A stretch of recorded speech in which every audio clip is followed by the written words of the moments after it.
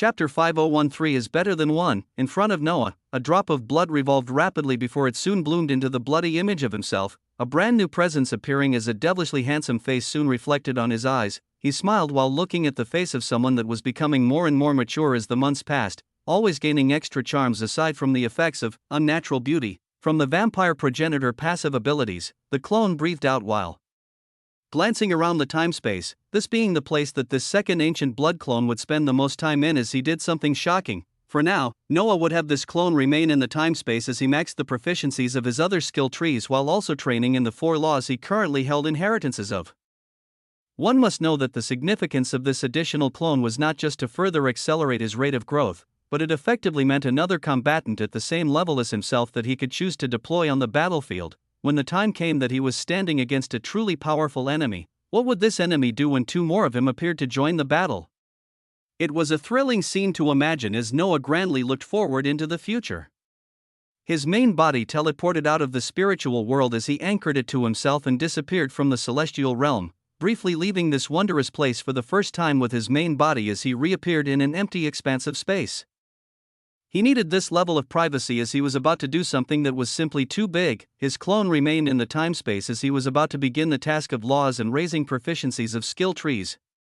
Even though he could not use the loophole of the time-space to quickly master the laws, his regular rate of growth for chaos particles and fate lines was already crazy, being able to amass more than 25,000 of each in a single day, or 50,000 if he focused on just one. If one did the math, this meant that even if Noah chose to do nothing else and just simply brought up the percentages of laws, he would be able to master the law of fate to 100% in just 9 months, and add more than 7 million chaos particles around that same time period. This was plainly ridiculous, rule-breaking, and something that would make the hard-working beings comprehending laws for hundreds or thousands of years simply go mad, yet he would not be sitting still while this clone worked on increasing the percentages in laws and upgrading the skill trees. He would embroil himself in battles that granted him a stupid amount of fate lines and chaos particles, as well as numerous other things that would each have their own effects. The future seemed even brighter as Noah's main body left the time-space right away, the new clone sitting down as it sent words to the spiritual world system. Soon after, in a small area of the time-space, a portion of the surrounding land turned fiery and another turned into a sparkling blue sea, the water and fire. Law spaces being built in a small area of the time-space as the clone sat at the junction where they met and began cultivating. Water and fire elemental particles began rushing towards him, while the appearance of thin fate lines and chaos particles expressed themselves in the air. At the same time, golden swords of liberation, spears of judgment, and the reappearance on an arch-lich Arazon took place as the clone trained the proficiencies of the next skill trees for an upgrade at the same time. It was multitasking to an insane degree, but Noah still felt in his heart that something was still missing. The missing piece was naturally the fact that he could train in a fire and water law space, but the more crucial fate and chaos law spaces had yet to be unlocked. Thus, after letting the spiritual world bloom freely to its full size in the starry expanse of space he had teleported to in the light expanse, his main body appeared above central continent of the spiritual world, glancing at the 4 surrounding floating continents as he waved his hands and caused the appearance of enormous world core. That's right. His first clone had already obtained the core of a large world as he connected more and more planets, taking the time to locate a fairly weak large world that had a few billion creatures occupying it. It was nearly impossible to find a large world that was uninhabited, or it would even make more sense to say that a world could not get to the large stage if it did not have any beings dwelling in it. This world had contained in it humanoid and beastmen creatures, Noah simply conducting mass teleportations as he painstakingly moved all the beings of this world into the white ancient blood world where they were placed under the care of the blood guardian. His heart had not yet grown so ruthless as to cause the deaths of billions just to obtain his own aims, only using, devouring, after every single creature was transported away and watching the crumbling of this world thereafter. His heart had to be cold at this as the only victim was the entity that was the core of this world, but even that he had no need to do as this consciousness would simply get assimilated into the spiritual world system. Thus, while his first clone continued to move and add more world connections from the abundant memories of the dead beings he had obtained at the Veritas Fortress, his main body waved his hands as the large world core placed in the expansive space appeared. This core trembling instantly thereafter as it shot down towards the central continent. This was the last requirement for an upgrade from the 9th tier and into the 10th, a tier that would unlock the fate and chaos law spaces, as well as numerous other functions, rumble, the many beasts, humans, And any other creatures living in the spiritual world felt the fluctuations once more as they opened their eyes wide and spread out their auras to observe the central continent of the spiritual world, as well as the enormous four connected floating continents, had begun to tremble as essence was washing over them freely. The knowledgeable beings shocked senseless once more as they realized the already wondrous spiritual world was getting yet another upgrade. Chapter 502. The tier right before a realm, with his second clone stably training in the time-space and his first clone continuing the immense project of more world connections, Noah's main body was overseeing the advancing of the spiritual world from the 9th tier and into the 10th. All the requirements were set as the luminescent large world core pierced through the layers of earth of the central continent of the spiritual world and rushed towards the core of this unique treasure. The advancement beginning right away as essence was pulled on all sides of the starry expanse of space that Noah had placed the spiritual world to float in. Most of this pulling sensation of essence was towards the core of the spiritual world, with the remainder of the colorful and vibrant essence washing over the lands of all the continents as the atmospheric levels of mana rose crazily once more. The requirement of mana from the spiritual world master was met with ease as essence leaked from Noah without reservation. The congregation of all of these sources of essence causing a layer of glimmering colors to permanently lay over the lands of the expansive world and its connected continents as a beautiful scene played out in front of Noah's eyes. He observed the many occurring changes as he saw the maximum size of the spiritual world expanding once more, the central continent and the four connected floating continents vibrating as they absorbed large amounts of essence and enlarged.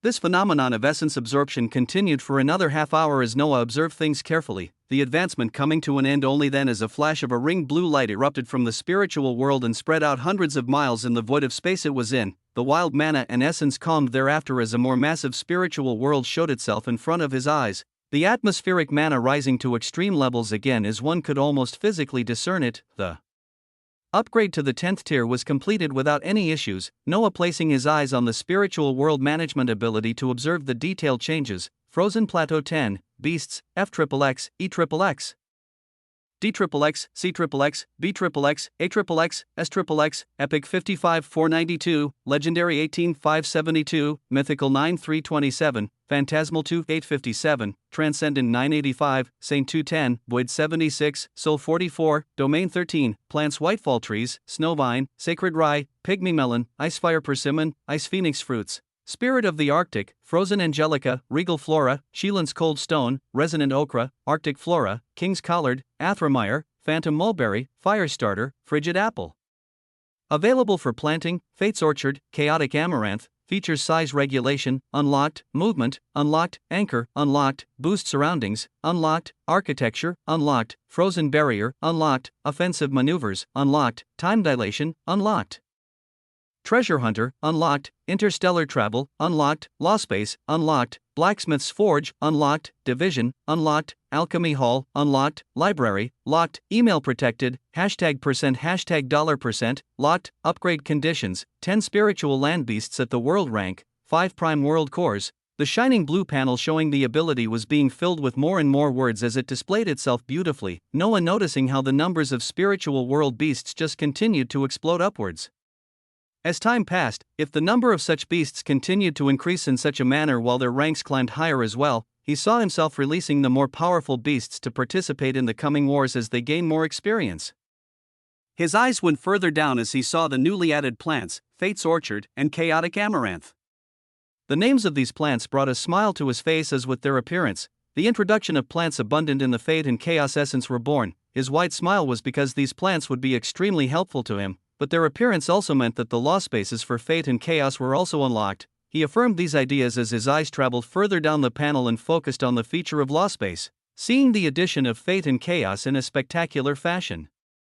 Law space, fields containing a higher concentration of particular laws can be created, granting increased comprehension speed to all that cultivate within. Currently unlocked spaces: water, fire, earth, air, time, space, light, dark, fate, chaos.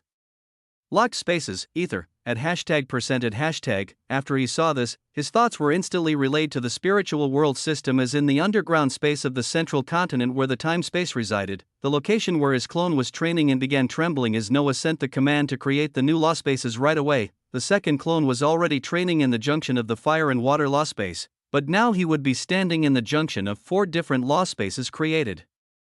In a square formation, their corners meeting in an area where the elements of fire, water, chaos, and fate would vibrantly gather together.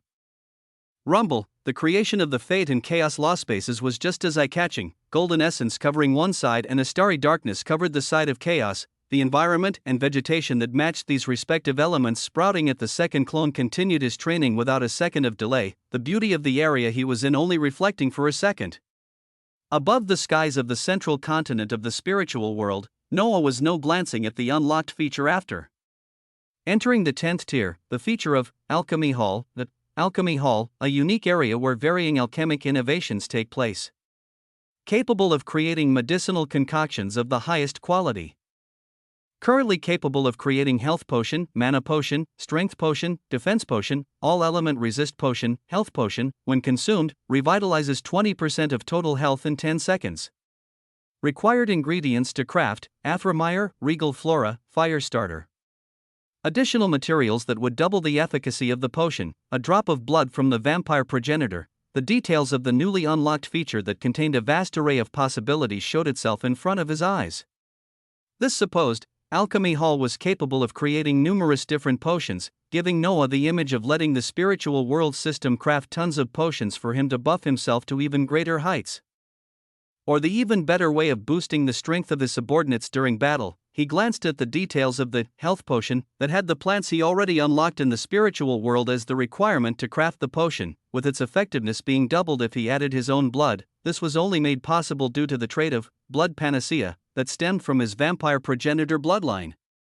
The other potions had similar descriptions, their ingredients being the only thing that changed.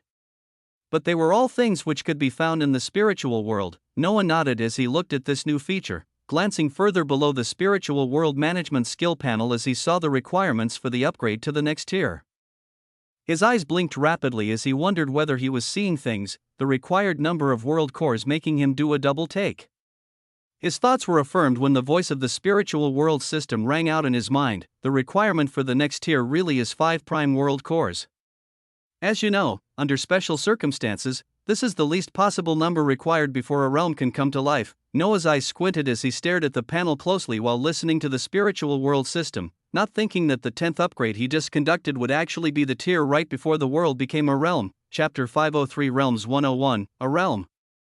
The next tier of the spiritual world was not anything simple like going from a large world and into a prime world. Similar to the past upgrade where it went from needing the core of a small world to needing the core of a large world for the upgrade he just conducted, the next rank did not just ask for a prime world core, but 5 of them in order to take the spiritual world into the stage of a realm at once. This stage was something very few worlds were capable of achieving, there needing to be numerous qualities that had to be met before such an event could take place. An example was something like the ancient blood world where the vampire progenitor left behind. That enormous world had become a realm in the past, but it had downgraded over time and returned to a prime world as nearly all of its people were gone from it. The essence and status of the world gradually declining until it returned to a prime one, but this also meant that with enough essence and status, a world could be raised to the level of a realm depending on what beings, treasures, or other unique factors that surrounded it. The celestial stars where numerous forces of celestials were clustered could be considered one such case, where they were larger than most prime world and on their way to becoming realms, the status of the world and the beings within it growing ever so larger as time passed. Such worlds were on the cusp of becoming a realm just from status alone, but what prevented it was the essence required which continued to be absorbed from the starry void of space for hundreds of years. When it came to Noah, he had his own plans of the formation as a realm, as such a task became particularly easy for him in terms of essence.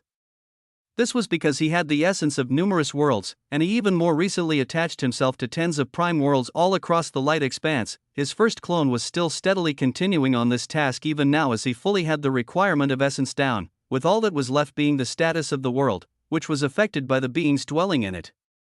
There were numerous realms spread out across the Novice galaxy, some known and some hidden, and each with their own unique features. The feature that unified all of them together was the fact that every established realm had its own independent space, its own spatial territory that one could not observe unless they used the only thing shown to the outside world an entrance. This was why the infernal realms had huge gates floating in space, and also the same reason for the golden gate leading to the celestial realm. These gates could not be destroyed, nor could they be moved. Such a thing made it so that destroying a realm was nigh impossible, as it first existed in its own independent space, and the only place leading to it was indestructible. This was something that Noah badly wanted, a place that would be very hard for others to destroy, something that could act like a stronghold. He looked forward to the future where he could establish his own realm.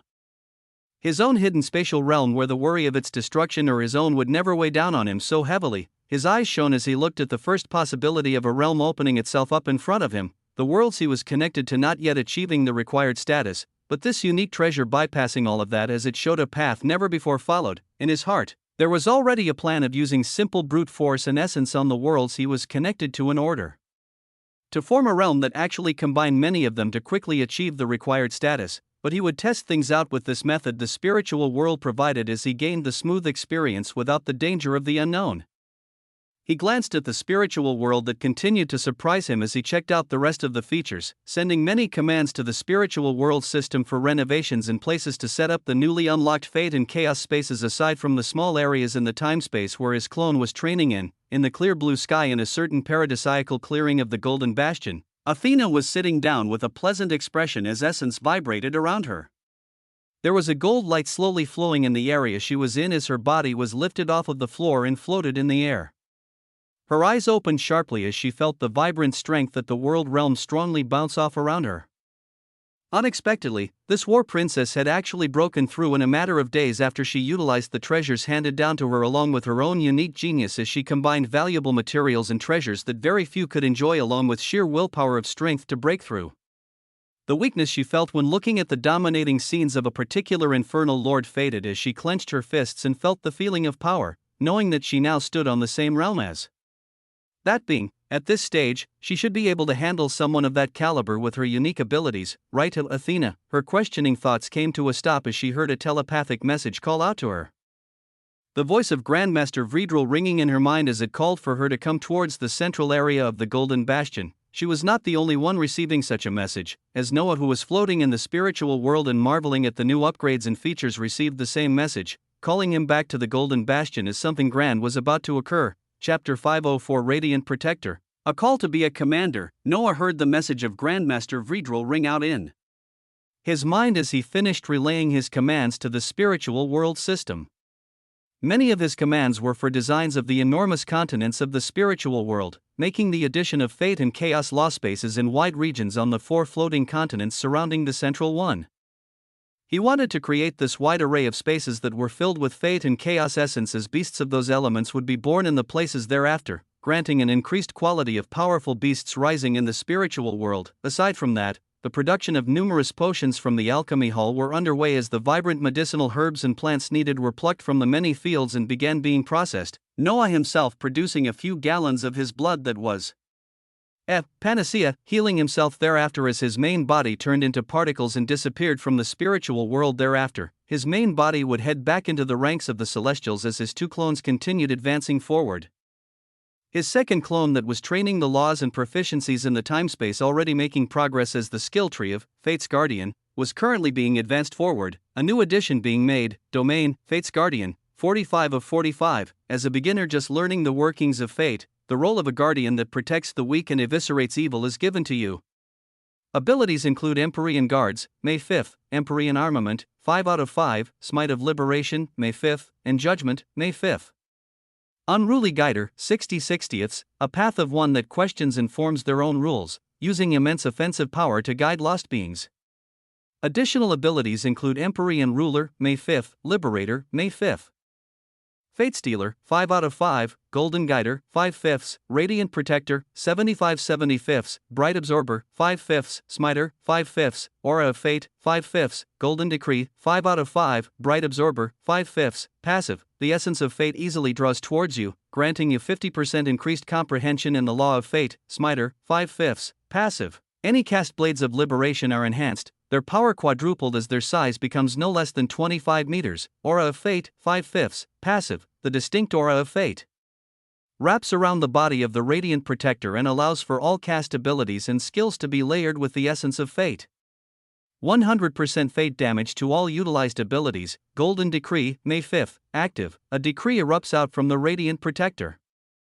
affecting the surrounding miles as a golden star that releases a resplendent light shines over the user and their allies. Grants the enhanced all-element resistance, rapid healing, bolstered defense, sharpened attack, clear mind, and light feat skill effects. In the time-space of the spiritual world, the second clone had already begun showing the rapid progress that would soon be made as a skill tree was already advanced in a short period of time. Now at the domain rank, the Fate's Guardian skill tree had another subset abilities under the pathway of the Radiant Protector, 2 passive abilities contained within, one of them granting him even faster progression in the Law of Fate, and the other boosting the attack power of Smite of Liberation, heavily as any cast Blades of Liberation would now be no less than 25 meters. This was half the size of an elite behemoth, and yet he would be able to cast many of them down towards his enemies, and with their power quadrupled at that. Putting aside the ridiculousness of this ability, the passive Aura of Fate ability simply layered Fate essence into any and all attacks he cast, while Golden Decree was an area of effect ability that would immensely boost himself and his subordinates whenever they faced large amounts of enemies. His abilities just continued expanding, his clone only sparing them a glance before he moved on to training other skills. His task continuing methodically as the main body neared the Golden Bastion in the Celestial Realm. Noah followed the directions of the message as he went further into the Golden Bastion that was unusually boisterous, numerous warships entering and moving as the golden figures of Celestials frolicked quickly back and forth. The words of Grandmaster Vredrel led him towards an enormous dome-shaped building that looked like a cathedral, this location being one where the Grandmasters with high status and roles gathered. He opened the large doors as he felt the auras of Athena and Vredrel further inside, surrounded by numerous other Celestials with world-shaking power. The inside of the cathedral-looking building was an expansive rectangular hall. Many figures moving within busily as Noah noticed a few at the forefront. The three-eyed Fate Child, Light, and Athena were standing next to Grandmaster Vredrel. Noah noticing the auras of Athena and the three-eyed Fate Child actually fluctuating strongly at the world realm, Grandmaster Light being the only one that remained in the domain rank. His eyes squinted as he expected the three-eyed Fate Child to break through into the next rank as he received the same treasure as him, but Athena was unexpected as even with lesser quality treasures, she had somehow used them to effectively break through into the world rank. Noah's entrance brought a few looks as he nodded, smiling towards Athena, who had a valiant look as the voice of Grandmaster Vredrel rang out.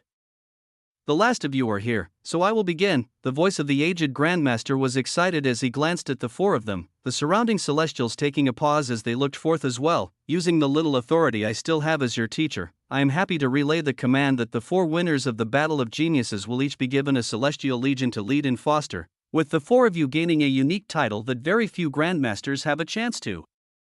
The surrounding Celestials stopped their tasks in the hall as they glanced up towards the 4 figures and Vredrel with shining eyes, the excited Grandmaster waving his hands as 4 dazzling medallions appeared in the air and floated towards Noah and the others.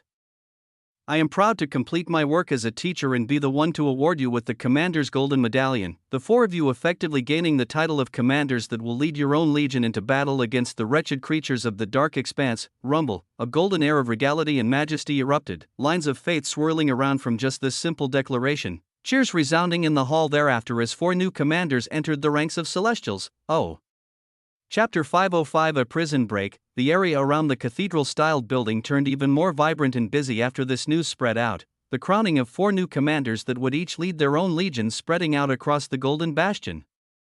One was Commander Crixus, the Destroyer, another was the War Princess, Commander Athena. You then had the terrifying Commander Three-Eyed, and the vivacious Commander Light. For new commanders, 2 holding titles of noble fates, the other 2 being special existences.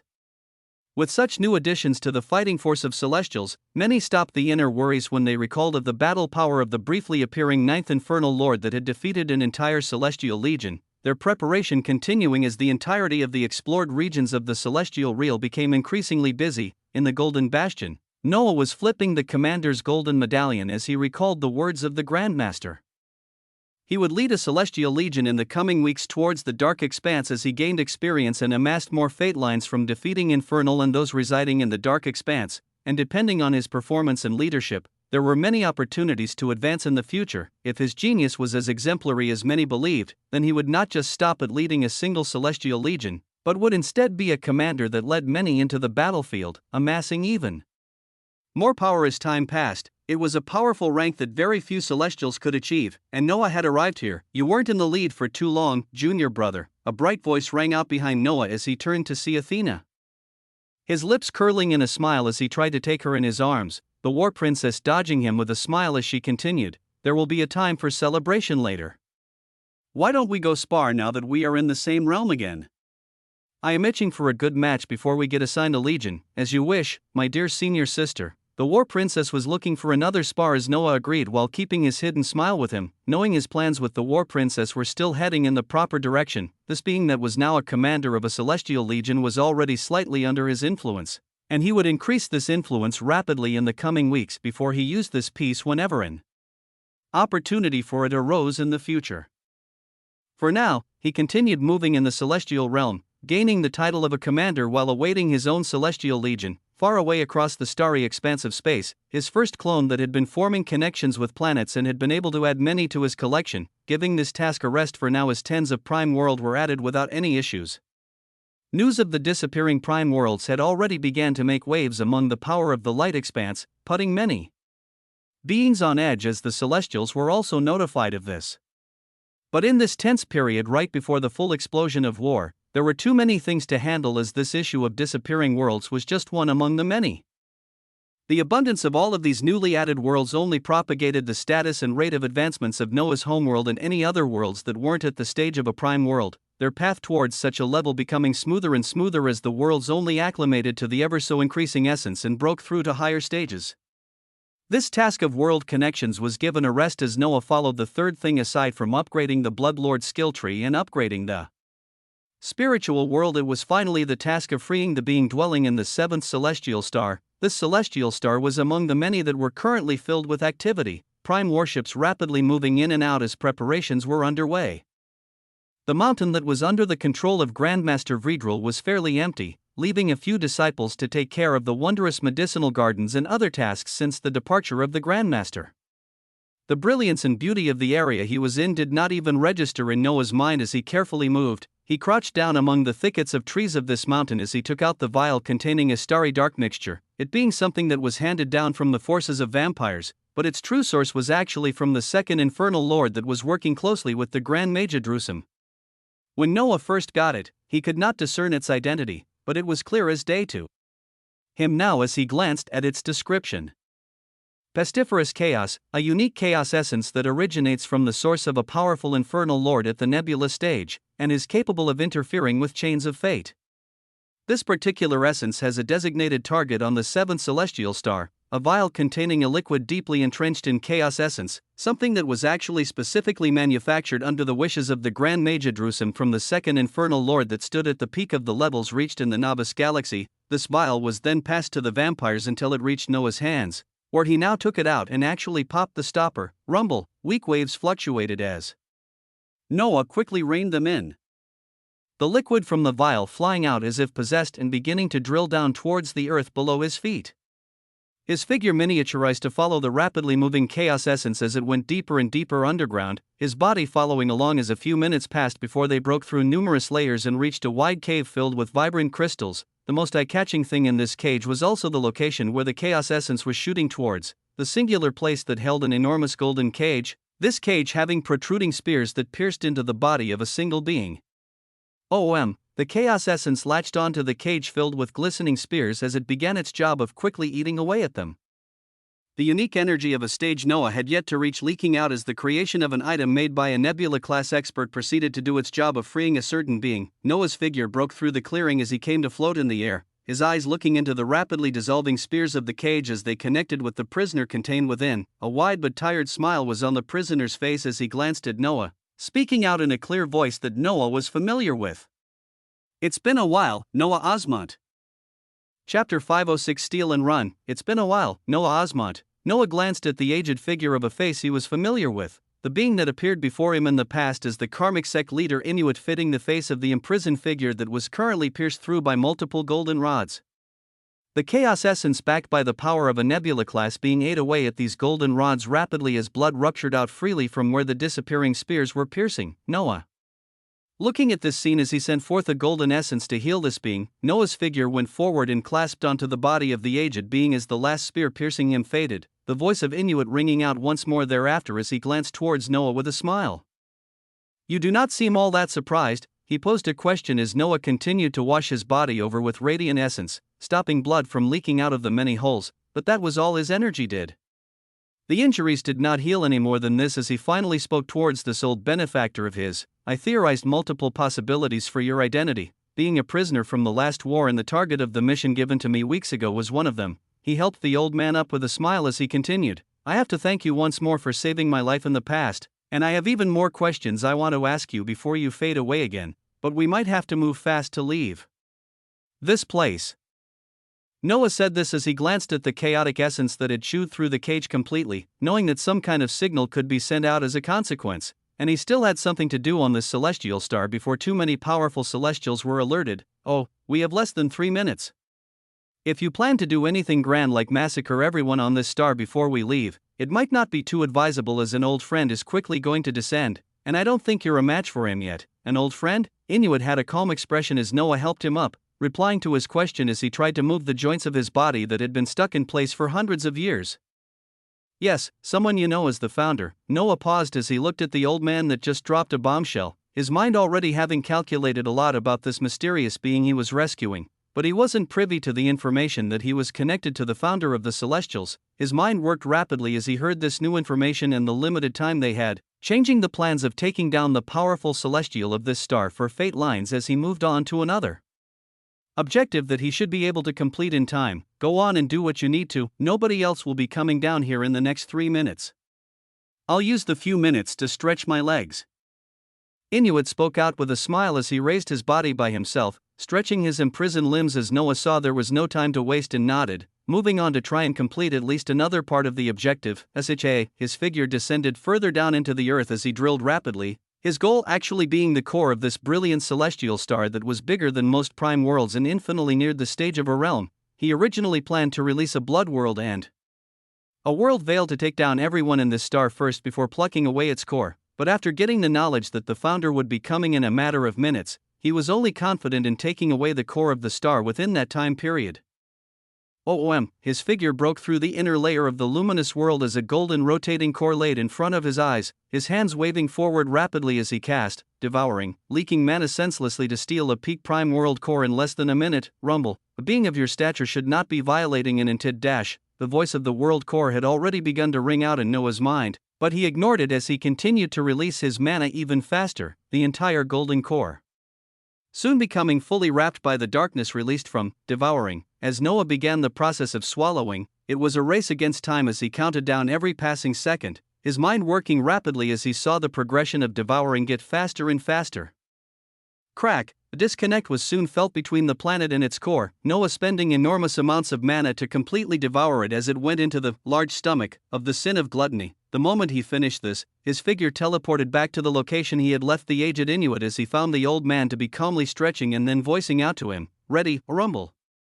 The earth around them had begun to shake as the star lost its core, its destruction and implosion not too far away as Noah expected many celestials on this seventh celestial star to actually lose their lives from the implosion of this star, only the truly powerful ones being able to survive the implosion of a prime world. His hand grasped onto the body of Inuit as he instantly began teleporting away with him, but not before his eyes caught onto the appearance of a powerful being materializing into the underground space as he and Inuit were teleporting away from it. As if time had slowed down, the clear eyes of Inuit and the squinting eyes of Noah were able to lock onto the materializing particles of light that was actually the founder himself, his face still apathetic as his eyes held a trace of anger. A single glance between the three of them, and that was it. Noah and Inuit's figure completely disappeared in the underground space, the alerted founder missing them for less than a millisecond.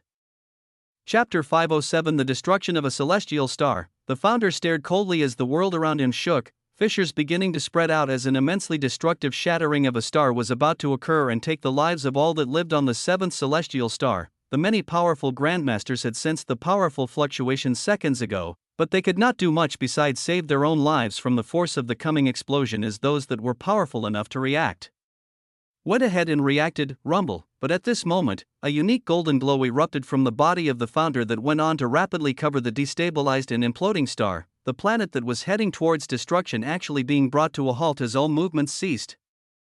The many celestials that felt the aura of death coming for them breathed out as they heard commands ring out in their minds soon after, and they came from a voice that could not be denied: quickly evacuate all forces and treasures. The first command was given to all the beings in the seventh celestial star. Another command ringing out to the powerful grandmasters that resided on this dying celestial star, as it also spread out to the minds of the presiding celestial grandmasters on the rest of the remaining celestial stars. Deploy sentries to spread out their aura over the entirety of all celestial stars. If they feel the intrusion of anything that should not be there, act to destroy and call for reinforcements right away if it cannot be handled. The apathetic face of the founder released numerous telepathic commands as his eyes held a trace of anger, overlooking the destroyed golden cage where a prisoner used to be, as he released numerous commands to make sure that nothing like what occurred would repeat again. The defenses of the many celestial stars would be fortified even further after this, not even a rat being able to escape through the auras of celestials that would be rotated to observe every corner of the celestial stars 24/7. The immense essence that released from the founder continued to keep the dying star that had lost its core together as the celestials were evacuated, numerous warships leaving the planet, as it only took minutes for the powerful celestials to get everyone and everything valuable off of this star. At this point, the golden glow the founder released receded into his body as the dying planet trembled again, streams of lava seen erupting soon thereafter as immense heat energy from the unstable core of the world was freely contracting and expanding, an explosion at the level of supernova forming as one could observe large cracks appear on the celestial star if they were looking from the void of space. The founder actually remained still in the underground area of this star where much of the force was gathering, his figure stable amidst the chaos as he wanted to ingrain this image into his mind. His robes fluttered as they were the only thing moved by the destructive energies. His body remaining unbothered by the force of the exploding star. Crack. Crack. The cracks only continued as the force of the star folded onto itself before it rapidly exploded outwards, releasing waves of destructive energies that could be felt by all the celestials that were either floating far away in the void of space or in numerous warships. Silence erupted out as bursts of wrath and anger filled the minds of the inhabitants of the dead star, their hearts feeling pain as they watched the place where some of them had spent hundreds of years and be taken away in a flash. In the middle of the debris in the center point of the explosion, one could notice the unbothered figure of the founder floating peacefully as he glanced at the pieces of the shattered star. Numerous thoughts swirling in his mind as his apathetic expression remained the same. Numerous lines of fate swirled towards him as he had just saved and changed the fates of many beings, his image shining resplendently amidst the destruction. You want to play like that? I'll play like that. A deadly thought filled with anger passed through the mind of the founder, his emotions actually being moved for the first time ever as the event which had occurred now involved a being he used to call a friend, someone he could not bear to bring himself to kill and had locked away in the seventh celestial star. Yet he remembered the distinct face of the same infernal lord that had appeared before him not too long ago appear again. And this time he took something that actually had a level of care in his heart, and right in front of him at that, it was a face that actually looked at him without an ounce of fear or respect, their eyes that locked gazes in the millisecond before the teleportation, showing the founder the attitude of this being as he marked him for death right away. His figure began gaining a luminous glow as the millions of angry celestials focused on the being that had saved them, the ruler of the organization that held full control of the light expanse and was now on track to expand his rule. The voice of this founder rang out in the void of space as he looked around at the beings full of anger. This is the type of future we can look forward to if we leave the dark expanse alone. Rumble. Waves of power traveled with his voice as this message was not just being passed to the nearby watching celestials that used to reside on the seventh celestial star, but a video feed of the destroyed star was being shown to all the celestials in the numerous celestial stars in the light expanse as well as the celestial realm, his voice reaching the ears of all that needed to hear his message. It is lawlessness, chaos, and disorder. As practitioners of fate, it is our duty to bring order and balance across our novice galaxy and bring a stop to such chaos that the savages dwelling within cause. Oh, rousing shouts erupted out as the hearts of the inhabitants of the seventh celestial star especially felt strong emotions, their hatred and resolve for the coming war only being steeled as time passed. In the perspective of these beings, they were practicing a supreme law to bring order into the universe, and they just saw firsthand the need for their power and conquest over the novice galaxy as their own home was attacked and destroyed by the beings called savages. Those watching also felt the strong emotions as hatred and alienation continued to develop, the feelings of war only expanding as the words of the founder rang out in their minds. This is why we go to war. Not because we want to, but because we need to. It is for order and balance. Oh, for order, for balance. Rumble. Waves of fate rolled out as the significance of the releasing of a certain prisoner and the destruction of a star spread out, the founder doing what he did best as he led his people and used the chance to reinforce and steel their resolve for the atrocities that would soon be committed at the level not seen before. Chapter 508 Unveiling Secrets. Noah reappeared with the aged Inuit on one of the floating continents of the spiritual world where he had designed for the fate-lost space to be, the arrival of this being that was caged beneath the seventh celestial star being a wondrous land that was filled with plants and vegetation that held a tinge of gold in their green. Inuit looked around him as he discovered small beasts that held ounces of the essence of fate moving around, their eyes sparkling with curiosity as they looked at their appearing figures and then moved away. The aged being saw that this area that was brimming with overwhelming fate essence was wide, his eyes using the little strength left in him to observe 3 other floating continents from the one he stood on, and a single larger continent that stood at the center which brimmed with life. Noah on the other hand had a troubled expression as he heard the strong words of the founder through his main body in the celestial realm, his mind only being pulled back as he heard the voice of Inuit ring out beside him. A truly wondrous place you made for yourself here. The aged old man took Noah out of his thoughts as he bent to smell the flowing leaves and flowers around them, his body still seeming feeble as Noah assessed him fully. Being a bit less than 2 meters, Inuit was clad in white hair that dropped to his shoulders, his facial expression sunken as he looked extremely malnourished, his eyes actually gleaming with a silver light as the injuries on his body were serious, Noah's awareness catching that the many holes which the golden spears had dug through were not healing. Rumble. He waved his hands as he pulled out numerous supreme behemoth materials and meat from his expansive space, sending word to the spiritual world system to send him the newly created healing potion, as he also cast one of his newly gained abilities from the Fate's Guardian skill tree. It was Golden Decree, May 5th, active. A decree erupts out from the radiant protector, affecting the surrounding miles as a golden star that releases a resplendent light over the user and their allies. Grants the enhanced all-element resistance, rapid healing, bolster defense, sharpened attack, clear mind, and light feet effects. A shimmering golden star appeared above them as waves of gold washed down to wrap around his body and the body of Inuit, his voice resounding thereafter as he looked at the old man that did not look bothered by the injuries, his gaze continuing to look around the luminous area of the spiritual world with a smile. How should I address you, benefactor? He was wondering which identity to use when it came to this being, a light laugh and a reply coming to him soon after. Old man Inuit is fine. I am after all just an old man at this point, a dredge still hanging on in the river of time. The resplendent light from Golden Decree washed over his body as he seemed visibly brighter. Noah beginning to cook the many supreme behemoth portions of meat that he took out as he also added his blood that had the qualities of panacea to heal old man Inuit faster.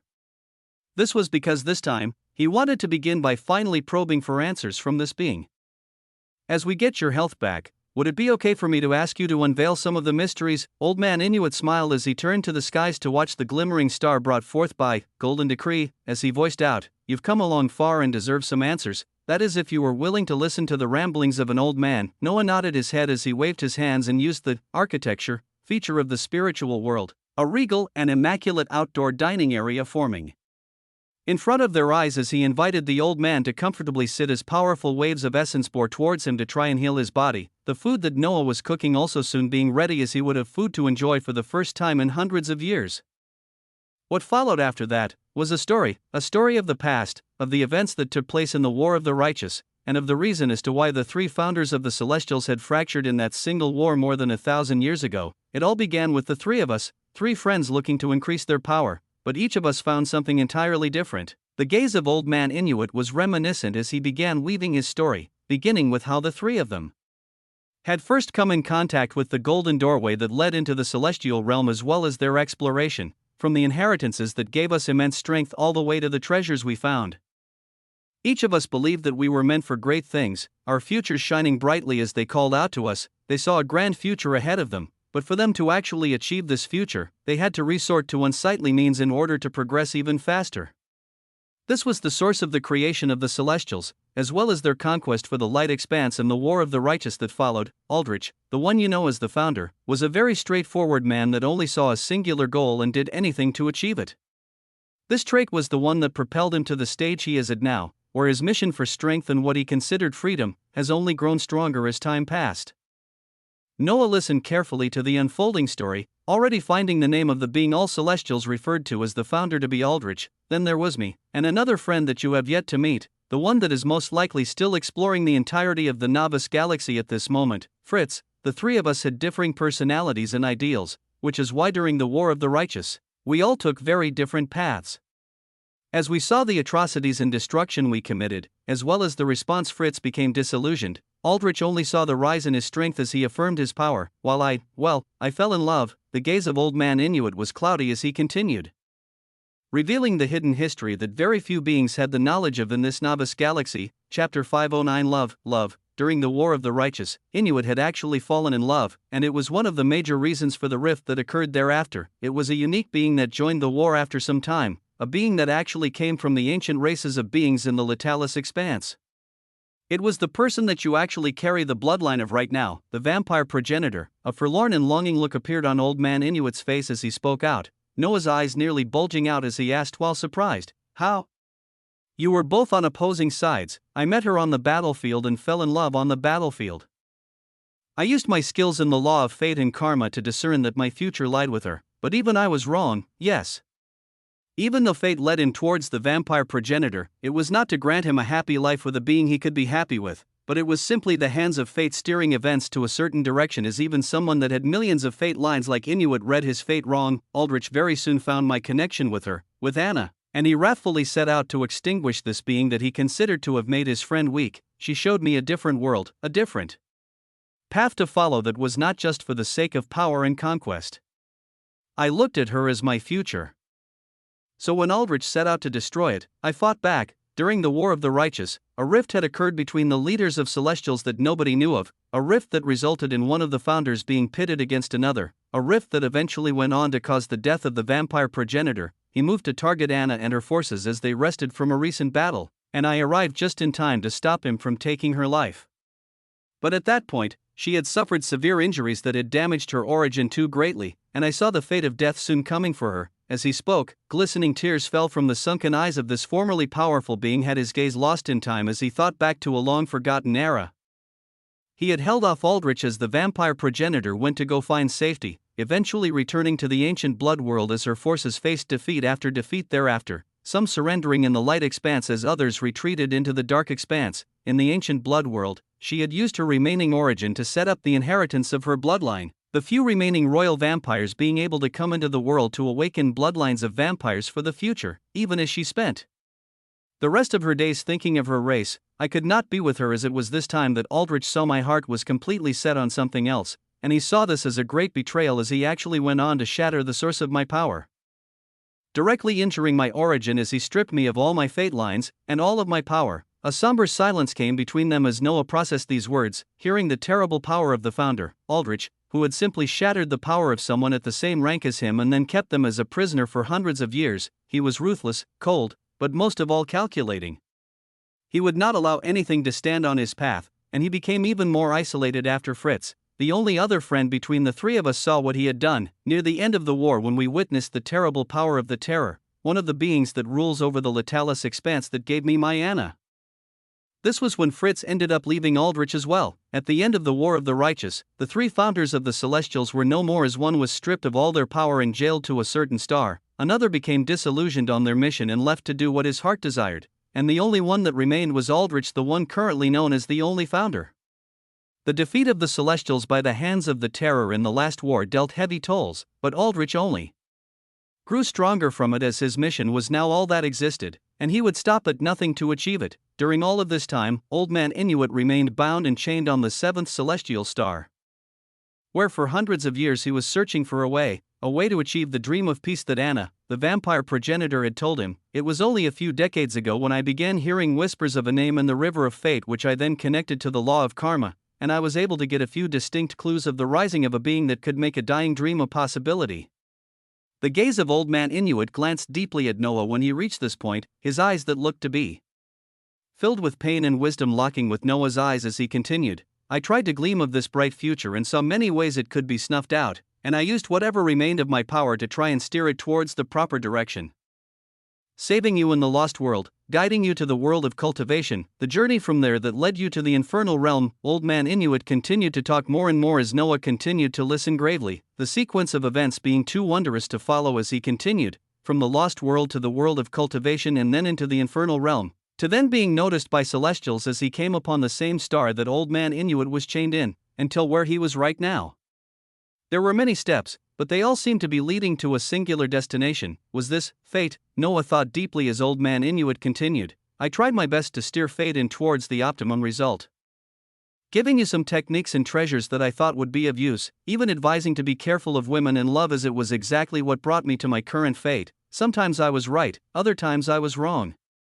Some advice I gave you and you didn't even need it, even some items that you have yet to use to get to the stage you're currently at. Old Man Inuit was stroking his beard mysteriously as he let out a light laugh, Noah waving his hand as he looked at lawful nourishment that he had received from Inuit in the world of cultivation. The treasure also had the attribute of increasing the comprehension of universal laws, and he was already refining soul jades in the spiritual world as he planned to layer the uses of this treasure to the vibrant law spaces and many more things. This is the problem with fate, we can only be right about it so many times. But ultimately, here we are. Here you are. The gaze of Old Man Inuit was bright as he looked at Noah. A grand fate awaits you, but only if you seek it and fight for it.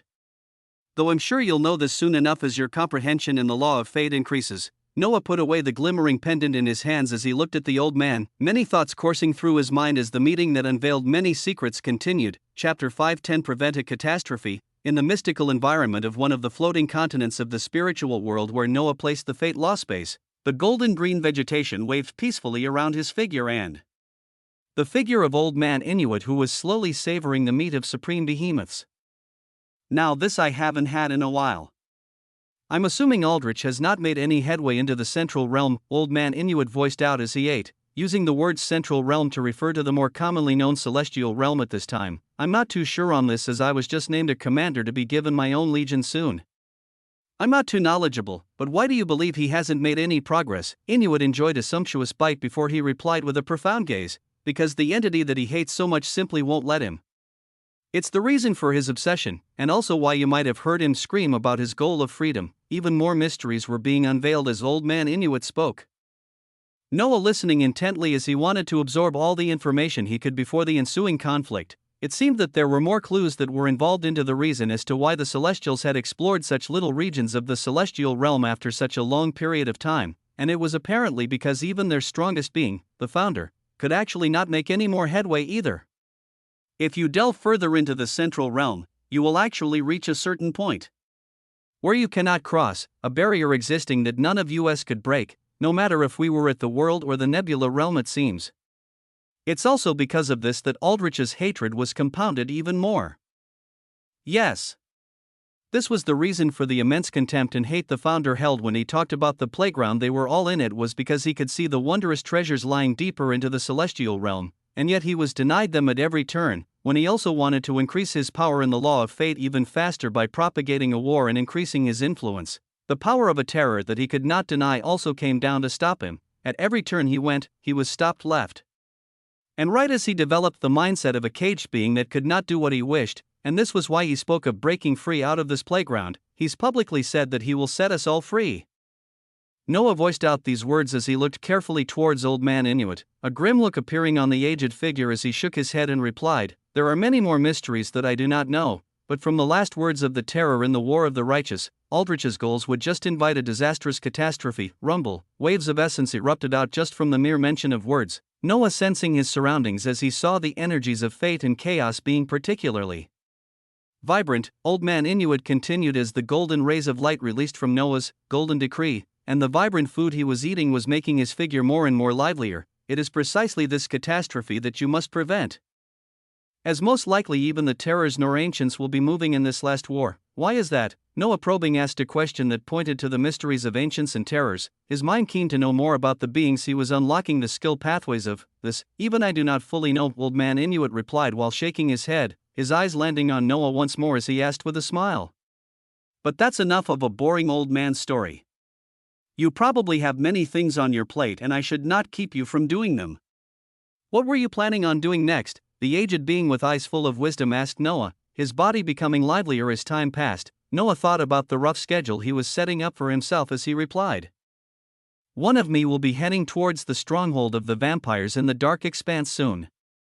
There, I will properly be taking up the mantle as the vampire progenitor. His words caused a strong light to shine in Inuit's eyes, as it was actually the vampires in the Grand Majadrusum that had made his escape that Noah initiated in the seventh celestial star possible, they being the ones who actually had the goal of saving him. I'll have to tag along with you and see what has become of Anna's race then. I won't be of much use to you now besides occasionally spout some nonsense as my origin is nearly completely destroyed, with the only thing left in me being to maybe appear before Aldrich one last time to see if even an ounce of possibility exists for us all to come out of this alive. Old Man Inuit spoke with a smile as he got up to stretch his body, the injuries this being had faced for hundreds of years healing ever so slowly. As Noah looked at this and smiled lightly himself, he had learned some more information about the founder, and even glimpsed more of the mysteries of whatever entity was actually steering the fates of trillions of beings in this novice galaxy. He thought of the celestial realm that apparently had a barrier that even beings at the nebula realm could not pass after you reached a certain point, and he thought about the mysteries of the ancients and the terrors of the Latalis expanse. How was everything connected? What existed behind the barrier in the celestial realm? And what catastrophe would come about if the goals of the founder were achieved? There were many questions and beings involved, and as always he felt like he had little time. His main body was in the process of receiving an entire legion to wage war against the vast regions of the dark expanse. His second clone was in the time-space upgrading skill trees right at this moment, and his first clone was sitting with Old Man Inuit as he prepared to soon move towards the vampires of the dark expanse. He could not be more thankful for his three bodies at this moment, as he would have had to move at a turtle's pace otherwise. By the way, now that I'm regaining some of my awareness and I can see more of this place you brought me in, just what exactly is this place that seems much too close in similarity to the central realm? The voice of Old Man Inuit rang out besides Noah as his awareness spread out across the spiritual world, noticing the four floating continents that had areas of the fire, water, chaos, and fate law spaces. He saw the small beasts carrying the essence of these respective elements moving across the wide and colorful lands, their features reminding him of the celestial realm as he looked around. Curiously, the grand fate following is something I have never come across before. If you were even given things like this, Old Man Inuit voiced out mysteriously as Noah looked at his own spiritual world. Of course, he had noticed the similarities of the direction and features of the spiritual world to the celestial realm. But he kept this in the back of his mind as he simply waited expectantly for a single future of this treasure. Would this treasure that he had obtained in the beast world really be something so wondrous to even come close to matching the celestial realm? The place where even the celestials had explored very little of, and there apparently existed a point where nobody could even pass. The questions and mysteries were many as thoughts jumped around in Noah's mind, his gaze overlooking the wondrous spiritual world as he left behind what he could not answer now and got ready to move forward into the future. Chapter 5:11 Commander Crixus. In the golden bastion of the celestial realm, Noah's main body was in the skies overlooking the expansive fortress of the celestials. He was currently on one of the huge prime warships that was just assigned to him, many others filling the skies around the golden bastion as the new legions of the four geniuses from the recent tournament were formed. His hands fiddled with the commander's golden medallion that set his identity as a celestial commander, his face turning to look far into the mystically swaying ancient trees of the celestial realm as he thought about the information that his clone was listening to from Old Man Inuit, past these many vibrant ancient trees filled with essence. There apparently existed a barrier that even the founder, Aldrich, could not break. He was in the process of exploring further himself as he had already begun running into world-rank celestial behemoth, but he had to leave behind his exploration for now as many things were happening all around him.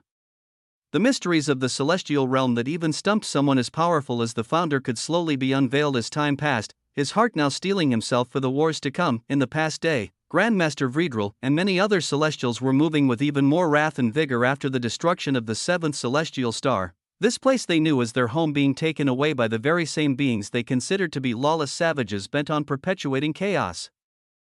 This event just further cementing their beliefs. This led to rapid productiveness that allowed for Noah to already be situated atop a prime warship that had himself at the lead, very soon moving as a commanding figure of the Celestials to wage war against the so-called savages of the dark expanse. Commander Crixus, that has a nice ring to it, don't you think? The clear voice of Athena rang out as the war princess materialized near him with a smile, Noah turning towards her as he replied. With his gaze still watching the distance, my dear Commander Athena, should you be leaving your warship so quickly? You should soon be meeting with your subordinates as a chain of command is established for your legion. Or does none of that matter since you're missing me too much? Humph, all that respect for your senior sister seems to be disappearing faster and faster for you to be talking to me like this. The war princess had a teasing expression as she spoke, Noah finally turning around to look at her as he replied with a smile, you still couldn't match me even on a spar after all, senior sister.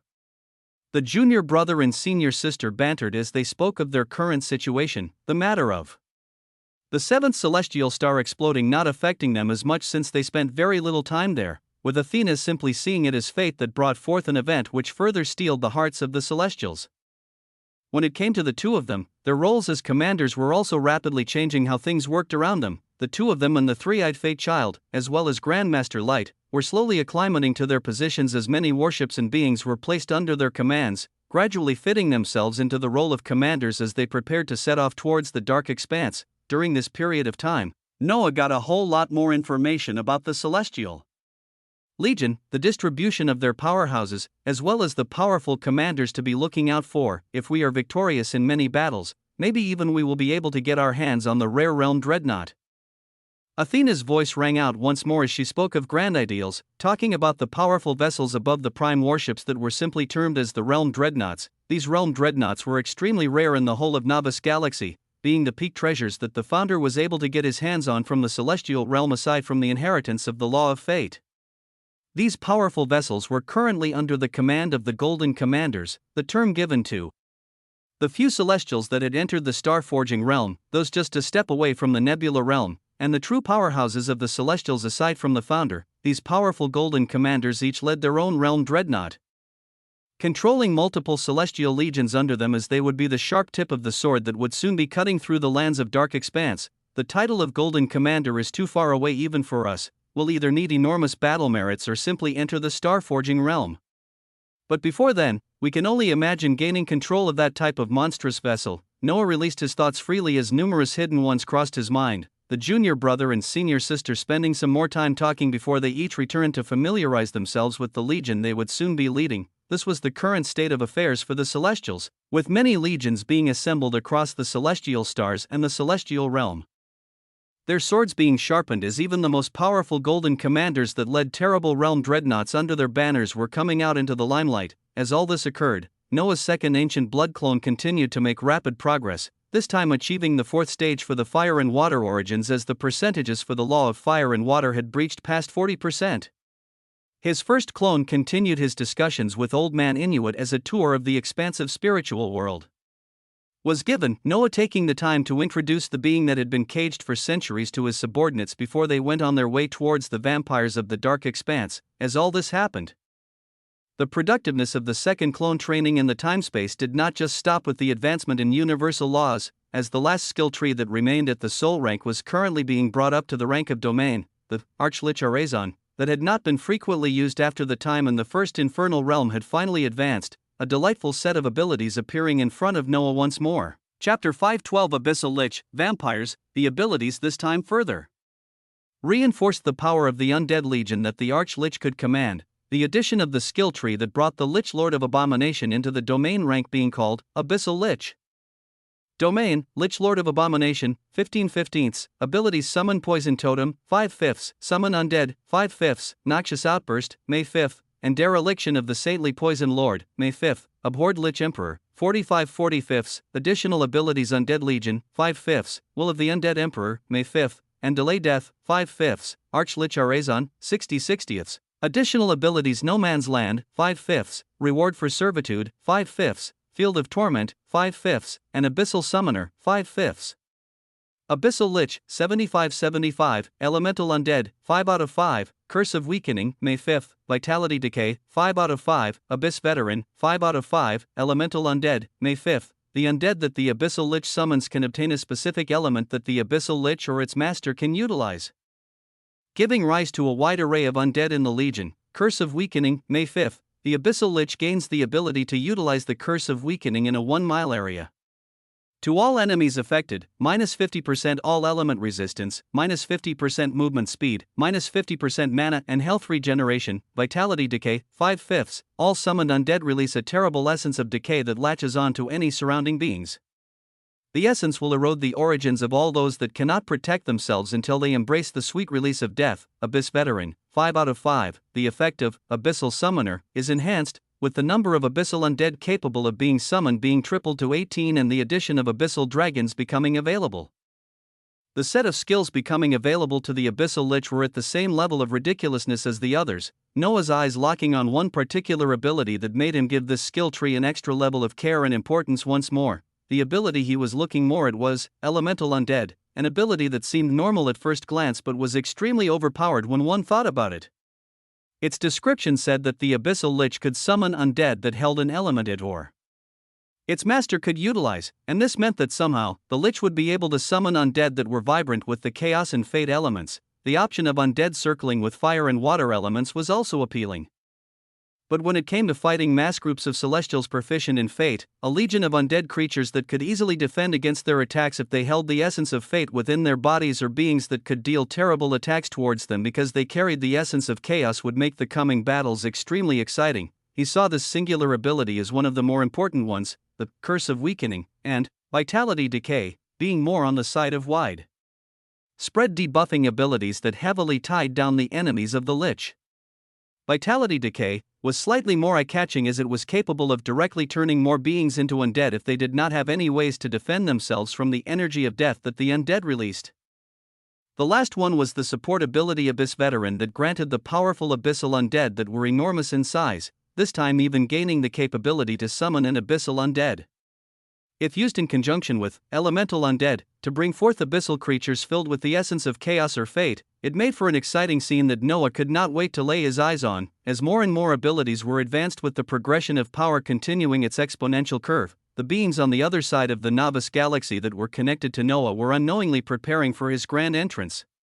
In the dark expanse, many vampire lords and vampire kings were in bad moods as they heard the command of the vampire ruler Vladivostok to gather together at once. This forced them to leave their posts where they were making preparations to stand against the coming celestial legions, but the being overseeing the many vampire clans in the dark expanse had effectively beckoned them to come without giving any proper explanation, causing for a sour mood in an already tense atmosphere to spread.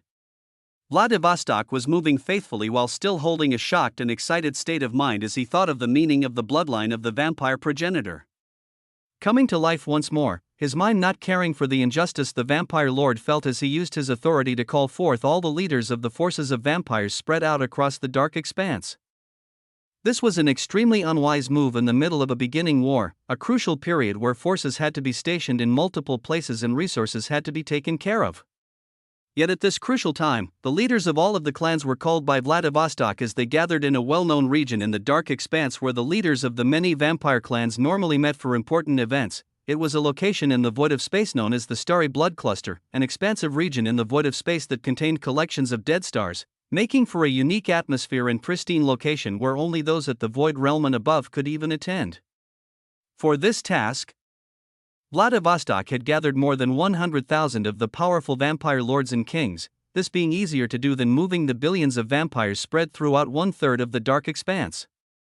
There were many world-rank vampire lords in this gathered force, along with 2 other beings at the star-forging realm similar to Vladivostok. He had gathered all of them at the Starry Blood Cluster as he prepared for a grand and proper entrance for their vampire progenitor, sending the coordinates and location of this place telepathically to the progenitor as more and more vampires arrived. The stationary clusters of asteroids that made up the Starry Blood Cluster had many figures standing atop them at this moment. And they looked towards the very center of the cluster where huge bloody thrones of varying sizes stood. There was a single throne that was taller than the rest, the thrones to its left and right being progressively smaller in size as they formed a wide circle of thrones at the very center of the Starry Blood Cluster.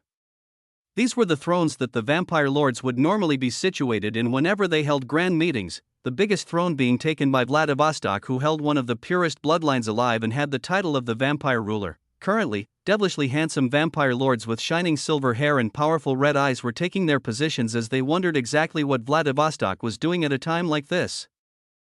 Chapter 513 Bow to the King. On the Starry Blood Cluster, the collection of asteroids came together to create a wondrous and expansive area that was modified with spectacular thrones at the very center. Whether through teleportation or vessels, more and more vampire lords were arriving with their most powerful subordinates as they took their positions on the grand thrones. The area released waves of bloody power as the auras of the experts at the domain and world rank permeated, rumble. Consecutively, the auras of 3-star Forging Realm experts appeared as two devilishly handsome men and a single curvaceous silver-haired woman appeared within a few seconds of each other, their appearance causing the bustling discussions of many vampires to come to a close as they walked up to their seats that were closest to the largest one. The female vampire lord at the Star Forging Realm glanced at the largest throne as she sat on the slightly smaller one beside it and spoke out to the other two experts of the same realm. "Where is Vladivostok? He dares to command all of us here so abruptly, and he wants to arrive late." Her words carried an unhappy tone, and it was understandably so as the timing of this meeting was just horrendous with the unfolding war, with all of them being taken away from their posts. They were swearing in their hearts that this sudden meeting of all the powerful vampire lords and the specific command to bring their direct powerful subordinates better have a grand meaning even if it was coming from the vampire ruler with the purest bloodline that they elected. As cold as always, Rose, "But today's matter is too joyful for me to care." The voice of a powerful expert at the peak of Star Forging Realm that they all knew rang out, Vladivostok appearing with an expression that startled many of the vampire lords here. The ancient-looking vampire had his silver hair visibly dancing on his shoulders as his entire body exuding excitement, a smile apparent on his lips as he glanced at the many vampire lords and the thousands of vampire kings at the domain and Soul Forging Realm who were the heads of the collective billions of vampires that moved across the dark expanse. There were also tens of thousands of powerful vampires present that made the meeting here today all the more vibrant. The number of forces here spilling out above 100,000, the 3-star Forging Realm vampire lords took their positions on the nearby thrones as they saw the appearance of Vladivostok and had their own thoughts, but they received their first shock of the day when the first action that this vampire ruler took was much different than normal. The many watching vampires observed unbelievably as Vladivostok did not actually take up his position on the largest throne, but actually kneeled right in front of it without sitting down. "What are you doing?" The Star Forging vampire Lord Rose was the first to blurt out as she incomprehensibly stared at Vladivostok, the strong voice of the vampire ruler ringing out thereafter as it resonated to the ears of all the gathered vampires.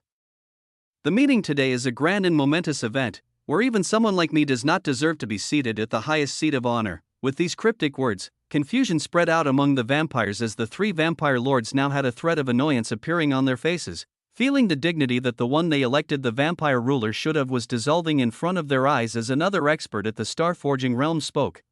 What are you doing? If the one holding the vampire ruler title is not to sit on the commanding throne, who is Rumble?" The question was not answered as at this moment, they felt the auras of beings they weren't familiar with come near the expansive starry blood cluster. Their bodies not carrying the familiar smell of vampires, and it was what made them stand out all the more. The figures of two beings, one with a devilishly handsome face with dark hair that had streaks of silver, and another was an old man with an amiable smile and sparkling eyes that seemed to contain unknown wisdom. Rose and the other 2-star Forging vampire lords rose from their thrones as they actually recognized the figure that was the old man, as it was someone they were familiar with. From the War of the Righteous, Ancestor Inuit, shock was apparent across their faces as they saw the intrusion of this aged being that they had given the mission of freeing to a certain celestial disciple. And yet he appeared casually now at this location accompanied by an unknown being. Vladivostok was also hit with shock once more as even he did not expect the progenitor to come here with someone that should still be locked up in the 7th celestial star, his heart shaking as he realized there were even more things he did not know about this new progenitor. The figures of the two beings landed in the middle of the circle of thrones, surrounded by tens of thousands of vampires as the one that even the vampire lords did not know. The devilishly handsome man with a calm look that seemed to show no worries for anything. This man began walking towards the central throne that Vladivostok was kneeling beside without any fear.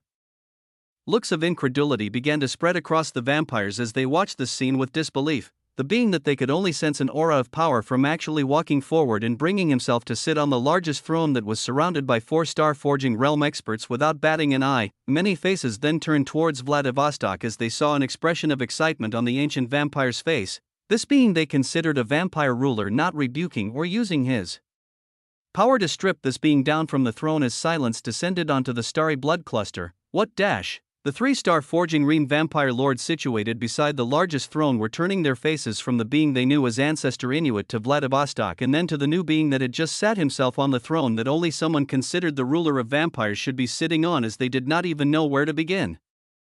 It was at this time that the resonant voice of Vladivostok rang out across the starry blood cluster, revealing shocking words that caused waves of bloody essence to erupt out from a grand announcement. On this momentous day, I welcome back our master, I welcome back our progenitor. Ding! A bloody aura of power erupted out at the mention of these words from the largest throne of the starry blood cluster. An aura of regality and strength erupted that demanded the eyes and minds be pulled towards it. I welcome the progenitor and say to my brethren, bow to your king. Rumble, chapter 5:14. Grandeur. Bow to your king, bow, king. Words of enormous shock resonated and repeated themselves across the ears and minds of the many vampires spread out across the starry blood cluster as an aura of immensity that the vampires had not felt in many years erupted out fully from the largest chair at the center.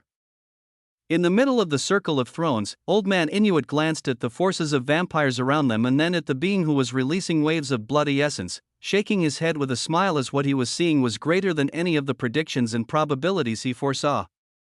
His old eyes looked at the being releasing the waves of power atop the throne as he thought about how it had only been a matter of months since this being began embarking on his journey for power. It had not even been a year since he was first exposed to essence and mana, and yet at this moment, he stood between four powerhouses at the star-forging realm without a shred of fear, a unique power of bloodline erupting from him that actually made these beings and the many vampires around them utterly incapable of giving him anything but their attention.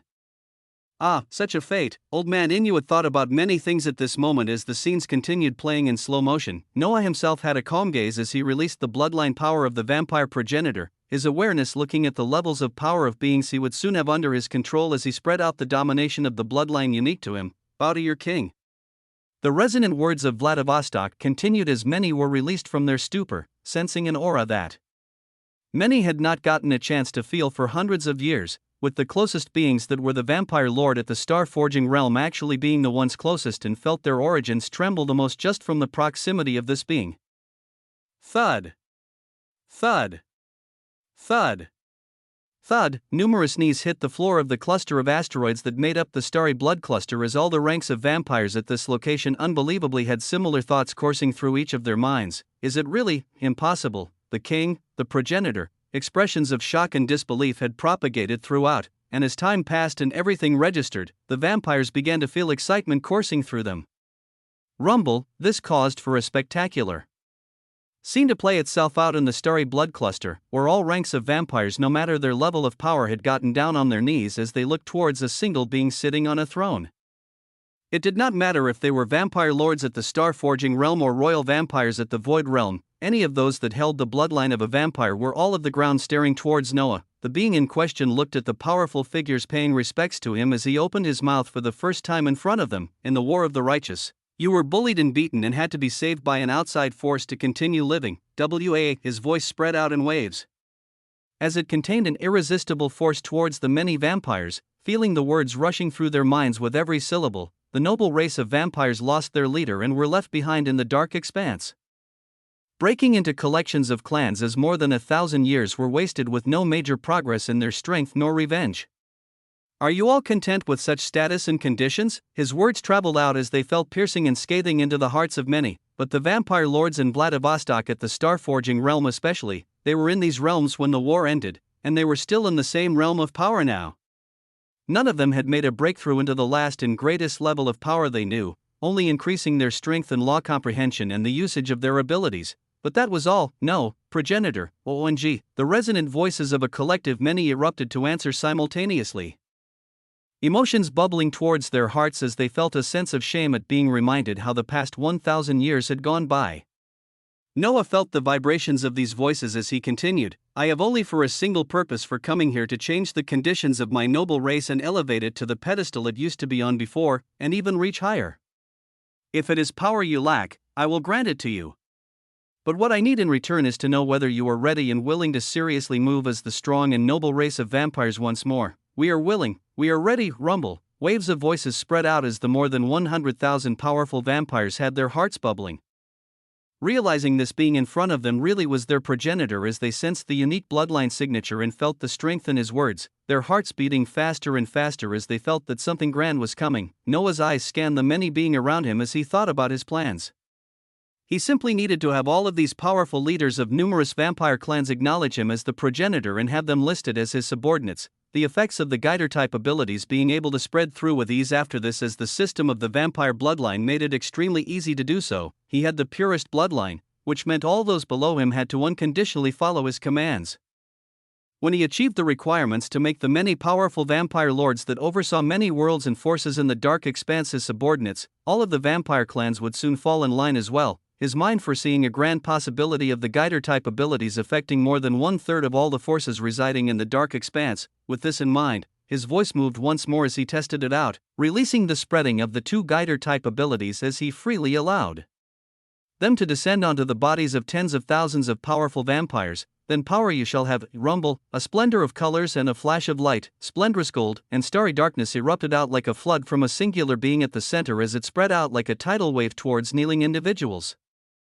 It was beautiful, dazzling, and resplendent. It was the moment one of the more powerful forces of the novice galaxy were washed with unbelievable waves of fate and chaos without reservations, the effects of such a move only being able to be discerned over the passing river of time. Chapter 5:15 Star shaking, sense breaking, then power you shall have, rumble. Old Man Inuit felt the space around him change as his eyes shone with a shocked luster, the sight playing out in front of him being too ridiculous to describe even for him. With Noat at the center, a flood of fate and chaos essence erupted out as it sn.a.k.e.d towards the many vampires kneeling in the surroundings. But this was not what gave Inuit the most shock. It was the fact that from the storm of fate and chaos essence, very little of it was actually coming from Noah himself, or Inuit could confidently say 99% of it was coming from the surroundings. To someone knowledgeable of the universal laws and the workings of essence, this was a shocking event, as he was effectively watching a being somehow affected atmospheric elements on the category of the supreme level, and these elements were actually adhering to his will as they went on to attach to the bodies of those he wanted to. Normally, one had to draw on the essence of fate, chaos, fire, care, or any other element for them to be able to use it for their own purposes. But what Inuit saw now was the uncontrolled and unreined essence of fate and chaos that was not even bound to Noah actually following his will and going on to attach to the bodies of vampires. The singular question in Inuit's mind was exactly what type of ability or authority was given that allowed Noah to freely use and impart the environmental essence of two supreme laws to seamlessly enter the bodies of other beings without any disruption. I understand the fate which that entity has in store for him. But is this even allowed? Old Man Inuit looked forward unbelievably as his eyes caught the descent of abundant essence of chaos and fate from the starry space around them, these energies going on to wrap around the bodies of the vampire lords and many other vampires as their bodies effortlessly gained the auras of two supreme laws. The immensity of this event causing a storm of essence to rapidly descend on the starry blood CLU.S.Ter. The vampires within felt the descent of strength onto their bodies as their strength felt elevated, their figures shaking as their eyes glanced towards their progenitor in fervor and incredulity as they found the identity of what was freely flowing through them at this moment. The power of two supreme laws will flow through you now, and there should be no excuses for you all to not be able to match the legions of celestials making their way here now. Will you live up to the noble name of a vampire? Rumble, yes, progenitor. A bloody flash of essence erupted as the resonance of bloodlines occurred. The many beings in the surroundings feeling a level of shaking to their very cores as they experienced the explosion of strength, with some of them even breaking through from the void and into the soul rank, others entering into the domain rank as Inuit shockingly saw the auras of two new world rank experts explode out near the circular CLU.S.Ter of thrones. The essence of fate and chaos was so potent that it caused the normal beings in the worlds Noah was connected to awaken, and for others to feel an advancement in their realms if they were stuck on the cusp of breaking through. This effectiveness was shown at this point in time. Even more powerful beings were gifted this essence.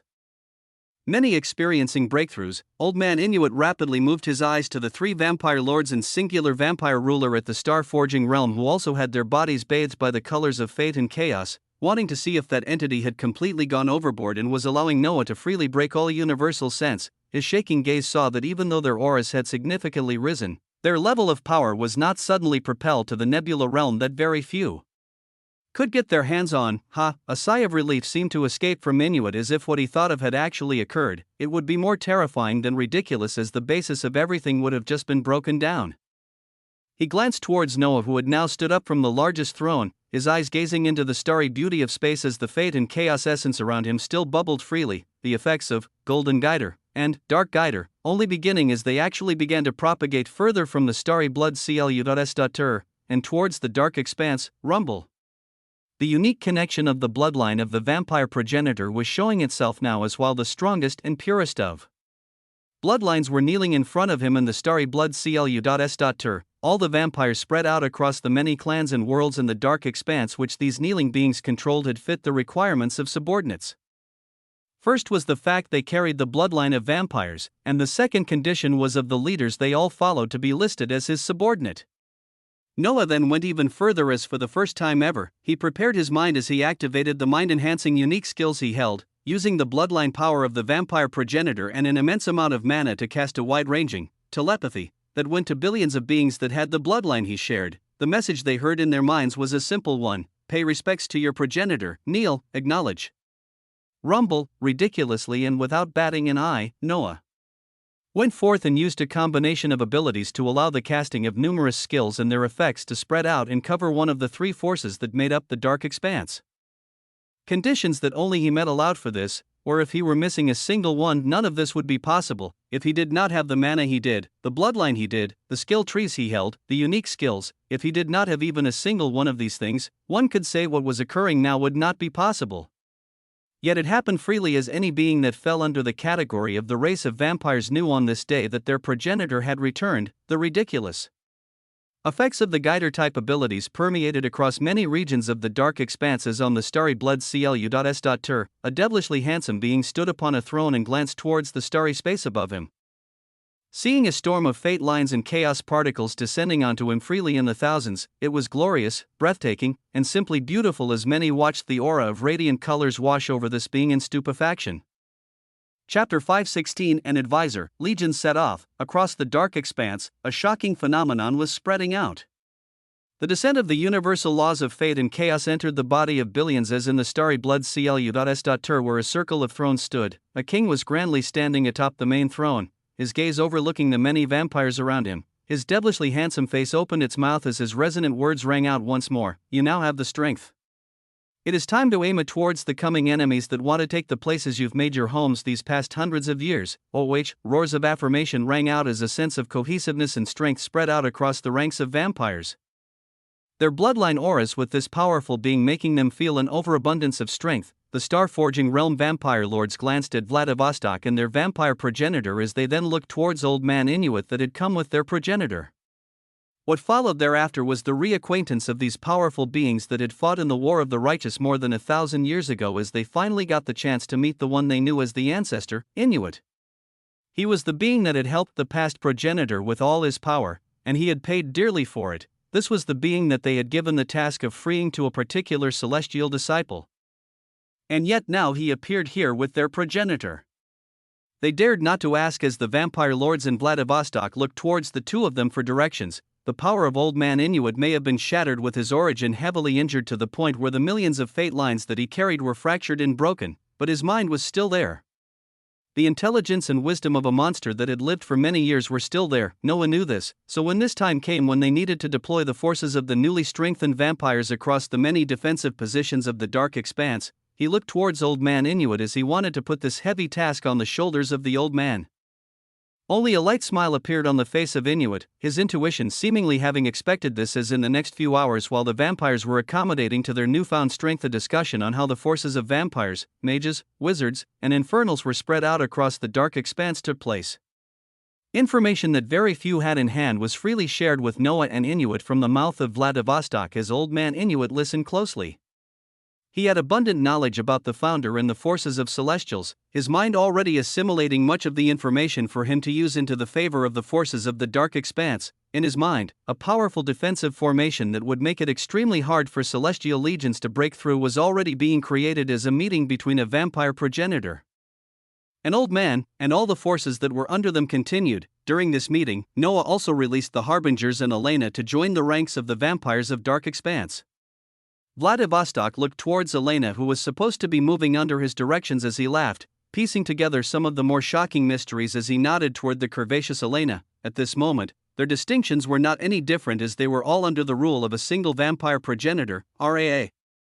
The cries of an arrogant emperor penguin erupted as he floated in the space and used his beady eyes to look at the forces of tens of thousands of vampires, his beak passing through the world rank vampires and the vampire lords with disdain as he simply saw them as his master's servants.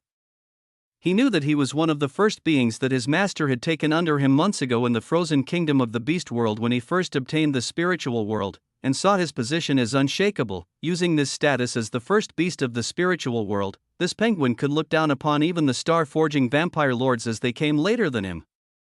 These vampires with powerful realms looked at the new beings and the penguin that their progenitor released as they only smiled wryly, never even entertaining the thoughts of hurting individuals that had been with their progenitor all this time. The much too social Kazuhiko had a bright face as he looked at the faces of thousands of powerful beings around him.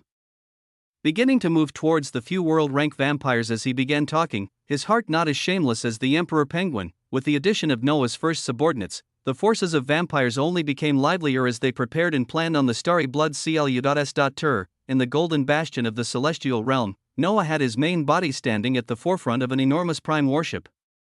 He released essence from his body to occasionally guide the vessel as he controlled the enormous ship to head towards the golden gate in the sanctuary of the celestial realm that led out of this wondrous place. Behind him, a collection of prime warship.I.P.S followed as Noah himself had fully taken up the role of a commander and was now leading his own celestial legion. There were many powerful celestials on the warship that he was leading, their levels varying from void to domain rank. He even had Baru and the other members of the Righteous Fire exploration team on his legion, their bodies vibrant as they looked forward to the coming battles. Oh, waves of essence spread out from his legion as resonant voices could be heard from the celestials within, a hymn that released waves of gold ringing out, for balance, for order, rumble. The powerful essence only continued to permeate outwards further and further as Noah's legion was not the only one moving out from this realm today. The war princess Athena was spearheading her own legion as her shining eyes fearlessly shone with a dangerous L. Uester, Grandmaster Vredril had chosen to go onto her legion to watch over her abilities in the coming battles, the teacher and student moving hand in hand as they sought their own ideals. From another legion, the three-eyed fate child had a cold look as the sh.I.P.S behind him moved forward, the scene of Grandmaster Light leading her own legion not too far away showing itself. She had an expression of someone that wanted to prove themselves, as she was the only one among the four geniuses who had yet to break into the world rank. She led her own legion as she was looking forward to claiming many military exploits and gaining the ranking and prestige similar to the other three beings on the same stage as her. Oh, their legions left the celestial realm as they then passed through designated locations across the light expanse, going on to add the numerous beings from powerful prime worlds that would be joining the war and fighting alongside them. It would be bloody and destructive, but at this moment the forces of both sides had begun actively moving and preparing. The flames of the war that could take months or years to resolve were burning ever higher, a shocking future awaiting all the participants. Chapter 5:17, Juvenile Terror. As all preparations were set for a full-scale war with many beings moving, Noah's second clone continued his exemplary training session in the time-space of the spiritual world. The incandescent colors of gold, dark, red, and blue shimmered around him as he was situated in the junction of the four different law spaces. His own body though was not as radiant though, as it was in the form of a monstrous Cthulhu with tentacles that wriggled with the power of ether. The beauty of the law spaces around him was ruined as the destructive attacks he was training to increase the proficiency of the skill tree were too many, but they achieved the result as he was able to bring another skill tree to the world rank, and this time it was the especially unique pathway that led towards the mysterious terrors of the Litalis Expanse. The unlocked pathway this time was termed Juvenile Terror. And the abilities were shocking, to say the least. World, Amorphous Space Beast, 1515, Abilities Spatial Cage, May 5th, Destabilize, May 5th, Shattered Star, May 5th, and Miniature Space, May 5th. Lesser Cthulhu, 45/45, Additional Abilities Morph, 5/5, Child of Space, May 5th, Portals of Terror, May 5th, and Sever, May 5th. Kin of Terror, 60/60, Additional Abilities Ether Reinforcement, May 5th, Multiplicative Ray Support, May 5th, Triple on Cast Support, May 5th, Lunacy Inducement, May 5th, Fledgling Ether Terror, 75/75, Additional Abilities Ether Emission, May 5th, Ether Chain Support, May 5th, Fatal Ailment Support, 5/5, Size Distortion, 5/5, Juvenile Terror, 100/100, Unique Being, 5/5. Compounded Terror Support, May 5th, Unnatural Size Support, May 5th, Tentacle Manifestation, May 5th, Unique Being, May 5th. Stepping into the ranks of beings born for a specific purpose, your origin gains a unique disposition. Universal Laws Comprehension increased by 50%, and the skill effect of apathy is granted. Compounded Terror Support, May 5th, the destructive abilities of the juvenile terror are further enhanced. Every time an ether ray from Sever hits an enemy, a random portal of terror blooms. Unnatural size support. May 5th. The effects of size distortion are doubled, the juvenile terror gaining the ability to expand to 500 meters. Tentacle manifestation. May 5th. The physiological tentacles on the body of the juvenile terror can be utilized. The power of ether courses through them as any enemies they come in contact with are affected by the weakening and origin deterioration skill effects. The abilities of the juvenile terror skill tree were shocking in front of his eyes, and yet Noah's face and eyes were those of extreme apathy, as even his thoughts were only calculative and seeing exactly how useful the new skills would be in battle. The reason for this was the skill effect that came with the first ability of this new skill tree, apathy. No emotions were released from him. His eyes glanced through the abilities quickly, discerning their usage and effectiveness as he then waved his hands emotionlessly and prepared to get back to training more skill trees while increasing his comprehension in the universal laws. It was at this point that he came to a stop, his eyes gradually gaining their normal light as he had sent a command to stop the skill effects of unique being, his heart shaking at the cold and robotic manner of his thoughts and actions just in the last few seconds. It was as if he was looking through everything through a completely different lens, the only thing that mattered being his goals and the most efficient way to go about them. It was a terrifying state of mind that he had only experienced for a few seconds before he deactivated the skill for now, choosing not to be in that state of mind as he properly looked at his new abilities. He breathed out as he felt his normal self returning, drawing upon the elements around him until his mind felt refreshed before he glanced at the skills. Unique being came with its own mentioned surprises of the apathy ability and the 50% universal laws comprehension, but it was compounded terror support that gave him the most shock because of its ridiculousness. It made it so that every time his ether ray struck someone, a portal of terror would erupt right then and there. With the ether chain support that caused his ether rays to chain between enemies, this made for a terrifying picture for any enemies that stood against him in the future. This wasn't to even mention triple on cast support that allowed for 3 portals of terror to be cast instead of 1. His thoughts were wondering whether this would apply with the new ether ray support, as it would truly just be the cherry on top for the ridiculous abilities. Unnatural size simply made his size even crazier as he went more and more towards the body size of an actual terror, not fully knowing just how large the future abilities would make him. The last ability, tentacle manifestation, was actually more in line with the abilities of the Cthulhu, granting another offensive skill that would terrify his targets before they were destroyed, ever so slowly. The abilities of the powerful existences he had only heard about continued to come to him, his heart patiently waiting for the ones that would come at the star-forging realm and the nebula realm. His essence moved as he only hesitated for a moment before allowing for the activation of unique being once more, enjoying the effects of increased law comprehension and gaining the effects of apathy. As his mind became increasingly calculative and efficient, the ability caused him to look at everything in a very cold and detached manner, but its usefulness was still too great when it came to efficiency. Thus, the second clone got back to training, his progress becoming even faster as across the novice galaxy, events continued to unfold. In the many infernal realms where powerful infernal lords resided, the lands were trembling as the force of infernal lords had also begun to move out of their realms and began to permeate throughout the dark expanse. Chapter 518 is summoned. In the many infernal realms laid out across the novice galaxy, infernal legions were moving out in droves as they permeated throughout. This was especially so for the infernal gate that existed in the light expanse, the billions of weak infernals who had their levels up until the void rank senselessly leaving through the gate as they were met with the stationed forces of celestials at this location. The battles would not just be taking place in the dark expanse, but they would occur in the light expanse as well. Although the threat of infernals that only reached the void rank was low, their high numbers and rates of being born in the infernal realm caused for a hellish scene of devilish beings constantly erupting out of the realm gate and spreading out, trying to pierce through the tight layers of celestials. In the realm gates that existed in the dark expanse, infernals were spreading out freely as they prepared to take defensive positions all across the area that celestials could enter through. If one imagined a terribly enormous circle as the novice galaxy and then drew 3 lines that met at the very center to cut the circle into 3 pieces, these portions made for the light expanse, dark expanse, and Latalis expanse, the celestials. Legions were all coming through the line that represented the different borders of the connection of the light expanse and dark expanse, and the defenses of infernals, mages, and vampires were being laid out across this line. With that picture in mind, one must know that it was an incredibly vast distance to cover. Thus, the distribution of forces was extremely important in order to stop the sword that was the Celestials from piercing through into the dark expanse and begin to claim dominion across the planets they pass. In front of one realm gate in the dark expanse, the seventh Infernal Lord Azula, who stood at the peak of the world rank, was watching the procession of Infernals as they permeated outwards. She was following the directions of the second Infernal Lord, who was the point of communications between the Infernals and the forces of dark expanse.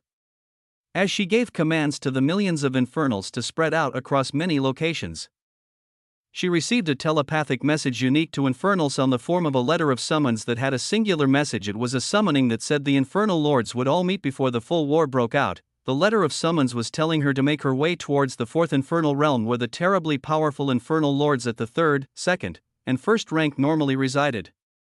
She was not the only one receiving this message, as Noah, who was still in the starry blood CLU.S. wrapping up the event with the vampires and preparing to return to the second Infernal realm to lead his legion out, he received a letter of summons himself as he heard the shocking message in his mind. Similar to how the first Celestial Legion moved, it would only be a matter of a few days before the many Celestial Legions that were preparing even more to start arriving along the defensive lines that the Dark Expanse created. So Noah knew they had a few days before everything went down, but he didn't expect that he would spend some of them to meet the mysterious and powerful Infernal Lords. His mind quickly worked as he prepared to move, realizing this could be an important opportunity to pierce through the layers of mysteries, as the Infernal Lords were unique existences released for the sole purpose of destruction, specifically for standing against Aldrich, the founder. I have to set off. He spoke towards the discussing Old Man Inuit and Vladivostok as the former smiled mysteriously and the latter nodded in a servile manner. Fate is calling for you once more. Huh. Old Man Inuit spoke with a smile as he moved numerous pieces of light created by essence atop a clear table to represent multiple forces of the dark expanse and how they moved. The Infernal Lords are calling. Noah nodded as he replied. The vampire ruler Vladivostok by the side, feeling his heart shake as he felt like he was listening into powerful secrets. Go on, I'll lay out all the forces of vampires and be ready for the forces of my friend soon. Noah's figure began to disappear as the forces of vampires were placed in the more than capable hands of one of the founders of Celestials, an old being with immense knowledge and wisdom. He had already discussed numerous things with Old Man Inuit and Vladivostok on the future movements and how his Celestial Legion that he was leading as Commander Crixus would move, and what to do in order to prepare for this future. His thoughts then went towards the Infernal Lords as his figure completely disappeared. When he first became an Infernal Lord, some of the knowledge he gained pertained to the four Infernal realms. The one located in the Light Expanse where he farmed skill points, the two located in the Dark Expanse, and the last one which was located in the Latalis Expanse. He had memories of all the four Infernal realms, and he would currently be teleporting to the fourth Infernal realm that stood closer to the Latalis Expanse, the location where the three most powerful Infernal Lords resided. Rumble. He left behind only fluctuations of essence. He teleported vast distances, his eyes opening up to a brand new realm. Unlike the first and second Infernal realms he had been in, the fourth Infernal realm was not just a region of blazing lands and fiery skies. This Infernal realm was much different, with the essence of flames reined in as it seemed quiet and peaceful, the essence of chaos being much more prominent in the atmosphere. As Noah's thoughts when he first entered were, it seems very close to the chaos region of the Celestial realm. Yes.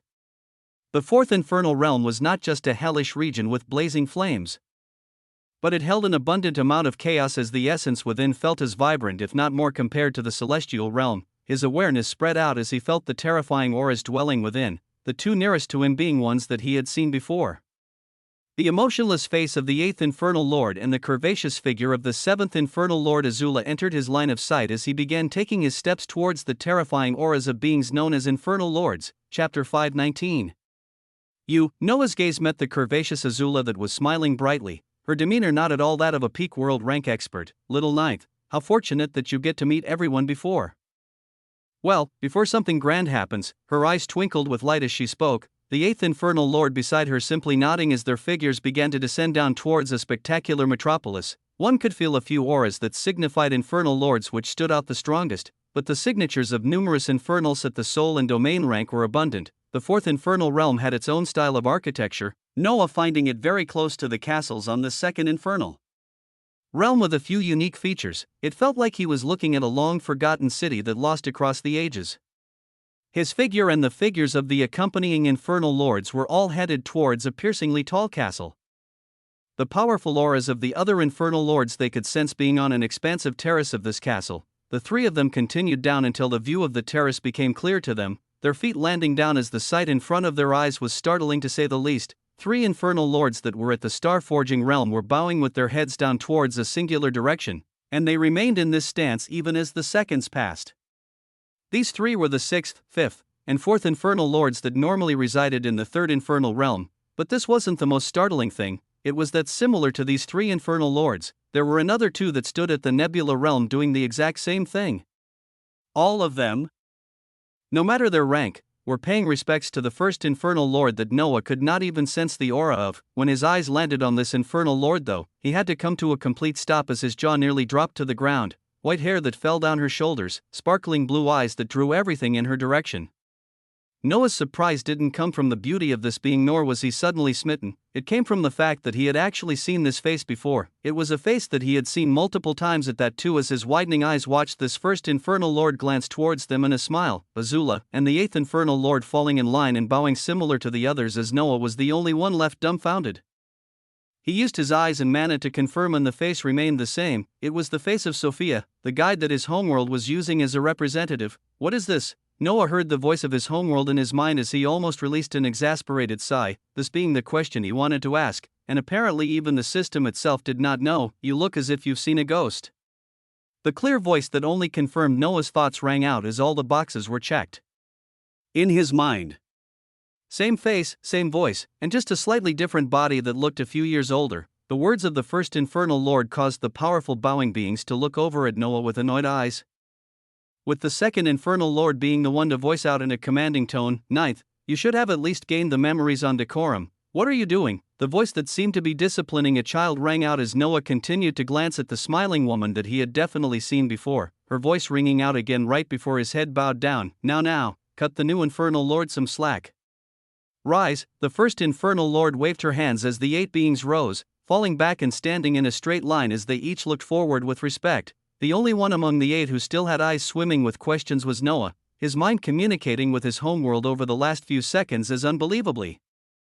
It was as stumped as him for the similitude of this being to the one they knew. Noah directly threw away the stupid thought of it being a coincidence or some random chance, as the implications of the appearance of this being were shocking, numerous possibilities coursing through his mind as they led him towards something explosive. Not giving him time to think, the first infernal lord began speaking towards the eight that were standing in front of her with serious faces. Tell me now, what is our purpose? Is destruction. Rumble, replies erupted out from the eight infernal lord the moment her words finished, even Noah's lips moving by themselves as the questioning continued. When are we permitted to carry out our purpose? Now, the blue eyes of the first infernal lord shone as she continued. Why are we meeting at this very moment? Silence descended as nobody had an answer, the eyes of the first infernal lord squinting as she smiled, her eyes moving across the confused infernal lords until they landed on a particular one. Naturally, we are gathered here today because of the new infernal lord to join our ranks. The one promised by fate, Noah Osmont. Step forward. Rumble. The words had a strong pull with them as Noah felt his legs inadvertently moving, his figure stepping away from the line of infernal lords as he moved forward, getting close to the smiling being whose realm was the highest of all who were here. Azula and the other infernal lords looked at this scene with stupefaction as it continued to play out. The first infernal lord looked over Noah up and down as she nodded and then put her hand on his shoulder, Noah feeling the weight of the world pressing down on him as her voice rang out again. Now which of you can tell me the importance of the ninth infernal lord? A stark silence was all that met the question as the first infernal lord brilliantly smiled, her mouth opening once more as a shocking scene continued to play out in the fourth infernal realm. Chapter 520, Supremacy Lies in Laws. Noah's mind was rapidly moving at the abrupt question and answer session, the powerful hand of the first infernal lord pressing down on him as not a single being replied to her question. To get to the importance of little ninth, we must first understand and realize something about ourselves. Old second, tell me, what is the realm of power of the being we oppose? The second infernal lord stepped forward as he replied quickly, at the nebula realm. And what are realms of me, you, and old third? The second infernal lord replied once more to a question that they all knew the answer of, many of them wondering where exactly this was going, also at the nebula realm. So then, our mission should be very easy, right? Just a single being who stands at the same realm as us. We should wrap up this conflict and return to our abodes with ease. Yes, silence met her again as even Noah's thoughts were rapidly churning at this moment. The hand clasping onto his shoulder feeling heavier and heavier as the voice of the first infernal lord became cold and continued, "The answer is no. The reason for this is because we are weak in the field of universal laws. Old second, how much of the law of chaos do you and old third understand? Roughly over half. And how much of the law of fate does the enemy we stand against understand?" A period of silence came once again as nobody replied.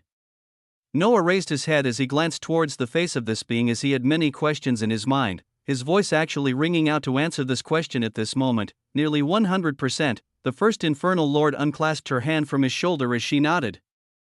Going on to speak about something consequential when it came to the levels of strengths in the novice galaxy, the realms of power themselves came with their own power, but the thing that separated true powerhouses was their proficiency in universal laws, as this was the ultimate decider of their true power. After the War of the Righteous, the three nebula rank beings that made up the Celestials had fractured, and yet Aldrich, the remaining founder, remained alive and well as he now continued his reign after a pause of 1,000 years. Many beings feared his power, and even the dark expanse felt a heavy pressure from this singular being. Even though they knew there were three infernal lords at the nebula realm as well, they still felt this pressure. This was because they knew that the founder was a monster when it came to universal laws, and it was the thing that truly made him a fearsome foe, so even the three of us can barely match one of him. It is shameful, but that is where little Ninth here comes in. We have all been given distinct memories about each other in many different things, with my given memories surpassing all of yours. I know what makes little Ninth special, and I know that it will be him who will make it possible to bring back true order into the novice galaxy. Shocking words were released from the mouth of the first infernal lord as he actually spoke of order, true order. Noah's heart shook as he heard these words. One of the many futures he thought about being put on the spotlight as the eyes of many infernal lord landed on him. Little Ninth is special because his advancement in universal laws is faster than anything in our little galaxy, but this isn't the only reason I called him, and you all hear. The cold tone of the first infernal lord disappeared as her smile returned, glancing at Noah as she continued. What is the progress of the highest supreme law you have mastered, and how long did it take you to get there? The question was one that Noah expected as he followed her thought process, his heart actually becoming calmer as he replied, close to 36%, and it has roughly been less than 2 months since I began comprehending the law. The other infernal lord looked towards him in shock at these unbelievable words, Azula looking towards him as if he was a monster. She had thought this new infernal lord excelled in his talent to advance through realms, but it seemed nothing compared to his progress in the universal laws. That is, even the second infernal lord, who normally communicated with the Grand Magidrusum and had watched Noah's actions before, was stumped as gazes of stupefaction continued to lock towards this singular being, in a matter of months, close to mastering half of a supreme law. The rest of us don't even need to be trying, really. The first infernal lord had a light smile as she began walking around, her gaze looking outside the terrace they were on to the grand metropolis around them as she asked Noah once more, "How do you so easily advance through law comprehension, little Ninth?" "Through taking the lives of Celestials," Noah replied rapidly as his thoughts churned, his mind telling him of a shocking possibility if he was following the words of this mysterious woman correctly. "Yes. And it just so turns out that a whole lot of Celestials are heading our way." Fortuitous, wouldn't you say? Her gaze landed on each of the infernal lord as she finally revealed the point she was getting to, her words revealing a shocking plan that made Noah's heart accelerate. "You will match and defeat them, increasing your comprehension rapidly, but I do not want you to stop there. It is the reason why I gathered everyone here today. It is to let them know that they will be your helpers in this task." Rumble, domineering essence released from the first infernal lord as her glimmering white hair vibrated, her voice continuing to ring out. "When the war begins and you all come across the celestial legions, kill all you come across, but restrain the commanders. Restrain those experts and be sure to bring them all to Little Ninth so that we can create a sharp weapon to stand against Aldrich in the shortest time possible." Shocking words left the mouth of the first infernal lord as Noah's eyes shook. This being that seemed to know a lot about him and his abilities actually proposing something he never thought someone would be capable of doing to him. The first infernal lord actually wanted to power level Noah. Chapter 521. What are you? It was a shocking revelation, but it was a welcomed one, as Noah would never say no to receiving free fate lines. This was especially so since it would be celestial commanders who would most likely be at the world rank with an abundant amount of fate lines, with many of them being more experienced, as commanders like Athena, the three-eyed fate child, and Grandmaster Light were rare. Noah's mind wandered as the infernal lords in front of him obliged to the commands of the first infernal lord right away. their eyes now filled with interest looking towards this ninth infernal lord that held such a ridiculous talent of comprehending universal laws, as these beings were occupied with this. Noah himself had his mind wandering towards the subject of the first infernal lord that held the same face as the being that his homeworld had chosen as a representative. I've discerned all I could. I still do not see a correlation, but it is definitely there. You're being blocked again? Noah had to let out an emotional sigh at this moment, as even though the depth and understanding of his system was rapidly increasing the past few weeks, when it came to this specific subject it was always stumped. This subject once again involved a concept that he was apparently not allowed to know of yet.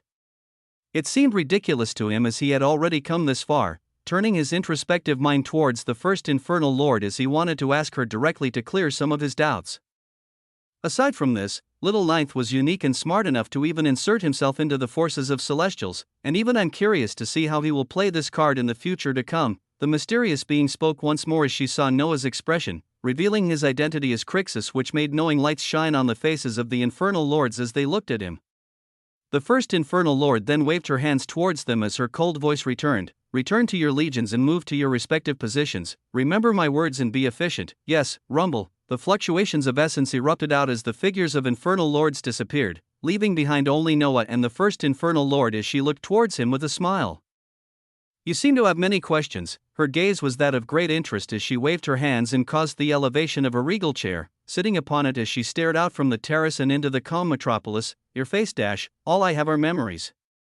Just like how you gained new memories when you gained your status as an infernal lord, so did I. Whatever mystery your fate involves, I do not know it. Noah was interrupted before he could even ask as the stunning figure of the first infernal lord said, her gaze looking out as an unknown light coursed through her eyes. Noah squinted his eyes as he gave an emotional sigh of frustration, but his mind was captured once more as the clear voice rang out again. What I do know is that you will have all the answers you want after the defeat of Aldrich. That is if you succeed. Can you imagine a future if you don't? Her eyes twinkled playfully as she said this, Noah seeing he would be getting nothing from this being here today as he bowed. If you will excuse me then, I shall get ready myself. A nod came from the first infernal lord as she continued to stare out into the vast metropolis of the fourth infernal realm, Noah's figure turning into particles of light behind her as he completely disappeared as well. All that was left behind was a single being, her eyes curving into a smile as words that only she could hear rang out, not quite yet. Noah disappeared from the fourth infernal realm as the first place he went to was his homeworld, his figure above the vast blue seas as he floated in the skies. On top of the sea, there was an enormous floating city where the light of mana was constantly shining. One could see the bodies of Atlanteans moving busily as they worked on multiple projects, this location being one of the areas where the beings from Atlantis worked to create more innovations. Currently, the appearance of a miniature vessel being made for the purposes of moving through the void of space was clear, the Atlanteans working efficiently to replicate more technologies aside from weapons and world engines.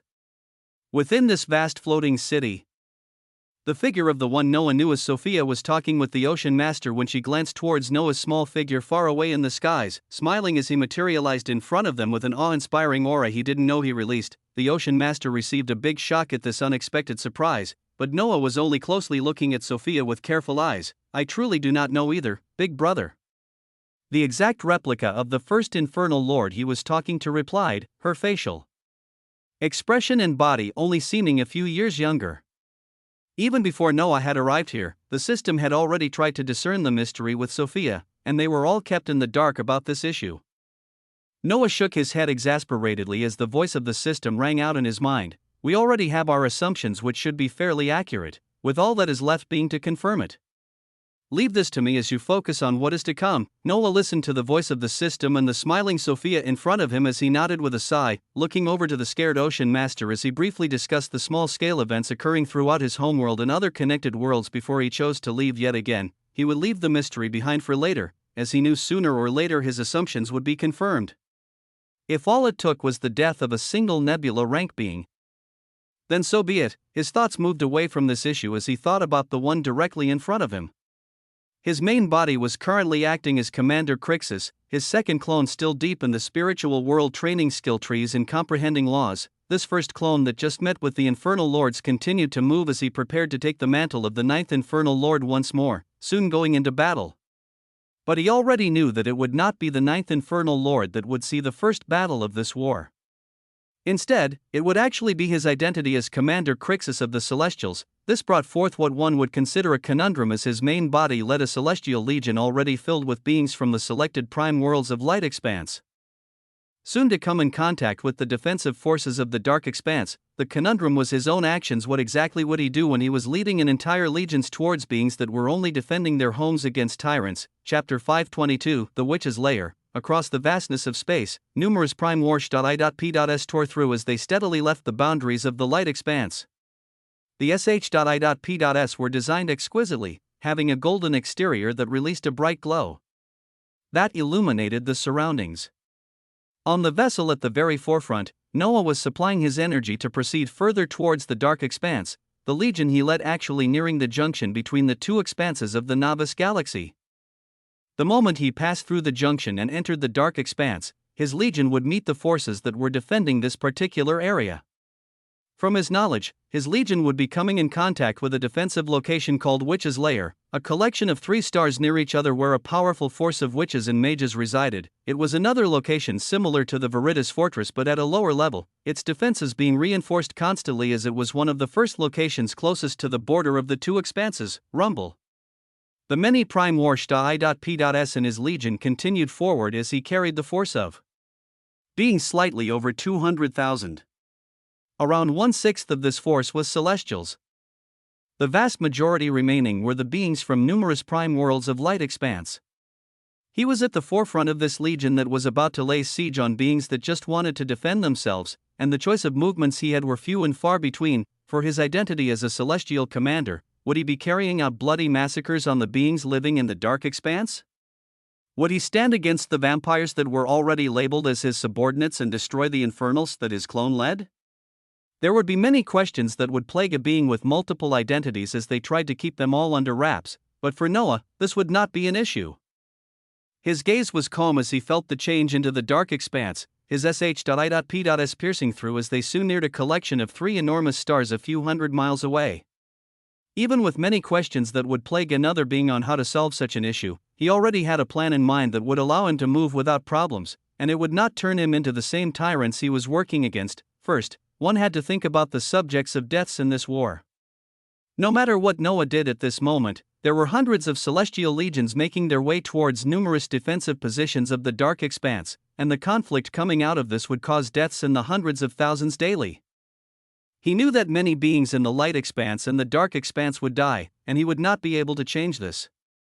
He knew that vampires will die, celestials will die, and there was even a possibility of his own people being hurt in this war. Even though he could not stop the overall stage of this conflict currently, he could still control the deaths of the beings in the battles he was involved in at this moment.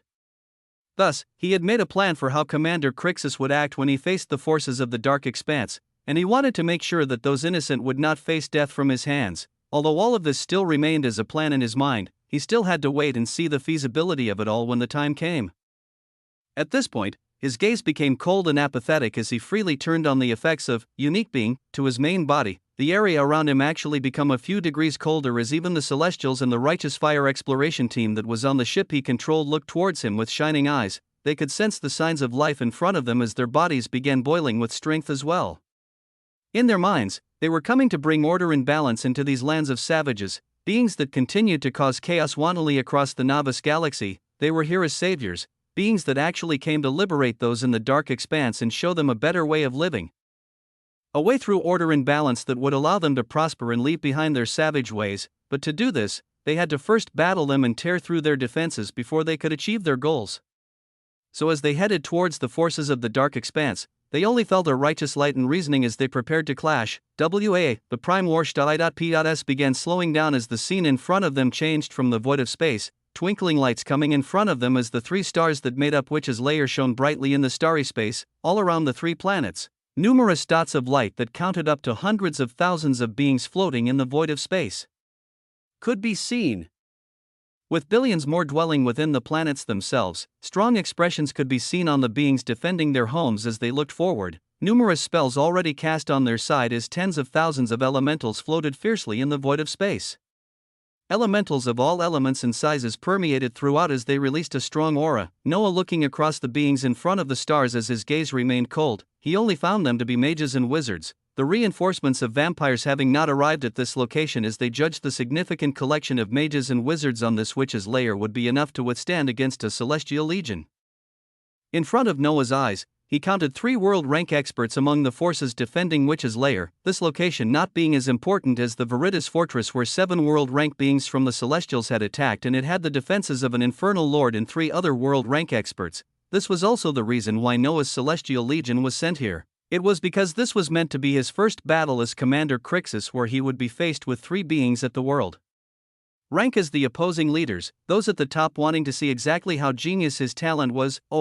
His cold eyes glanced at the opposing forces of Dark Expanse as roars began to ring out from his legion. The Celestials having bright faces as they looked towards the beings defending the Witch's Lair like a pack of wolves. Chapter 523, I am here to save you, for order, for balance, Waves of golden essence erupted out as the forces came to a standstill, those in the legion of Commander Crixus simply waiting for his command in order for them to start the battle. Rumble. The vibrant yells of the Celestials only made the defenses of the defender of the Witch's Lair tighter. The mages using rune magic to put up huge reinforced barriers as the witches summoned more elementals and powered their wands ready to go with powerful spells. Noah had an apathetic gaze as he glanced at this.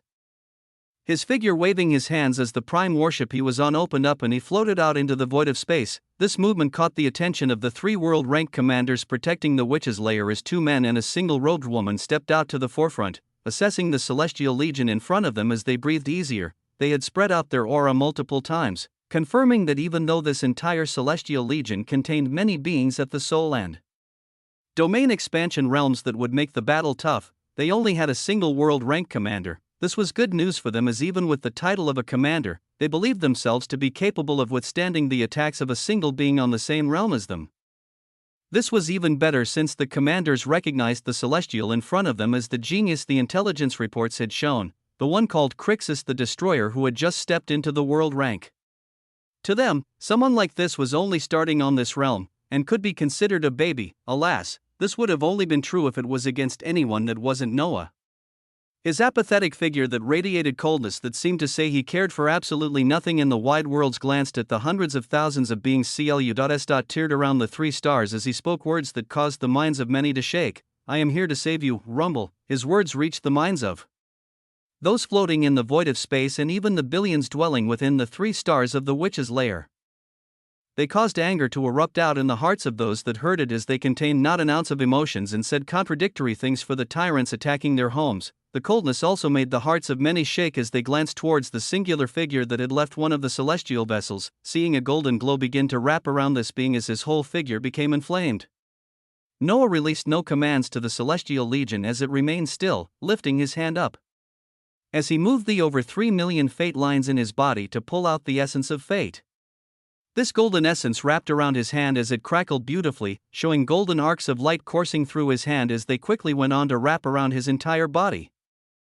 When one reached the point of having more than 100,000 fate lines, they gained more control over the law of fate as they could begin outwardly using fate essence, and those more proficient could ingrain varying qualities to the fate essence that they used. The most straightforward effect of this essence was to attack the enemy and cause them physical and soul damage. But Noah was ingraining a different quality in the fate essence he was displaying out as his figure became grandly colored gold. The Celestials within his legion looked forth in splendor as they cheered for the power of their commander, their bodies palpitating with power as they waited to jump into battle themselves.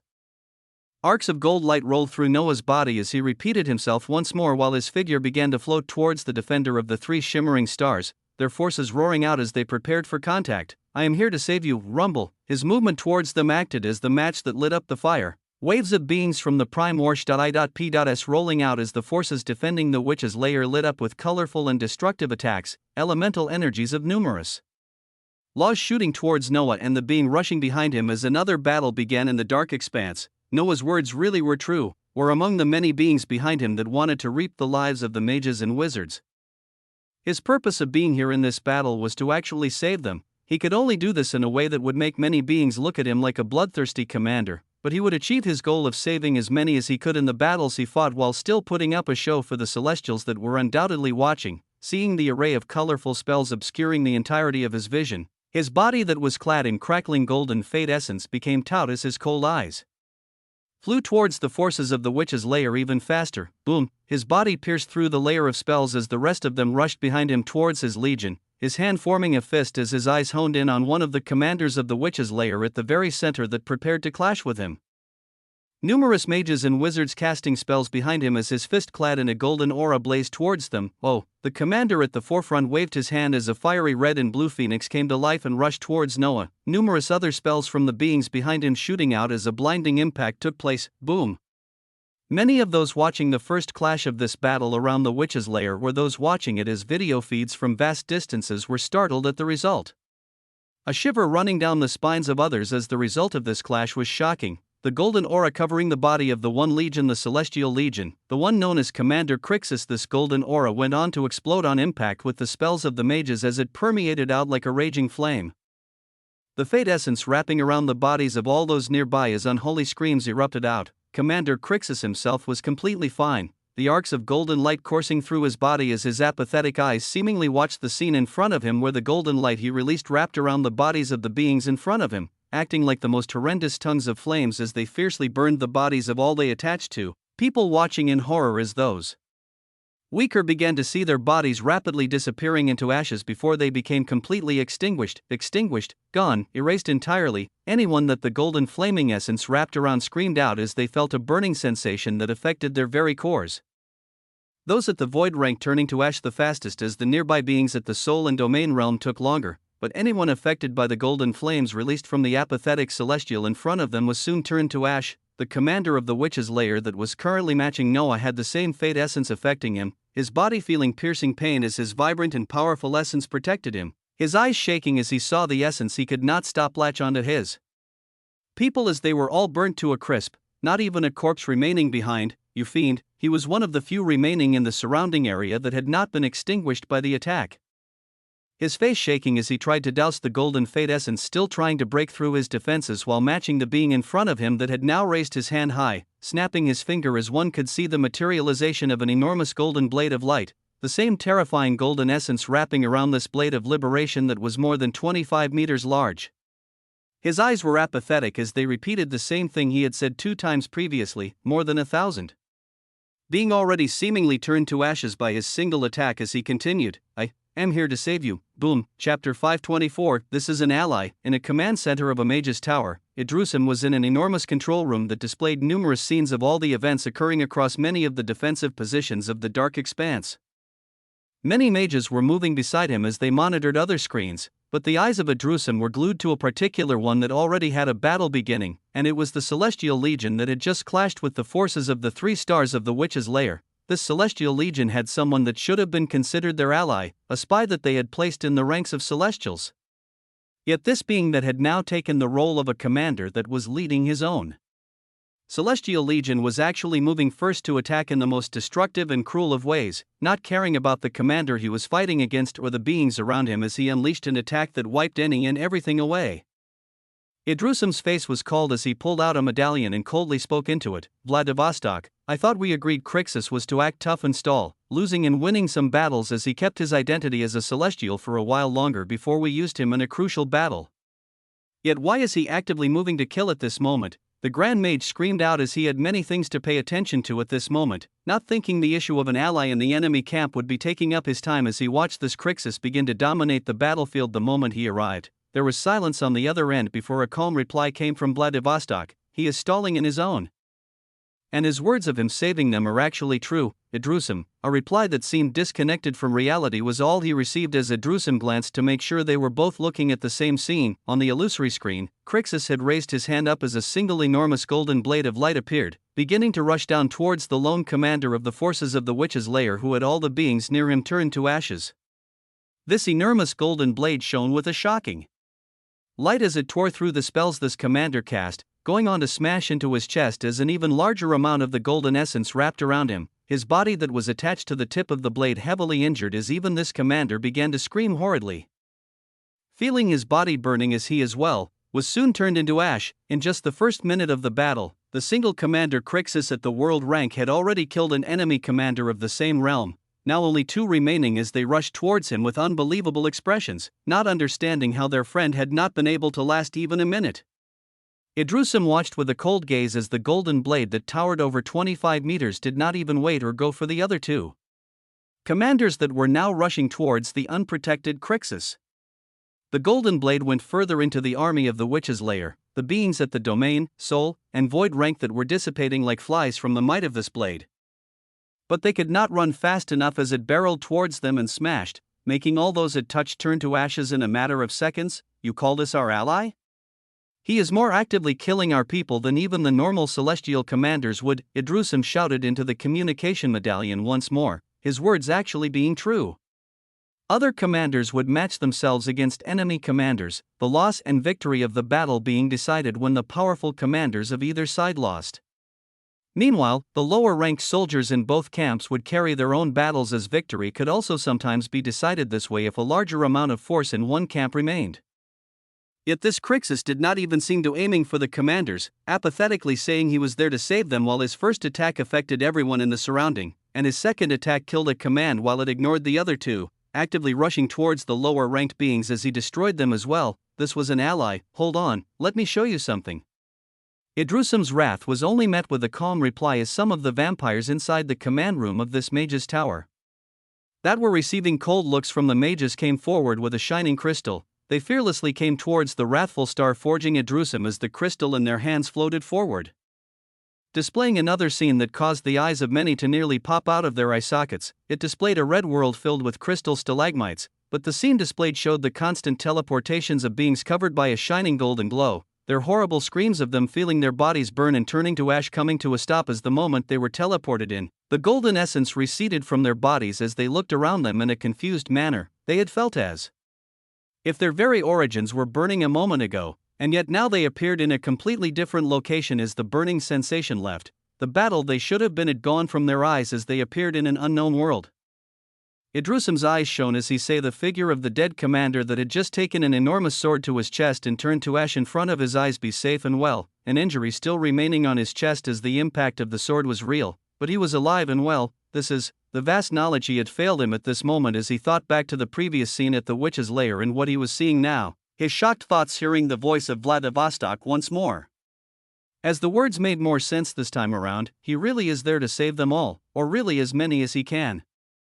That is why he is so aggressive. The surrounding mages and Idrusum had shocked gazes as they saw this development, questioning their own eyesight that showed them being hit with terrible attacks as they turned to ash, and yet something these same beings were alive and well, teleported to some place they knew nothing about. Exactly what was going on in chapter 525, the Destroyer Eye, in the eyes of the beings protecting the 3 stars that made up the witch's lair and those not in the central command room of the mage's tower that knew the truth. A scene of horror was imprinting itself into their minds as a being clad in the essence of fate brought down horrendous attacks without any reservations. With a wave of his hands, a shining sword of light that was immensely large materialized and swung down, vaporizing any beings it came across as this celestial commander seemed to purposefully be targeting all the forces in his immediate surroundings. Even his legion that was rushing behind him like a fierce wave had only just brushed off the attacks thrown towards them by the forces of the witch's lair, and they had not even come in contact with their enemies, Crixus. A loud bellow from one of the 2 remaining commanders of the witch's lair rang out across the battlefield as the identity of the celestial commander was widely spread out to any that had yet to know about him, many other knowledgeable individuals being reminded of the celestial termed as the Destroyer, the one who had massacred the powerful beings of a particular prime world and was one of the genius celestials, Crixus. Boom! The commanding mage of the witch's lair arrived with a chaos elemental, a rare elemental that very few beings could summon that rained down hellishly dark flames towards Noah. The other commander waved his hands forward as runic symbols erupted, bringing with them crystallized spears that reflected all light as they thundered down towards the one enemy that had already destroyed too much. Rumble. Noah's apathetic eyes blocked the coming attacks as the crackling golden essence on his body danced wildly, his fingers waving the air multiple times as many watched in astounding horror as numerous blades of liberation of more than 25 meters in size rumbled down from nowhere, dispersing all the coming attacks as they moved with their own will to swarm the 2 commanders. The soldiers of the witch's lair looked at this scene, their hearts quivering as they forced themselves to go aid their commanders and meet this terrible foe whose legion was already sending their own attacks towards them. Boom! A hellish scene began to unfold as the 2 sides clashed. The 2 remaining commanders on Noat as a free-for-all began across the expanse of space near the 3 shining stars that made up the witch's lair. Noah's eyes scanned the unfolding battlefield as he began To see beings face their deaths from both sides, a few celestials, some of the forces from the prime worlds, and even more of the forces of the witch's lair. They were not actually facing true death that was different from what he was giving to those he attacked.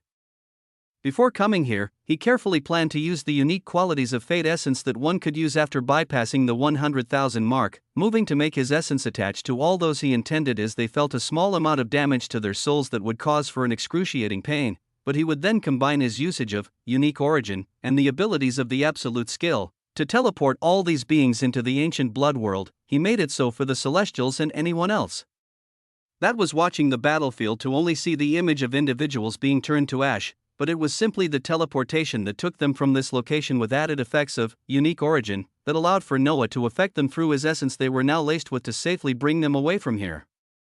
He knew that even with this method, he would still not be able to prevent the deaths of some of these beings that were only defending their homes, as he knew without a doubt the Founder and other high-ranking celestials were watching any unfolding battles of their war. So what was best to do at this moment was to end the battles he was in as Commander Crixus in the shortest time possible, playing out a show for all those watching as he made himself out to be a ruthless and powerful commander. Golden Decree.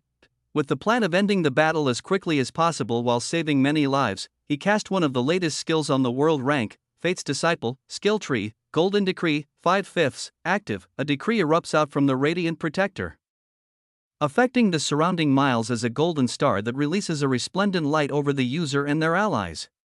Grants the enhanced all-element resistance, rapid healing, bolster defense, sharpened attack, clear mind, and light feet effects. Rumble. The entire battlefield was brought to a stop as all beings felt the tremors of enormous amounts of essence being used, a golden star appearing far above them that began releasing rays of golden lights that covered every area they passed through.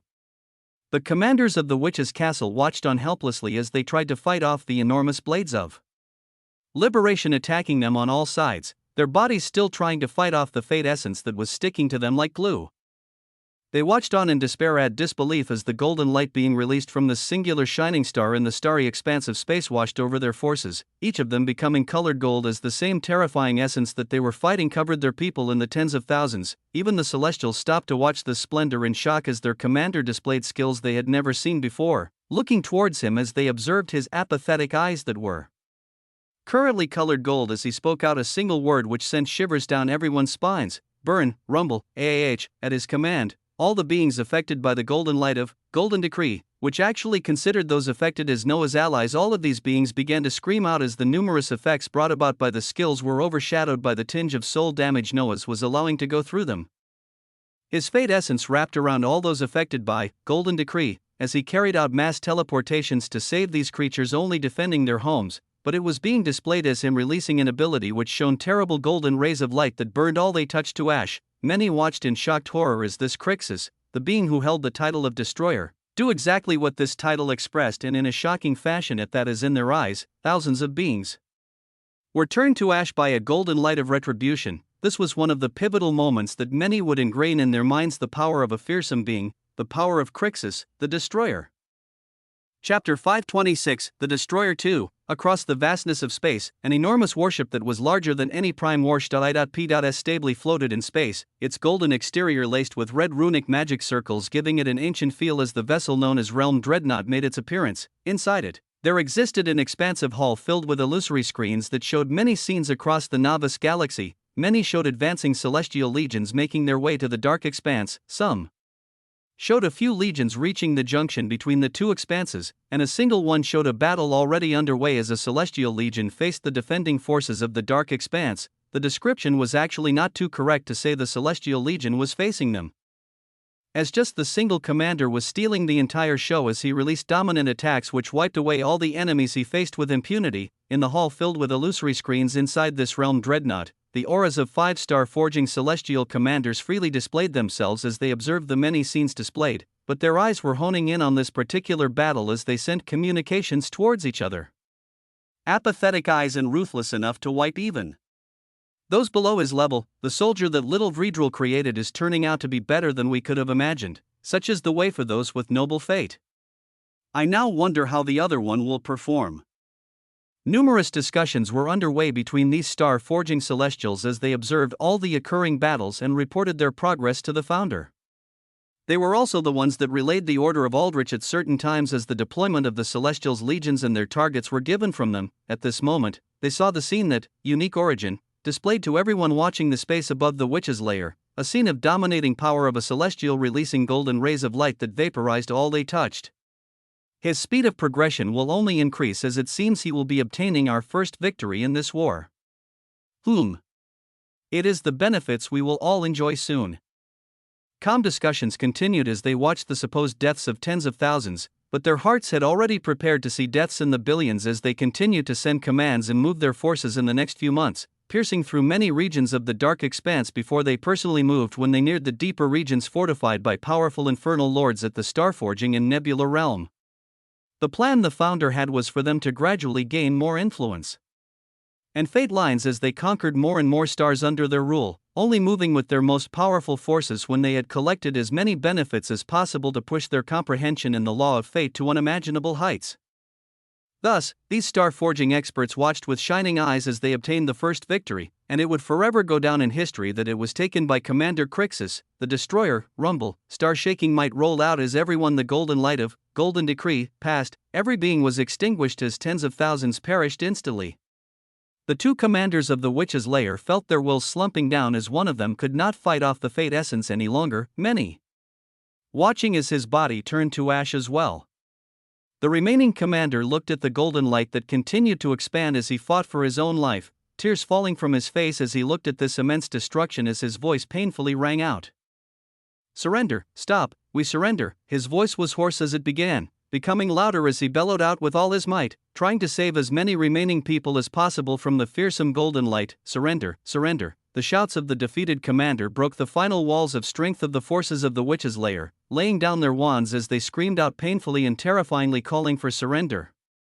They saw that they could not withstand even a single commander, with their friends and families dying in droves by the second. Noah looked at this despairing scene as his apathetic eyes remained the same, the golden rays of lights released from Golden Decree, not stopping as his figure bathed in crackling golden essence came towards the remaining commander that was looking at him with hallowed eyes. We surrender, his hoarse voice rang out again as Noah ignored it, knowing enemy commanders at the world rank would not be spared by the Celestials as he reached out and grasped the neck of this defeated being in his hands. Rest for now, his apathetic voice rang out as even more fate essence surrounded the body of the commander, his eyes shaking as all those watching saw his body turn to ash seconds later.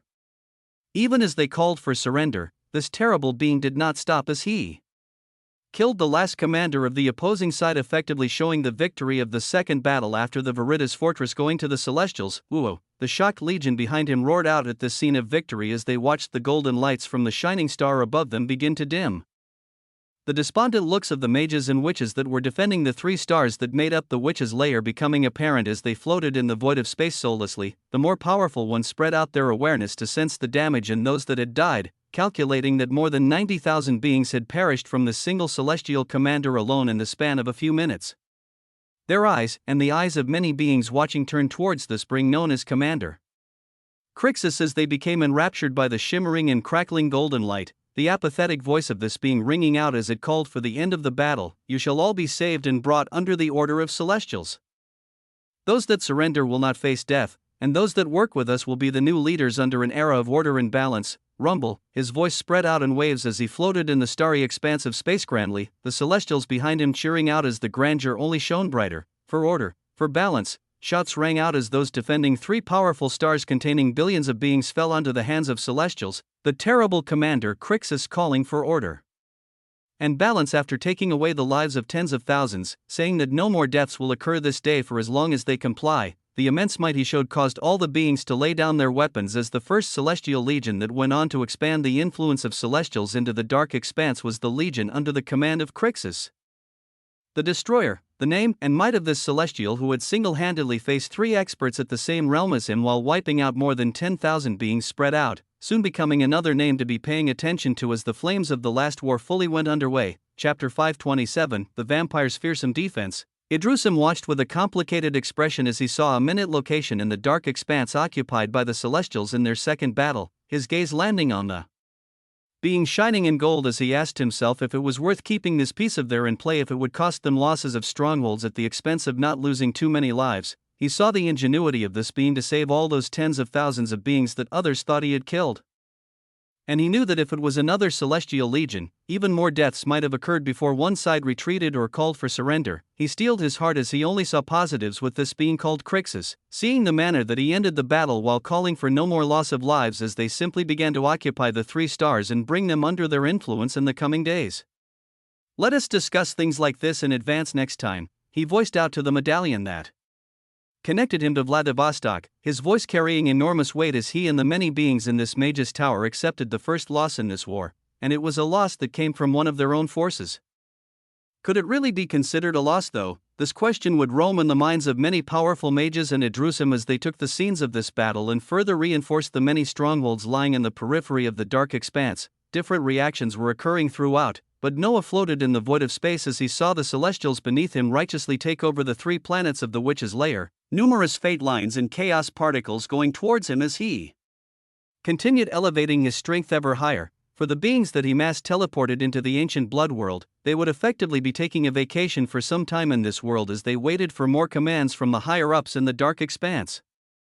They were supposed to be dead, so they would remain dead for now before they all returned to be spread out across the dark expanse to reinforce the war effort when Old Man Inuit saw it fit. Communications would occur between Vladivostok and the Grand Mage Idrusim to make this happen even smoother. His eyes that had lost their extreme apathy from the ability under the juvenile terror, being turned off, glanced at the scene of his legion occupying the 3 stars of the Witch's Lair as he steeled his heart and accepted this responsibility. He would be here for at least a few days as he oversaw the occupation, the rule of the Celestials needing to be fully established before his legion continued further into the dark expanse. As his main body oversaw this, in another defensive region across the line that distinguished the light expanse from the dark expanse, a force of vampires and infernals under the banner of the 8th Infernal Lord stood strongly defending another stronghold that wizards occupied. This stronghold was an enormous prime world called the Mist Domain, a star that was surrounded by a unique CLU.S.tur of mist all around it. It gave a mysterious feel as currently, vessels in the figures of hundreds of thousands of beings were floating in the starry expanse of space around this Mist Domain, their eyes actually gleaming with anticipation for the coming battles. At the Mist Domain, members of the Infernal Legion of the 8th Infernal Lord were present and being led by the world-rank Infernal Lord himself. The defense added to even more with the addition of vampires and the wizards that were the original inhabitants of this star. Something that caught the eyes of many were the uniquely designed armor that the vampires wore, its style reminiscent of the one they had seen the followers of the 9th Infernal Lord wear in the first battle at the Veritas Fortress. These armored vampires gave off a different feel that many expected, even their eyes showing a light of determination and strength that awed their allies. This was because within their bodies, they carried the reinforcement of 2 supreme laws, the boosts of the 2 guider-type abilities stemming from Noah increasing their strength to a great degree as they prepared to show their newly rising progenitor that they were worthy of such strength. Devilishly handsome figures with flowing silver hair, their determined eyes gazed forward as the appearance of a celestial legion unfolded in front of the Mist Domain, tens of thousands of beings starting to erupt out of the war.I.P.S. as yet another battle was about to unfold in a separate location of the dark expanse. This celestial legion was led by 3 world-rank commanders, which matched very well with the single world-rank Infernal Lord and the leading vampire and wizard commander that were also at the world rank. Those distributing the celestial legions had found it fit to send this specific one to the Mist Domain after ascertaining the level of opposition they would face with fate discernment. But on this day, what they discerned would not go the way they planned as in the battle for the obscured planet that was called the Mist Domain. The celestial legion was met with a shocking firepower not from the infernals or wizards, but from the forces of vampires as they showed never-before-seen levels of strength and resiliency. Their attacks carried with them horrendous damage that broke through the defenses of celestials, and their bodies seemed especially resistant to the attacks that carried the essence of fate that the celestials released, fighting with strength and nobility that had not been seen for hundreds of years. The force of vampires pushed back against the invading celestial legion as the shocking results of celestials retreating came to be. A single celestial commander had managed to escape, with 1 killed and another captured. This battle resulted in another loss for the Celestials on their conquest as the higher-ups reviewed the scenes of battle and planned more for the future, knowing that these first initial battles were only a prelude to the many small wars to come. But the newfound strength of vampires was first shown in this battle in the Mist Domain, and many would come to realize that such a level of strength was actually widespread among the vampires, the strongholds they protected being those where the Celestials would face the most losses in the future to come. Chapter 528, Authority. As battles unfolded all around the Nabis galaxy, Noah's second clone continued to make ridiculously fast progress in the time-space of the spiritual world. Currently, the spiritual world was acting like a huge factory that churned out item sets, medicinal herbs, and potions as every now and then. The second clone attended to the many medicinal fields to rapidly cause the maturing of plants, while the spiritual world system worked to harvest and process the medicinal plants into potions in the alchemy hall. Such potions would then be distributed to all of Noah's forces, as they were equipped with things that many would be envious of for their effectiveness in the field of battle. This was also one of the reasons that contributed to the dominance of the vampires in the coming battlefields, aside from the boosts of the guider-type abilities. Currently, the second clone had already finished the rounds of the maturation of medicinal fields as he returned to the timespace and resumed cultivating the universal laws, as well as raised the proficiencies of skills trees, when something shocking happened just a few minutes in. Noah's main body was actually the one feeling all the shocking changes as it was occurring in his origin, where two additional cores were rotating peacefully, his awareness watching as the fire and water origin core actually had cracks spreading out all around them before they instantly shone resplendently. As if something was blooming, even brighter cores that trembled with power showed themselves, making one think the previous ones were quite dull in comparison. Noah understood what had occurred, as through the efforts of his second clone, he had actually been able to raise the proficiency in the laws of fire and water past 50%, effectively mastering half of two universal laws: Noah Osmont, titles, Infernal Lord, variant, Bloodlines, Vampire Progenitor, Fate Lines, 3,582,735, Chaos Particles, 1,142,835, Origin Cores, Fire 5, Water 5, Domains, Fate, Chaos, Space, Fire, Water, Vitality, World, Focus, Strength, World. Laws, Fate 35%, Chaos 11%, Space 8%, Fire 51%, Water 51%, Authorities, Flame Lord, Water Lord. His stat panel beautifully displayed in front of his eyes, showing the rapid progress in all the laws as his Chaos Particles had also broken past the 1 million mark. His fate lines also rising by more than 300,000 in the span of a few days from his cultivation and the actions he had taken with the vampires. The alteration and changing of fate would continue as he collected more and more fate lines over the coming months as the war dragged on. But the most important thing currently were the normal laws of fire and water that he had comprehended more than 50% of, the origin cores becoming stage 5 as the abilities under and each gained 500% in their effectiveness. This alone created for an amazing boon, but it was nothing compared to the addition of a new section at the bottom of the stat panel, a section that listed the type of authority he could use now that he had comprehended more than 50% of a law. His eyes shone as he glanced at the details of this authority: the Flame Lord's authority. With your command, the surrounding miles are placed under a fiery and inviolable authority that has the effects of cast disruption, mana interference, flame manifestation, atmospheric regulation, as well as increasing the effectiveness of all flame-related abilities by 500% and reducing their mana cost by 90%. This authority is a manifestation of willpower that will overpower any who do not stand on the same level, but the mana cost for its usage is simply terrible. Its uses are many and versatile, with those that continue advancing in the law of fire will find themselves being able to use this authority to apply the Flame Lord's armament across their body. Such an armament cannot be pierced through unless another being with similar law comprehension or exceedingly powerful strength appears. A fairly lengthy description of the Flame Lord authority was displayed in front of Noah as his mind rapidly moved to absorb everything.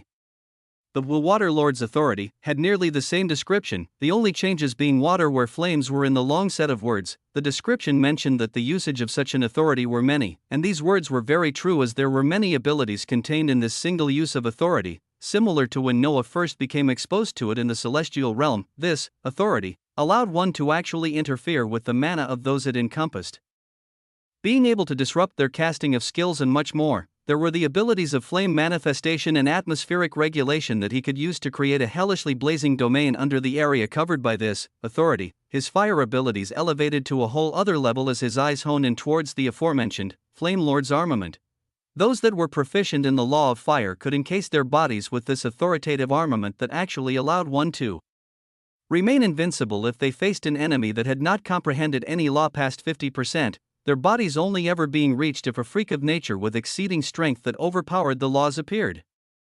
Noah's eyes shone as he felt like he was entering a brand new area of strength that came with its own separate rules, his heart beginning to beat even faster as he applied this new knowledge of authority to the law of fate. As this was a supreme law, its effectiveness and uniqueness should be even grander, and this was a terrifying thought to have when he applied it to the founder of Celestials, Aldrich. If even a normal law had something like the Flame Lord's armament, that made someone nearly invincible unless another being proficient in laws stood against them. Just how ridiculously powerful was the founder who neared 100% under the law of fate and could use what Noah assumed to be Fate Lord's authority, with more control than anyone else in the Novice Galaxy? It was a terrifying thought to have, as even though Noah broke through into another stage and obtained a fearsome new power, his heart became even colder as he got back to training with his second clone right away. The feeling of pressure of someone immensely powerful than him was only becoming clearer in his eyes, his heart pushing himself to do even more than what he was currently doing as he moved forward and sought even more strength. Chapter 529 War Princess, Across the Starry Expanse of Space, the forces of Celestials were slowly all coming in contact with the defensive line of the defenders of the Dark Expanse. Battles had fully begun in many regions, as some ended in a matter of minutes, while others went on to take days. This all depended on which celestial legions were on the move, and exactly how the power of the defending side matched with them. Among the clashes between the two forces of light and dark expanse, the Celestials were finding it particularly harder to pierce through regions protected by the force of vampires. This was because of the immense firepower they showed that had never been seen before, their bodies fighting even to their last breath as they seemed to have renewed vigor. In the few days preceding the full start of the last war, it was the topics of the newly found strength of vampires, Crixus the Destroyer, and the Ninth Infernal Lord protecting the Veritas Fortress that took the center of many beings' thoughts. On this day, though, yet another figure was about to make themselves known as the playback of their assault was being seen with increasing eyes. The figure that grandly made her name known this time around was the one known as the War Princess, Athena. In the unique environment of war, many got the chance to see exactly why she held the title of the War Princess. Athena had led the assault on a stronghold where mages and vampires were protecting, and her assault had shockingly led to the first battles that a stronghold in the Dark Expanse being protected by vampires faced. The reason for the War Princess' shocking victory was something that only she and very few Celestials knew of: her unique ability that was called precognition. This was the ability that first granted her the title of War Princess, and also the ability that shone with great splendor on the battlefield. Athena displayed a shocking scene where she singularly led a single celestial legion that only had her at the world rank, facing against a stronghold that was protected by a world rank vampire and world rank mage commanders, a battle of 2 against 1, with many people finding it difficult for the defending vampires and mages to lose given the track record since the beginning of the war. Athena proved this belief wrong as she valiantly appeared and controlled the pace of the battle in a manner that only the most proficient generals could. She floated in the expanse of space as her eyes shone with splendor, a proud old man floating beside her as she was encased in a golden armament that only made her brilliance shine brighter. With every wave of her hand, numerous commands were released from her forces as they utilized the technology of the Prime War.I.P.S in their own group attacks, fluidly withstanding the fearsome vampires and mages as the War Princess then went on to match against the 2 world-ranked commanders by herself. Singularly and brilliantly, her unique ability let her foresee even more things as she rose to higher ranks, predicting the movements and attacks of her enemies as she showed a battle that attracted the eyes of all those watching simply because of one thing: dominance. It was this type of beautiful dominance that only the most seasoned commander would show in a war, but it was being displayed by a newly risen celestial commander. This was a being holding the title of Noble Fate. This was the War Princess, Athena.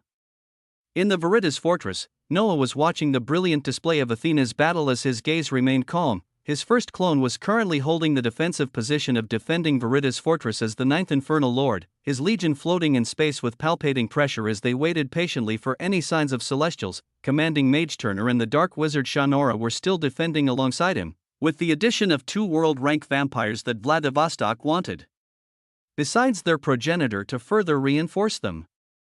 The figures of the Harbingers could be seen among the vampires, along with many spiritual world beasts and Noah's first pet, Draco. A particularly pristine emperor penguin with sparkling dark and silver colors was floating around as he acted like a commander of the forces of vampires, Elena shaking her head with a smile as Barbados looked at this in an annoyed manner while she waved her hands to summon her undead legion. She and all of his subordinates were currently trying to digest their gains from the last battle where they obtained world rank cores and skill books, wanting to break into the next realm as soon as possible. Noah also saw this as an inevitability as all the cores he gained were also prioritized to the spiritual world beasts and harbingers. the levels of these beings continuing to shoot up at insane degrees. This was to more quickly achieve his goal of upgrading into a realm, and to make sure that his people would be strong enough to not lose their battles in the fights to come. Rumble, a wave of power spread out at this instant as Noah came out of his thoughts, the Infernal Legion in front of him waving their weapons down and signaling the aura of beings they were particularly sensitive to nearing.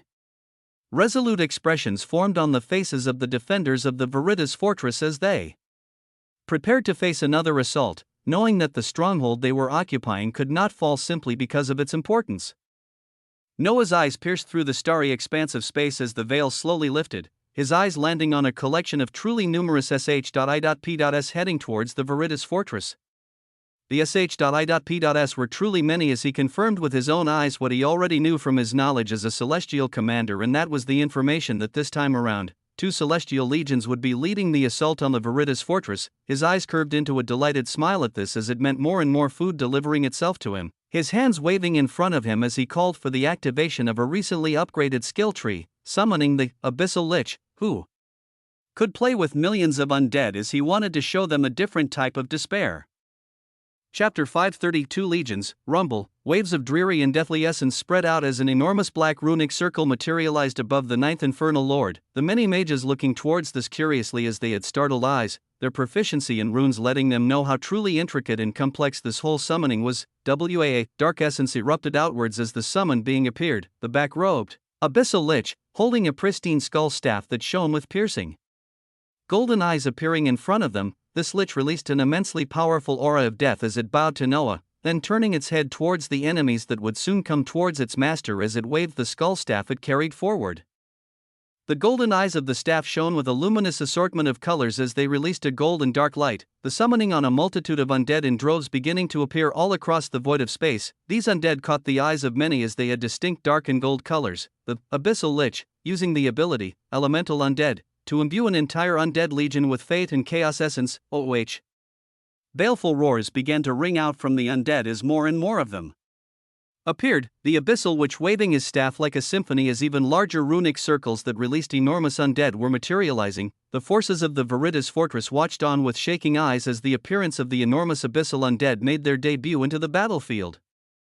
Many rubbing their eyes as they saw 50-meter-tall undead dragons that shone with the luster of chaos or fate. They were under the impression that the 9th Infernal Lord had shown nearly all of his abilities in the past battle, but they never thought he could pull vastly different ones and at such a grand scale. They watched with amazed eyes as he also waved his hands and summoned 5 beings that released the aura of world rank experts, the figures of summons that many recognized making their appearance as an enormous force bulked up around the 9th Infernal Lord. The numerous prime warsh.i.p.s of 2 celestial legion made themselves apparent in front of the eyes of the defenders of the Veritas fortress soon as the tension palpated between the two sides. In one of the largest vessels of the 2 celestial legions, 2 celestial commanders that stood at the peak of the world rank were discussing in a calm manner as they gazed at the resplendent abilities of the 9th Infernal Lord that was summoning tens of thousands of undead in droves. Everything is ready, one of the commanders squinted his eyes as he asked, receiving a nod and a sharp reply that made one's ears ring. They have sent word that they are fully ready. These savages will not know what hit them. The eyes of this commander were cold as they shone dangerously, the sight of the 9th Infernal Lord that had taken down 7 world-rank commanders from the 1st Celestial Legion sent to the Veritas fortress actually not making them feel an ounce of fear. This was because they came prepared. Not just with 2 legions, but with something else that would shock the entire state of battle. Wide smiles were on the faces of the 2 commanders in this single vessel as they looked towards the 9th Infernal Lord. Even while filled with all the knowledge about this being's battle prowess and strength, their eyes were those that already considered the being in front of them as good as dead. The horns of war resounded as the majestic forces of the 2 celestial legions were on full display, the hundreds of thousands in numbers beginning to spread out from the prime warsh.i.p.s like ants as they formed a tidal wave in the expanse of space. The commanders of these 2 celestial legions then took center stage as they stepped to the forefront of the army, the defenders of the Veritas fortress being able to see the assembly of world-rank commanders as their eyes turned sharp. Aside from the 2 commanders that were having secretive discussions in the largest vessel, they were accompanied on both sides by 5 world-rank experts each. This meant that in total, there were 12 world-rank celestials participating in this battle. Their gazes that of great confidence as they stared down towards the Veritas fortress. The celestial commander at the forefront smiled as he spoke out to those around him. we do not leave this stronghold unless it is with the head of the ninth infernal lord. Understood, yes, rumble. Waves of power stretched out as the aura of fate erupted, the gazes of all 12 commanders honing in on a particularly calm infernal lord who seemed to be more interested in watching the summoning of tens of thousands of undead by an abyssal lich. The forces of the undead legion made up of chaos and fate element undead had their voracious gazes at the sight of the celestials, Noah giving a light smile as he didn't give any grand declarations or words, simply motioning for the abyssal lich to move as he initiated the battle right away. Space rumbled as the tens of thousands of undead began to roll forward, the abyssal undead towering over 50 meters in size being even more eye-catching as they fearlessly charged towards the celestial army. The forces of vampires and mages weren't too far behind as the battle was soon about to be in full swing, and yet the faces of the 12 celestial commanders did not change as they hardened their resolves, and under the command of the leading celestials, they took off. Noah glanced at the rushing forces as he smiled lightly and wondered while secretly discerning the river of fate. He was noticing something huge occurring in this battle as his eyes became more active, his thoughts of an easy defense while farming fate lines coming to an end as it seemed like something grand was waiting for him at the end of this battle. Chapter 531 Assassinate the Ninth Infernal Lord. In the many battles occurring throughout the Novice Galaxy, very few in particular were ones that many of the higher-ups of both sides watched. The battle taking place at the stronghold that was known as the Viridius Fortress was one of the few that took the center of attention for many. Powerful beings from both sides were currently watching as two celestial legions led an assault towards this fortress, the eyes of many on the dominant ninth Infernal Lord as they prepared to watch just how extensive his abilities were. The Grand Mage Drusim was in the busy command room of the Mage's Tower as he pulled the illusory feat of this battle in front of his eyes. Gazing towards the tens of thousands of unique undead creatures that the Infernal Lord was summoning on top of the 5 world rank beings, his perceptive eyes caught the unique aura of fate and chaos on these undead as he shook his head incredulously, his eyes fully absorbed into the scene as the 12 celestial commanders did not mince any words and rushed forward, the 2 legions behind them following along as the 2 sides clashed. Idrusim was prepared to watch another blood-pumping battle. As he observed the scenes of the Viridius Fortress, and it was actually shaping up to be such a battle. The Celestial Legion clashed with the numerous undead, infernals, vampires, and mages as those with keen eyes could observe them being pushed back. Their power visibly not being able to especially withstand the forces of vampires and modified undead that held the aura of 2 supreme laws, but the battle was shaping up to be a wild one as a majority of the world-rank celestial commanders swarmed towards the ninth Infernal Lord who was surrounded by him summoned creatures. The Infernal Lord had a calm smile on his face as he prepared to move, but it was at this time that something drastic happened, something that brought shock and horror to all those watching. Took place as all known and established norms of wars were broken on this day. In the starry expanse of space near the Viridius Fortress, 8 world-rank celestial commanders had surrounded the heavily protected Infernal Lord. The other commanders going on to match the experts defending the Viridius Fortress. If one was perceptive enough, they would notice cold smiles on the face of the commanders at this moment, but none of this would matter for what was to come. These 8 commanders raised their hands in the air as if they were about to cast powerful abilities, many watching with rapt eyes to see what colorful skill the Infernal Lord would use to defend. But it was at this instant that something drastic occurred. Zing. It felt like a droning sound that scratched one's ears, and it only registered a millisecond later as widening eyes watched the sudden appearance of a solid and piercing golden needle-like sword that had come to be so fast that nobody caught it.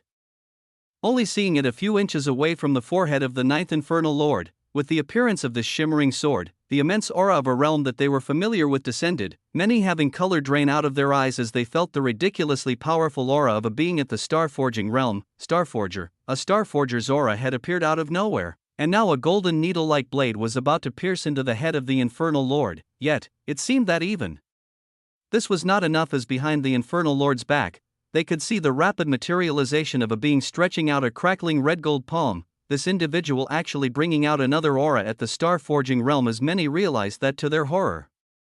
It was not just a single Starforger that was actually sent here to attack, nay, to assassinate the ninth Infernal Lord. 2 star-forging experts, one in front and one in the back. 2 separate attacks that were sent out with the purpose to kill the world-rank celestial commanders that had been even close to the region beginning to move back not to be caught in the impact. It was coordinated, planned, and carried out perfectly. The assassination of a being that was displaying a high level of power at the world realm, the being that held great significance for the beginning of this last war, was being carried out blatantly in the eyes of all as the attacks of the 2 Star forging experts reached this being. Boom, space itself ripped and cracked, the needle-like golden sword carrying with it deadly vibrations and the immense power of an expert, the crackling palm coming from behind the infernal lord's back actually being reinforced by the law of fate and the law of fire. Both attacks landed squarely on the target that was intended. Immense fluctuations erupting out as the cold eyes of the star forging experts watched the target they hit explode in a sea of blood, a sea of blood. Many watched with unbelieving eyes as the entire body of the infernal lord was turned into a mess of blood, the reality of what just occurred dawning in on them as fear began to overtake them. As time seemed to be moving in slow motion, only the truly powerful could notice the distinct fluctuations of this mass of blood that was supposed to be the dead infernal lord actually begin to wriggle and contort. The assassins that just appeared squinting their eyes as they saw the exploded pieces of the being that should have been dead collect themselves together into an enormous drop of blood, this blood drop blooming into the smiling figure of a devilishly handsome being that was looking at them with sparkling eyes. Two star forgers? You must think very high. Boom, space ruptured again as the assassins gave no time for a pause, the one that had thrown the strike of a crackling palm moving his hands forward as tens of such palms filled with immense fate and fire essence filled the surrounded. The golden needle-like blade actually transforming into the shape of a golden-haired man who waved his hands forward and caused the appearance of thousands of extremely small golden swords that vibrated powerfully. They attacked without pause to complete their mission of assassination, not letting their first failure affect them one bit. Noah looked at these scenes as a wide smile spread from him, his heart shaking in excitement as he called out calmly, "Very well. Flame Lord's authority. Rumble, Water Lord's authority. Rumble." Chapter 532. So damn easy. The figure of Adrusim and multiple other star forging mages beside him disappeared the moment the aura of two beings of the same power as them appeared on the battlefield of the Veritas fortress. This was because an unwritten rule of the war was broken, with the Celestials choosing to send multiple beings in two realms higher for the single purpose of assassinating a rising individual that would possibly be a great threat to them. Such a move from the Celestials was a great provocation as it effectively ripped away all rules of engagement for war. The powerful figures of Dark Expanse shooting towards the Veritas fortress the moment the two experts entered the same battlefield as the ninth infernal lord. The mages moved. The vampires moved. Even the fifth and fourth infernal lords moved. They all rapidly adapted to the changing situation as they moved to save a singular being that they knew could be one of the major keys for this war. Yet in the next instant, as they teleported or streaked across space, whatever method they were using to watch the unfolding assassination displayed an even more shocking scene. The being that should have been dead and only been a puddle of blood reformed, his bright face looking at the two-star forging realm experts as he actually muttered words which held great meaning to those with great knowledge. Flame Lord's authority, Water Lord's authority, WAAA, the hearts of many being and even of the rushing star forgers shook as they heard these words, their indication being something grand that meant someone had comprehended more than half of a universal law, and had gained the ability to lay down its authority. Very few of them had comprehended any laws past the halfway point, so seeing this newly rising infernal lord utter of the authority of two separate laws, they almost had heart attacks. Rumble, majesty, and resplendence was the only thing to describe what happened next as the shining abilities that the two-star forging realm experts were throwing out became wiped away. A sparkling circle of red and blue beginning to expand from the infernal lord as it went to cover them and the 8 running world-rank celestial commanders in the surroundings. Space crackled with immense energies as the authority of two laws spread out, the faces of 8 world-rank celestial commanders becoming ashen as the newly arriving star-forging celestials adopted hard expressions on their face. The many experts rushing towards Veritas Fortress pushed their essence to erupt even faster, their hopes of saving this being shooting up even higher as they saw this ridiculous talent that could actually use the authorities of 2 universal laws. This talent was simply monstrous, and such a person could not be left to die. They wanted the ninth infernal lord to hang on just for a few minutes before they arrived and saved his life, but was such a thing even needed? On the battlefield at the Veritas Fortress, an arrogant penguin was watching a spectacular scene with shining eyes. His heart had only shaken for a second when the assassins first appeared, but he then recalled just who his master was before he felt completely at ease. This was his master, someone that did ridiculous things almost every single day. When it came to an impossible situation where 2 powerful star forgers, beings that actually forged an entire star within their origins, when such powerful beings sneak attacked his master, the only thought in the Emperor Penguin's mind was exactly what ridiculous thing would he do to bypass such a situation. It wasn't fear or worry that popped in the penguin's mind, but it was an expectation for what his master would do at this moment.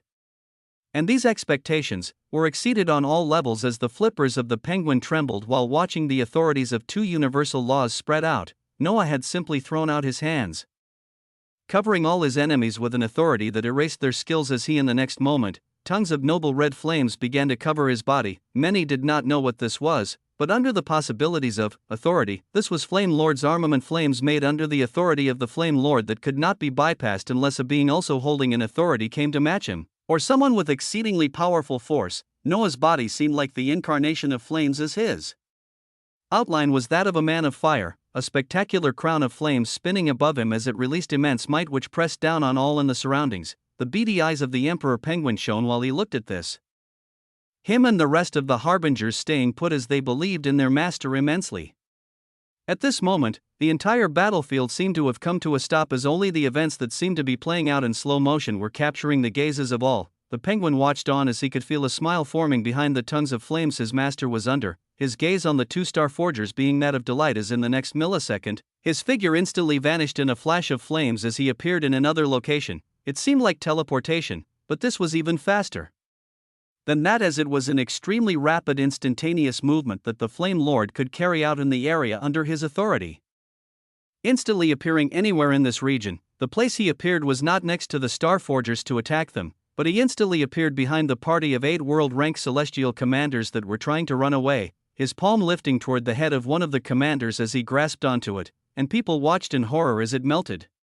His hand that was covered in extremely scorching noble flames just reached out to grab onto the head of a world-rank commander, the extreme heat melting the head of the celestial right away as his body soon became engulfed in wild flames. The remaining surrounding 7 commanders moved their essence to protect themselves as the Starforgers angrily moved.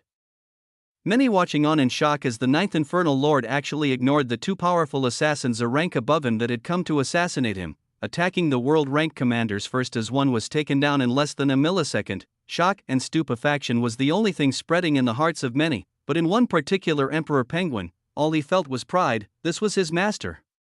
This was Noah Osmont. Chapter 533 Heptakill. There are a variety of rare occurrences that very few beings get to experience in their entire lifetimes: falling in love for the first time, enjoying immaculate food unlike any other, or the feeling of being intimate for the first time. They were all experiences that one would remember and ingrain in their memories. And Noah was experiencing such a feeling right at this very moment as he used the authority of 2 laws for the first time. The feeling of strength and power that he sensed was simply too exhilarating to describe. He had to stop himself from instantly closing his eyes the moment he cast it just to enjoy that feeling of something unknown and powerful coursing through him, his gaze instead seeing every small detail over the area where he expanded the 2 authorities. In the areas he covered, he felt a feeling of control over them unlike anything he had sensed before. In this space, he was king. He placed the focus on the Flame Lord's authority, as he encased himself in a terrible armament, his body vanishing instantly as he turned into a flicker of flames that was faster than the speed of light, instantly appearing behind a world-rank celestial commander as his hand writhed in flames and grasped down. Immense power was gathered in this palm as the authority of the law of fire disintegrated all defenses of the world-rank celestial, his achievements and laws not being able to withstand the attack for even a little. The body of the commander then became inflamed as Noah saw the burst of light that represented loot entering his expansive space, an even more brilliant explosion of fate lines shooting out because of the ability of Fate Stealer. He had arrogantly moved to take down the world-rank celestial commanders first, knowing the star-forging beings would be a much harder case on their own, as he chose to power himself up even more with the fate lines and loot that was simply being delivered to him on a platter by these surrounding commanders. They could only react a millisecond later as their bodies began to shine brilliantly, their faces that of dismay, as even though the 2 star-forging celestials had begun shooting their way, their bodies seemed to move at a turtle's pace as the 2 authorities Noah laid down were not just for show. Rumble. Noah felt the sensation of his hands that were covered with the authority of law that easily decimated the defenses of a being at the same realm him, fully beginning to understand why the palm of the founder was so inescapable back then. This feeling of simply the authority of the law of fire had made him this absent-minded, his heart not even beginning to appreciate the authority of the law of water as he closed his eyes while the celestial commanders near him were panicking. He felt the flames he could control in this domain of authority as he stopped his original ways of thinking and ventured into a different direction. The use of an authority was extremely taxing, both mental and in terms of mana. So very few could even use it for prolonged periods of time and utilize its efforts fully until they were in higher realms of power. So at this moment, Noah stopped restricting himself as he went past just attacking a single being under his banner of authorities. His closed eyes focusing on the Flame Lord's authority, as he pumped the mana he had access to into this authority senselessly. What he wanted to do was not to just focus on one point of attack or reinforce his body, he wanted the entire area that was under his authority to burn. A feeling of freedom erupted from him as he senselessly poured out mana at a rate he never had before, where he could effectively confirm none of his previously cast skills and abilities had ever taken. This much, with him at the center, 7 scrambling world-rank celestial commanders running away from him, and 2 star-forging celestials rushing towards him, his body exploded with scorching red flames that carried a deep orange hue. A hint of gold traveling within them as many watched with shocked eyes the grandiosity thereafter. In the entire red and blue circle that represented Noah's 2 authorities, flames had permeated with him at the center as they filled every single inch of this glimmering circle, forming a resplendent aurora of red and blue as the beings in the surroundings could feel the face melting and dangerously scorching heat of the flames as if the fire was right next to them. Countless implosions occurred within this world of flames as this modified essence filled with authority tried to rip apart any beings that were not Noah. The defenses of the world-rank celestial commanders were shredded over and over again as even while casting what could be considered a wide area of attackability, its damage was so high that even those in the world realm could not defend for long. Pop. Pop. Pop. He could feel the bodies of the celestials get squeezed down by the scorching pressure of flames before they were imploded into fiery balls of fire, the flames sneaking into their orifices as they exploded them from the inside and shattered their origins. 1, 2, 3, numerous pops that represented deaths rang out before Noah laughed in the world of flames, his eyes opening as he gave a command for the flames to clear away, his gaze locking toward the only 2 beings that were still alive within the area of his authority. Boom, 2 star-forging celestials neared him with their spectacular attacks, their bodies steaming in tan as luminous golden veils of light covered them. Their expressions were maddened with fury and anger as amidst all of this, they seemed to have forgotten that they were just acting as assassins. The sight of the circular field under Noah's authority was gradually becoming visible as the beings watching had to blink their eyes multiple times to make sure they were seeing the correct scene. Chapter 534, Just Who Needs to Be Saved? Kazuhiko watched the brilliantly shining domain of flames clearing up instantly, showing the expert control of the being causing this as the sight within it nearly caused his eyes to bulge out. Only 3 beings remained in the area under Noah's authority. It was the 2 star-forging celestials as well as Noah. And that was it. Everything else was a burnt and unrecognizable mass of flesh. The colors of the iridescent and dominating authorities shimmered in the starry expanse of space as the breath of many beings was taken away by it. Kazuhiko looked at this with an unbelievable gaze as he shook his head. Fuck hell, that was 7 world rank experts, right? His thoughts could not help but comment as he observed the burnt and bloody remains around Noah, his body now being covered by a shimmering circle of water that deflected the attacks of the star-forging celestial commanders. But the main point of what he just saw still stuck in Kazuhiko's mind: 7 world-rank experts dead with a single move. 7, these weren't just flies or common beings. They were monsters that had lived for hundreds of years to gun their skills and abilities, yet in the face of a single being using their authority, they were wiped away. I'm gonna have to thank you for being nice enough to bring so many of you this time around. Noah's clear voice could distinctly be heard as he stared at the 2 star forgers with a smile. Using the authority of the law of water to build this defensive and illusory field to actually withstand their attacks, his body was currently rapidly eating up the fate lines of the 7 dead commanders, his percentage in the law of fate already reaching 40% as it continued to climb forward. His gaze stood upon the 2 star forging realm experts as he knew he could not let them go, the rewards they held with them being too abundant. With their defeat, it would mean that just today, he would possibly pierce through the halfway point in the supreme law. His eyes looked at the faces of the 2 assassins as possible identities came to him because of their skills. These were 2 of some of the more powerful commanders under the banner of Aldrich, their entrance here showing simply how much importance was placed on this matter. Not just one of them was sent, but 2. As Noah looked at them with a hungry gaze that wanted to devour, they looked at him with even deadlier gazes as he had effectively taken down powerful commanders they should have been protecting right under their eyes. Rumble, no words were spared as from one of the Starforgers, numerous needle-point golden swords erupted en masses while the other reinforced his body with essence of fate and fire to move towards Noah without hesitation. Even with the use of authorities, these beings that were an entire realm above Noah had been able to withstand it with their powerful reinforcements, as well as the fact that they comprehended more of the law of fate than the Dead World rank commanders. They prepared to complete their mission even with the deadly power showed as in their beliefs. They knew the strain of using the authority granted by laws was enormous, and already saw themselves being able to pierce through his defense in just a few minutes. These few minutes would be crucial as they knew with their appearance here, they had set a precedent that would cause the war to become even deadlier as beings of high ranks could start moving at this moment, just a matter of minutes, and they believed it would be enough. What they didn't know was how wrong their assumptions were, and the fact that Noah was only just beginning to use all of his abilities, as he kept the authorities of the laws of water and fire active. Noah appeared and disappeared at light speed as he only became a wisp of a flame, dodging the many needle-like golden blade and the crackling hands trying to tear his clone apart. When it came to those a level above him, he saw that the use of authority would allow him to restrict their movements while heavily boosting him, cutting the gap in their strength as his other skills would more than make up for it. Even the Flame Lord's armament he was adorning granted him a level of protection where very little damage that he could not dodge from the Starforgers got to him. Now, all he had to do was overpower them with his wide array of abilities. Using the boosts of the two authorities, he began with the spectacular abilities of and his scorching meteors began to shoot towards the two celestials out of nowhere, droves of water also filling the circular area under his authority as his enemies were restricted even more. Even with this, there was still his transformation skills that he could use, and abilities from the 7 deadly sins.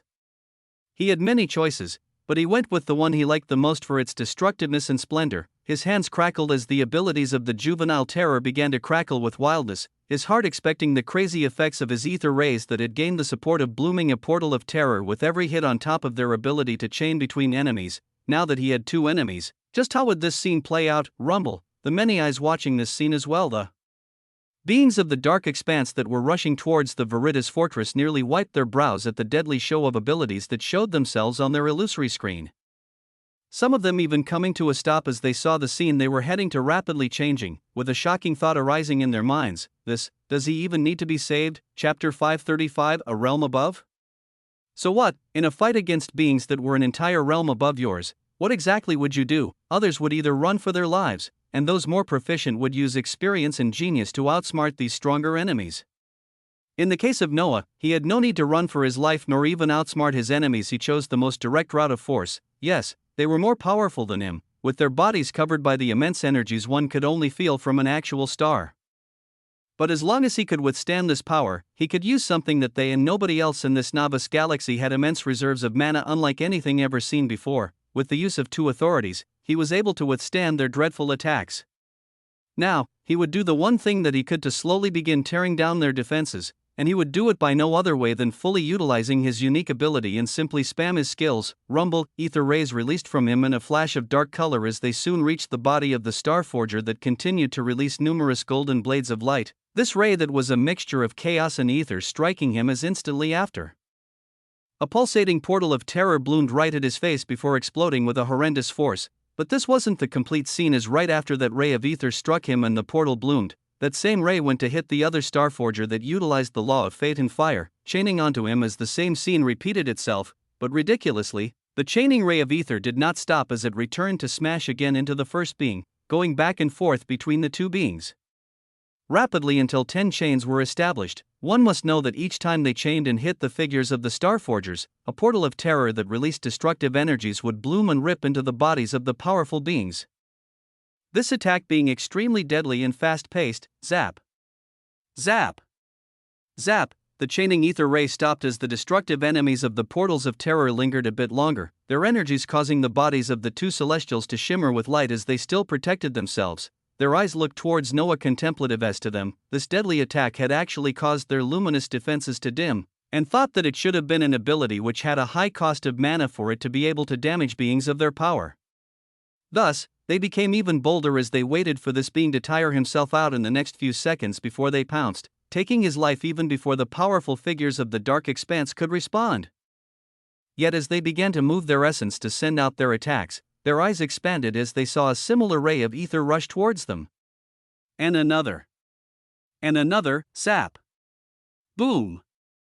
Zap, every single ray came with it more than 10 portals of terror, the rays chaining between the two star-forging celestials as they didn't even have the time to separate, thus they received double the damage from the close proximity of the portals of terror that bloomed from each of them. Zap, many beings watched with agape expressions as the powerful starforgers were put in a constant defensive position, terrible destructive portals releasing close to them every half a second as they used their huge reserves of energy to reinforce their defenses. The constraints of Noah's two authorities still around them as they believed this being would tire himself out of energy sooner or later. This thought that Noah would be stopping these horrendous attacks that should naturally cost a lot of mana to use so frequently in order for them to retaliate, would actually be the nail on the coffin for these hundreds-year-old monsters at the star-forging realm. This was because many watched in stupefaction as the ninth infernal lord did not even seem to be putting in all that much work. His body regal wreathed in flames and a bubble of shimmering water protected him, his hands spread out as chaotic rays of darkness left every second to smash into his enemies. Only a light smile and a look of anticipation was present on his face as this was the only thing he did. No other attacks, no other ridiculously colorful abilities, just the constant spam of ether rays that had the attributes of chaining and summoning portals of terror every time they hit, but just this was actually more than enough as dark expression covered the faces of the two star-forging realm experts, feeling their energy draining lower and lower from defending against the terrible attacks as their enemy just continued to throw more of them, in their minds as they could only defend against these terrible attacks without even being able to retaliate. They were only thinking how his energy should soon be expanded. Right, yet many watched with disbelief as the grandeur of star-forging beings was stripped away every passing second, the single infernal lord keeping them all at bay as their illusory golden defensive shields became thinner and thinner, their faces becoming darker as time passed. At this moment, a few across the battlefield had actually begun to question their awareness as they actually began to wonder if the powerful auras of the two assassins really was at the star-forging realm. Had their senses tricked them? Disbelief was spreading across the minds of many as the expected power and domination that beings of such a realm should have been capable of causing was all but gone. The both of them left to simply defend as they could do nothing else. Aside from the disbelief and stupefaction, the surrounding celestials were already feeling deep fear as even these powerful beings were actually being dominated by this single infernal lord. Zap! Boom! The faces of the two star-forging realm experts became ashen at this moment as they sensed their nearly depleting energies while their enemy still had a calm smile on his face. Unbelievable thoughts began to spring in their minds at this impossible situation that went against everything they knew. They were a realm higher, they had more energy, they were lost for words as a shocking thought traveled across the minds of many watching beings. This infernal lord wasn't about to defeat two beings a realm higher than him this simply, right?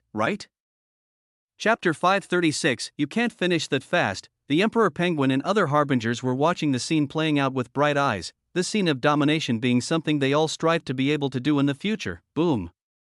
Boom! Explosions after explosions resounded as a ridiculous feature of portals of terror being summoned anytime an ether ray hit an enemy was abused, the chaining rays ravaging through the defenses of the star-forging beings as they had unbelieving and unwilling expressions. They were powerful experts that had trained for hundreds of years. They were commanders that actually piloted one of the terrible dreadnoughts of the Celestials. They were beings of immense positions that should not have been in a predicament like this. They had expected to quickly assassinate this being an entire realm below them quickly, and they brought two of them to guarantee this reality. Yet, the ridiculous scene where they could not even get a chance to fight back occurred. They could not realize their wide variety of splendorous abilities, not show the experience and smarts they had cultivated for hundreds of years. All they could do was slowly watch with unwillingness as their energy reserves were being cleaned out by a being that seemed to have limitless energy. Zap! Boom! None of their unwilling thoughts were answered as Noah simply continued to throw out rays of ether, the powerful defenses of these beings remaining paper thin as the one who could turn into a needle-like golden sword was the first to falter. RIP, the layers of energy he surrounded himself with for protection were ripped apart, a ray of ether and a subsequent portal of terror coming down to tear apart everything that made him as he exploded into a gory show of blood. Woohoo! Seeing this ridiculous scene, the remaining Starforger let loose as he burned his very soul for more energy, waves of gold and red erupting out as he rushed towards Noah for the first time since they began the defensive bout. Yet it was at this moment that this powerful being took the most damage, as a feature of the support ability that allowed Noah's ether rays to chain simply showed its utter ridiculousness. There were no surrounding enemies in the circular field where he laid down his authorities for the ether ray to chain to. So what it did was simply, repeatedly, and instantaneously smash into the body of this single star forger as it made him shake like his body was having an epileptic seizure.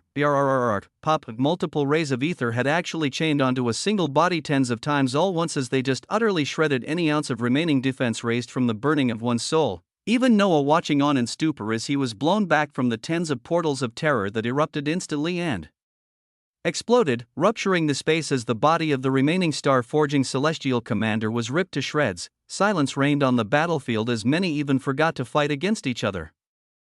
The 4 world-rank celestials that had gone to match the commanders of the Veritas fortress were shaking with a feeling of horror as the entire 2 celestial legions felt their bodies rumbling with fear, the reality of what just occurred in front of them being very hard to imagine. Even Noah himself was asking if his skills were bugged. The chaining effect repeatedly smashing onto a single being as their defenses were utterly shredded being something even he did not expect. 2 star forging beings had come to assassinate the 9th infernal lord, and this target had somehow turned the tables around as he decimated them and 8 world rank experts in a matter of minutes. It was such a short period of time that even the powerhouses that had been rushing over from numerous locations to gather here and save this infernal lord could not even arrive in time before this damsel ripped apart the high-level assassins himself. Not just assassins, but powerful beings practicing the law of fate, their bodies filled with immense power at the star-forging realm. This was a realm where one's origin was actually transformed into a miniature star, the force behind such a thing being hard to comprehend. As the battle between such beings came to such a quick and abrupt close, many were just watching with agape expressions as they did not even know how to process it all. They glanced at the bloody remains of shining celestials that had an overpowering aura when they arrived, and now they floated in a red and blue void of space where only a single being remained. These beings were genuine powerhouses at the star-forging realm.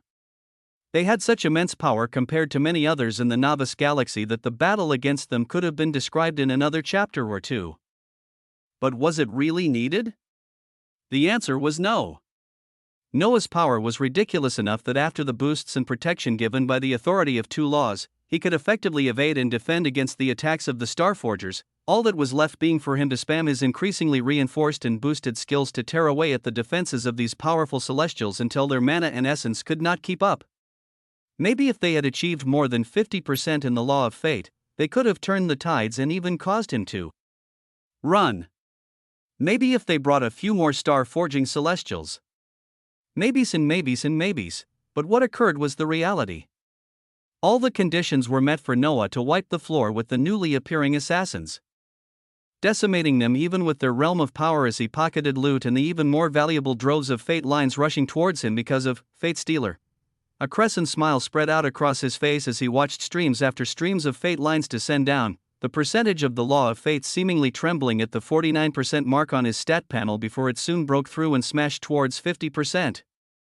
50%, Chapter 537. Win some, lose some, across the vastness of space of the Novice Galaxy, a particularly powerful being was watching a singular illusory screen showcasing the quick battle at the Veritas fortress. Aldrich, the remaining founder of the Celestials, watched on without so much as a change of emotions in his eyes as 2 star-forging realm Celestials were actually killed.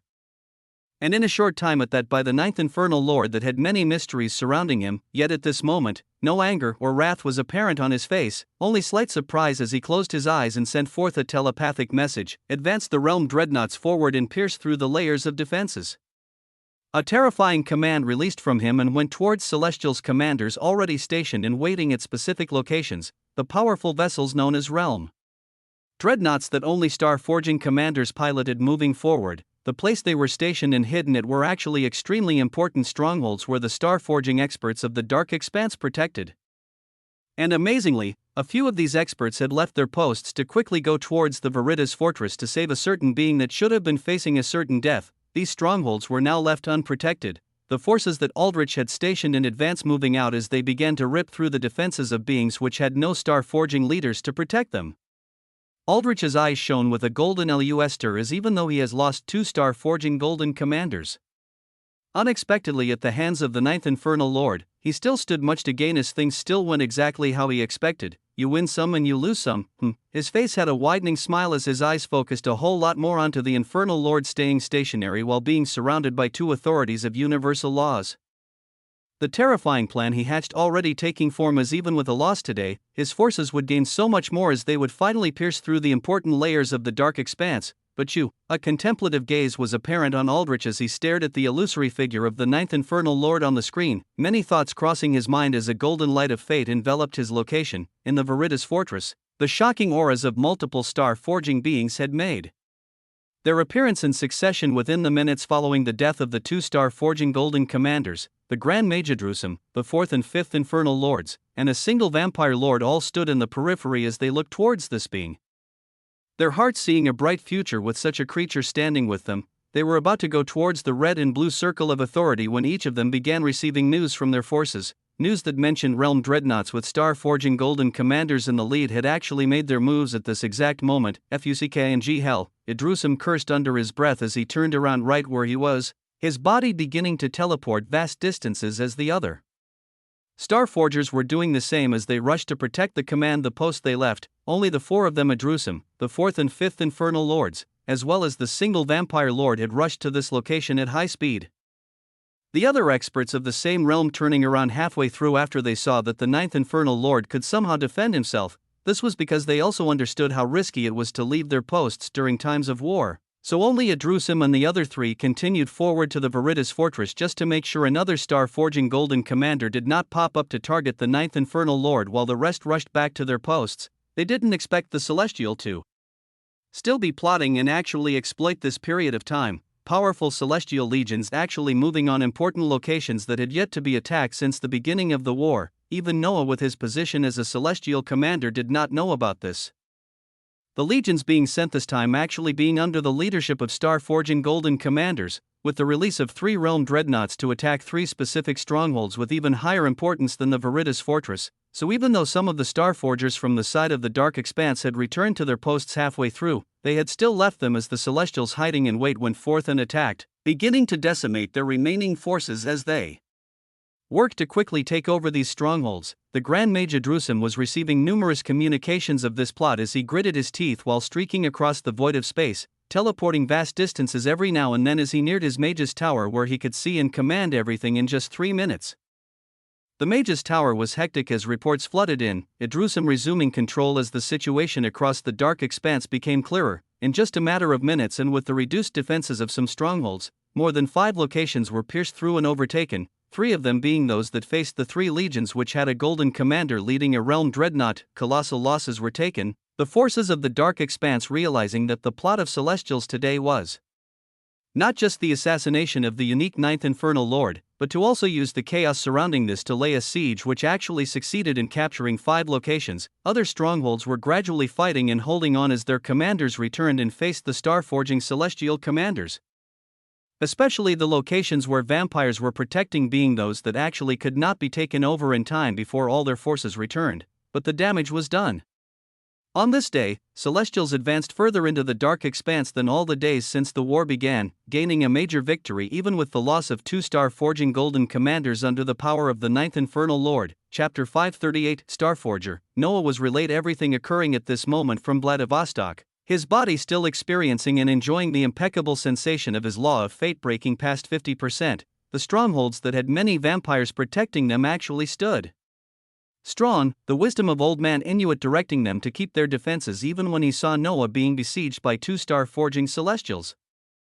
Only a single vampire lord at the star-forging realm had left because Inuit still had a semblance of worry, but his intuition allowed for them to actually hold off 3 celestial legions under the banner of golden commanders. Only the strongholds that were heavily protected by mages and infernals fell, all 3 of the powerful realm dreadnoughts being sent into these locations as if by a plan, expecting the fearsome defense of the vampires, those 3 targeted strongholds falling into the hands of celestials, as well as another 2 similarly defended strongholds. Tens of billions of beings were now under the influence of celestials because of this move, their forces advancing further into the dark expanse as the forces of the 5th and 6th infernal lord had to retreat, along with many commanding mages and wizards, as they unwillingly left behind their homes to gather their power and not needlessly die before they tried to fight back for them. If the Celestials so chose, they could obliterate these planets and kill billions, and this was the untold threat that allowed for them to smoothly take over the numerous planets CLU.S. tiered around these 5 strongholds the moment those defending them were defeated. Thus, even though the plot of assassination failed, a hidden plot had succeeded. Noah rapidly collected his thoughts as his surroundings rapidly changed, multiple star-forging beings appearing and leaving in a matter of seconds, the two celestial legions collapsing as the remaining four commanders were quickly defeated. The Veritas fortress that was at the center of a huge plot today actually surviving with very few deaths or injuries to their people. Seeing the many beings clearing the battlefield while looking toward his shimmering circle of authority, he deactivated his authorities as he sent out a few telepathic messages to his people and then disappeared from the battlefield. There were too many things currently occurring within him as he wanted some time to observe them all, fate discernment. Telling him that nothing else exciting would be happening around the Veritas fortress today, he could not change the outcome of the plot that the higher-ups of the Celestials hatched, to the point that even his identity as Crixus did not grant him this information for the plot today.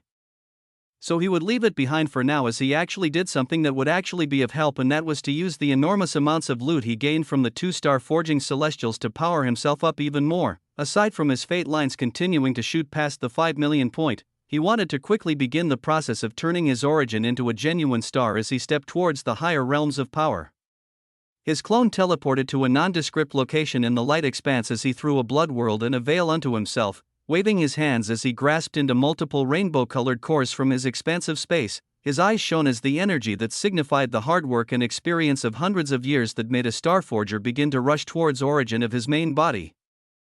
A unique phenomenon occurring as his clone continued to act like limbs to his original body, whatever they absorbed being sent directly to him and whatever energy they used also coming from him. This meant that Noah's main body that was overseeing the occupied witch's lair had hidden itself in his command room as he also veiled himself and accessed the expansive space to bring out more star-forging cores, the energy rushing in even faster as it simply acted like multiple limbs on his body were absorbing the dense essence. Even the second clone in the time-space did the same as the potent star-forging cores that would have taken a day or two to fully be absorbed were becoming smaller at a rate visible to the N. AKEDI, Noah's body's gaining a starry hue as his face shone with splendor. All the essence rushed toward his origin as it remolded it, the domain energy and the essence of the world rank beginning to transform into a genuine star within him as the forging continued. Dawn, fluctuations were released every few seconds from his origin as it became larger yet more compact. Noah accessing the abundant atmospheric essence of his spiritual world through his second clone as the process went on. Without a problem, Dawn, his entire body seemed to be vibrating as time passed as it felt heavier and ridiculously stronger, a natural thin film of protective light similar to the ones that protected the two-star forging assassins beginning to wrap around him as it shimmered with an assortment of colors. Dawn, his speed, strength, defense, everything was shooting higher and higher as a star was gradually forged within him, his eyes opening sharply as he stared at a blinking stat panel. Noah Osmont, titles, Infernal Lord, Variant, Bloodlines, Vampire Progenitor, Fate Lines, 5,256,728, Chaos Particles, 1,483,245, Origin Cores, Fire 5, Water 5, Domains, Fate, Chaos, Space, Fire, Water, Vitality, Starforger, Focus, Strength, Starforger, Laws, Fate 52%. Chaos 14%, Space 8%, Fire 52%, Water 52%, Authorities, Fate Lord, Flame Lord, Water Lord, and additional authority, vast advancements that would terrify the most powerful of beings in the novice galaxy. And a sparkling new addition that read Starforger. Because of this single battle and plot to take his life, he was actually given such a large amount of presence that his power had skyrocketed into the realm right before the highest one in the novice galaxy, making an even grander advancement as he effectively comprehended more than half of a supreme law and gained the subsequent authority. Chapter 539 Might as well make a realm. Noah flew the still exploding strength of his body as he freely let the essence in his environment rush towards him, his eyes honing in on his stat panel that listed the newly gained authority of a supreme law, Fate Lord's authority, a right given to a being that is embarking on the path of understanding fate. This authority has the effects of radiant knowledge, caste disruption, mana interference, fate manifestation, atmospheric regulation, as well as increasing the effectiveness of all fate-related abilities by 1000% and reducing their mana cost by 95%. The simpler description of the authority given after passing the 50% mark in the law of fate was displayed on his eyes as he went over it. Nearly everything was the same as the authorities of the laws of fire and water, but the effectiveness of fate's skills under this authority were actually 1000% compared to the 500% of the previous two laws, with the mana cost being cut down by 95%. The only thing else that was new was the addition of the ability called Radiant Knowledge. Noah's eyes twinkled as he didn't make himself wait before casting the authority, his first clone that had the identity of the Infernal Lord and was currently hidden in space. Casting this authority is a small range around him. Golden fluctuations erupted outwards as Noah closed his eyes and compared the feeling of this authority. In the few meters surrounding him, it had turned into a space tinged with a gold hue as abundant fate essence filled the surroundings, each of them dancing joyfully as they waited for Noah's commands. He felt the stupendous feeling of strength this authority brought him as the effects of the abstruse skill called radiant knowledge smoothly came in. His thoughts moving subconsciously as an idea seemed to suddenly strike him, his hands waving forth as he also cast the ability that cultivated the law of chaos, disciple of chaos, rumble. It felt like oil being added to fire as the intrusion of chaos particles into the radiant field of gold fate essence that were abundantly swimming in the laid-out authority exploded out, this action causing a chain reaction as even more chaos particles manifested to rush down. It was similar to when Noah performed dual cultivation, but the reaction was much more intense as he quickly made calculations as time passed. His eyes shook as he confirmed the effect was actually closer to being more than 5 times as effective as when he performed dual cultivation of the two supreme laws. This space under Fate Lord's authority, actually providing a way for him to increase his progress in the opposing law of chaos even faster. His thoughts moved rapidly as he continued to test a few things, his second clone in the time-space actually taking over the task as he released Fate Lord's authority in the region where he was surrounded by 4 different law spaces, not wasting any time thereafter as he cast the authorities for the law of water and fire as well. Rumble, the very space around him shook at the immensity of the authorities as at this time, Noah also cast the skills that would allow him not to just perform dual cultivation, but quadruple cultivation as all the techniques of comprehending the laws of fate. Chaos, water, and fire were cast. His body was first covered in the respective law spaces of these elements that gave him access to their abundant energies, and he then laid out the authority for each of them but chaos, gaining access to their purest forms of essence as the effects of his progress were multiplied. He was actually cultivating by using his authorities something that nobody could do in this novice galaxy. Who had the capability to master 3 laws more than halfway? Who had enough mana to keep such authorities active at all times? It was only him. It was ridiculous, crazy, and unsustainable for anyone else but him as he visibly saw the numbers of fate lines and chaos particles changing rapidly. The fire and water origin cores also spinning rapidly within his main body as they ate up as much energy as they could before they spit even more out to reinforce his body. Long story short, through the use of the authorities of the laws that he had comprehended more than 50% of, he had increased his speed in law comprehension multiple times. The norm of a being taking longer to advance as he reached higher stages was once again broken as while Noah achieved grander achievements in realms, his speed continued to accelerate even faster. What slowing down? What pacing? Taking years to make advancements, Noah gave a big middle finger to all of this as he barreled forward, achieving things that would take others hundreds of years in a matter of days. Yet somehow, this speed was still getting faster. It was ridiculous, to say the least, but Noah only nodded contently as his second clone continued this new cultivation method, the unique ability termed radiant knowledge under Fate Lord's authority, spinning again as all the ideas he had about the future and himself were laid out clearly in his mind. All these ideas coming together in a much cleaner manner as he was provided knowledge of how to use these ideas in a more optimum manner similar to how he stumbled to try his newest cultivation method. His thoughts at this moment had revolved from the battles of the last war, the mysteries he was still unfolding, and then they came to rest on a single topic amidst all of these, and that was his plan of forming a realm. He had just broken into the star-forging realm and passed the 50% mark on 3 universal laws, and at this time he rose as he stared at the starry expanse before him as he said to himself, I might as well make my realm, a shocking and arrogant thought. Yet it seemed achievable to Noah as the radiant knowledge ability under the Fate Lord's authority acted like an upgraded version of Fate Discernment, this new ability not showing him any abstruse concepts or hidden meanings he had to figure out as his own thoughts and ideas were filled to the brim with new information as any gaps were filled, wondrous new possibilities that Noah had not considered opening themselves up in his eyes. Chapter 540 Prepare for something beautiful. To make a realm, Noah had originally planned to go through the upgrading of tiers of the spiritual world into a spiritual realm. He wanted to observe this process before he fully committed to the grand undertaking of elevating his homeworld and the many other connected worlds into a singular realm. This idea seeming feasible if he combined the status of all his connected worlds and fused it all together to create a realm. Yet now, he looked at the upgrade of his spiritual world and his connected worlds in the same manner. His spiritual world was also connected to him, which also meant it shared a connection with his homeworld and all the other worlds. So why not use the upgrade of Tears into the spiritual realm as the conduit for the fusion of all his connected worlds into an even grander realm? He had not even entertained this idea before because of many unknowns and because it involved the lives of beings that now passed a few 100 billion, but the advent of Fate Lord's authority filled his gaps of information with a lot of knowledge that made him confident in this possibility. It would truly be a great undertaking as it was. Not simply him tying the spiritual world upgrade with his homeworld and many others, it also signified that the wondrous things and the unique features of the spiritual world would all be shared into a grand realm that would be nothing like any of the other realms out there.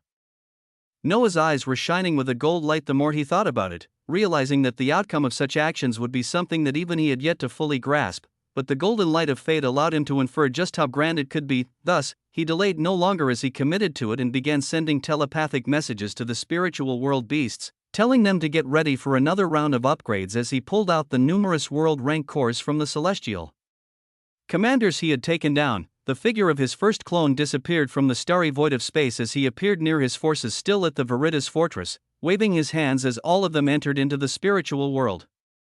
He could see Commanding Mage Turner and the others sending out numerous directions, their eyes shaking as they turned towards him. Noah only gave a light smile as he knew if these beings could actually feel his hidden aura that was now at the Starforging realm, it wouldn't just be their eyes that shook. He sent commands for the Infernal Legion still at the Veritas fortress to remain stationed as he disappeared again without even glancing at rest the masses of beings that were still moving to clear the battlefield. Some were happy, but the commanders were filled with worry as the news of multiple celestial legions using this opportunity to pierce through the defenses of the dark expanse reached them. Since Noah also could not change this at the moment, he continued forward for his grand goal of creating a singular realm unlike any other. After collecting his subordinates, his figure actually teleported at the void of space not too far from his home world, glancing at the twinkling blue star far away from his gaze as he released the spiritual world to become its full size, Rumble. A splendorous world that was a huge central continent surrounded by 4 floating continents appeared. Sparkling essence seemingly overflowing from it and into the surrounding space as it grandly appeared. Within it, multiple domain-rank spiritual beasts had appeared in the time-space where Noah's second clone was training. Stepping into the vibrant law spaces filled with essence as they received multiple world-rank cores from this clone, the Emperor Penguin and others had already taken down a world-rank expert and gained such cores themselves in the first battle as they absorbed them and the herbs of the spiritual world to improve their realm, but they weren't enough. With Noah freely distributing his loot though, and even releasing the few star forging cores he had not completely absorbed, the achievement of getting many beasts at the world rank would be achieved in a matter of days. Of course, they would be in the time space, so this would barely be more than a few hours in the outside world at this juncture. Noah actually prioritized the spiritual land beasts, the harbingers of sin like Kazuhiko, the Kraken, and even Barbados taking a back seat in upgrading their realms for now. As the beasts worked to increase their ranks, Noah himself had to move to obtain the remaining prime world cores required to initiate the upgrade of the next tier. This would require for extremely ruthless actions of displacing billions of beings into the ancient blood world while he devoured the cores of their worlds. But even the devoured entities that were the world cores would simply be assimilated into the entity overseeing the spiritual world, so he didn't see it as too much of a loss for them. This was especially so since all of the displaced beings would soon be placed into a grand realm that their worlds went on to help create. There were many ways that Noah could go about justifying his actions, but his mind continued to flash with ideas as he moved to actually obtain these world cores. The beings all over the Navas galaxy continued to move at this time as the powerful forces digested the move of Celestials and their success into piercing deeper into the dark expanse, the seriousness of this situation overtaking anything else in the minds of these powerful figures, so they focused on the continuing efforts of the war, none of them knowing that in an unknown corner of the light expanse, a single being was about to start the upgrade of a unique treasure that he found in a small world. This unique treasure had grown so much that it was now about to enter the stage that nobody could have thought possible. But the result of this would not just be the creation of a grand realm as Noah expected, even he was about to be blindsided by the unexpected results that would come because of the formation of this realm, something that was only ever on the back of his mind actually coming to fruition because of the actions he was about to undertake. Chapter 541, Her ability makes her fit. Across the vastness of space, a few golden commanders, celestials that had achieved the star-forging realm were sitting with serious faces as a cold atmosphere overtook the command room of the realm dreadnought they were in. This enormous vessel that very few star-forging commanders got the chance to pilot was actually not alone. Another realm dreadnought of exactly the same enormous size stationed not too far from it. The size of these vessels were nearing those of continents, with them being packed by hundreds of thousands of celestials with their exteriors shimmering with deadly weapons that could easily decimate prime worlds. Currently, this second realm dreadnought was actually not occupied with any commanders, only masses of celestials moving within it, as the commanders that normally took its reins were the two-star forging celestials that had been chosen to assassinate Noah. Now with their death, a new commander had to be chosen for this monstrous vessel of death, and it was why this meeting was taking place. I can take over to avenge our brothers. I will see to it that Veritas Fortress falls, a strong voice erupted from a Starforger that had sharp green hair, his eyes wild with power as the elements of the law of earth and fate shimmered around him. The surrounding Starforgers nodded at his words as they saw no issues. The green-haired Starforger looking at a single celestial at the forefront of the command table they were situated around, all the eyes of the room turned towards this being who was known as Golden Child, the celestial that currently acted as the right-hand man of Aldrich. This being had eyes that seemed to constantly be shining with a golden light, his gaze calm as he voiced out, "No." Unexpected gazes locked onto the Golden Child as they wondered for the reason of the denial. Silence overcoming the room as his face seemed to show a certain level of uncertainty before he spoke. "The one to take control of the realm dreadnought shall be the upcoming commander Athena." Shocked faces were the only thing that met him as the powerful celestials looked around the room in confusion. The green-haired Starforger known as Commander Verdun speaking out carefully, "The War Princess? But that makes no sense. Not to even talk of her merits, but she has only just begged a dash. This is not coming from me, but from the founder himself." Rumble. Waves of essence tumbled out at this as everyone shut up. Any misunderstandings or grievances they had wiped away instantly as they nodded, even though they had many questions. Even though many of them did not follow the train of thought of why an upcoming commander who was still at the world rank would be given command of one of the few powerful weapons of the Celestials, they still agreed because it was the words of the founder. The Golden Child looked at the many faces before he sighed and spoke once more. "It is because of her unique ability that allows her to see the movements of the enemy even before they happen. Precognition. Our enemies are veiled in chaos where we cannot discern their future even with our techniques of fate, which led to us losing 2 brothers today. This unique War Princess actually has an ability that will help counter the 9th Infernal Lord with all his surprises becoming things we can anticipate." The Golden Child spoke of the ability of the War Princess as the listening Starforgers adopted astonished expressions, their gazes agreeing as time passed while the Golden Child continued to speak. "Brother Verdant and Lyle, you two will accompany Athena on the Blazing Realm Dreadnought, along with the company of the other 3 geniuses that participated in the recent tournament. The founder plans to create an enormous legion to specifically counter the forces stationed at the Veritas Fortress, and you will be at the forefront of it." Rumble. A golden glow erupted from his eyes at these words as the surrounding Starforgers nodded. For order, for balance, waves of change continued to spread out as the effects of the recent battle continuing. A being that should have taken months to show great battle merits actually being flung to the center stage in a short period of time. Was this the meaning of one with a noble fate, or something else entirely? Nobody could say they knew as the preparations were made, the commands being related to Athena, Crixus, the three-eyed Fate Child, and Grandmaster Light. It was at this time that Noah's main body received the telepathic commands, and he was actually performing a change at this time as his first clone that had been moving to acquire Prime World cores all this time teleported into the expansive Prime warship of the Celestials he was on, both these 2 bodies appearing at the same veiled location.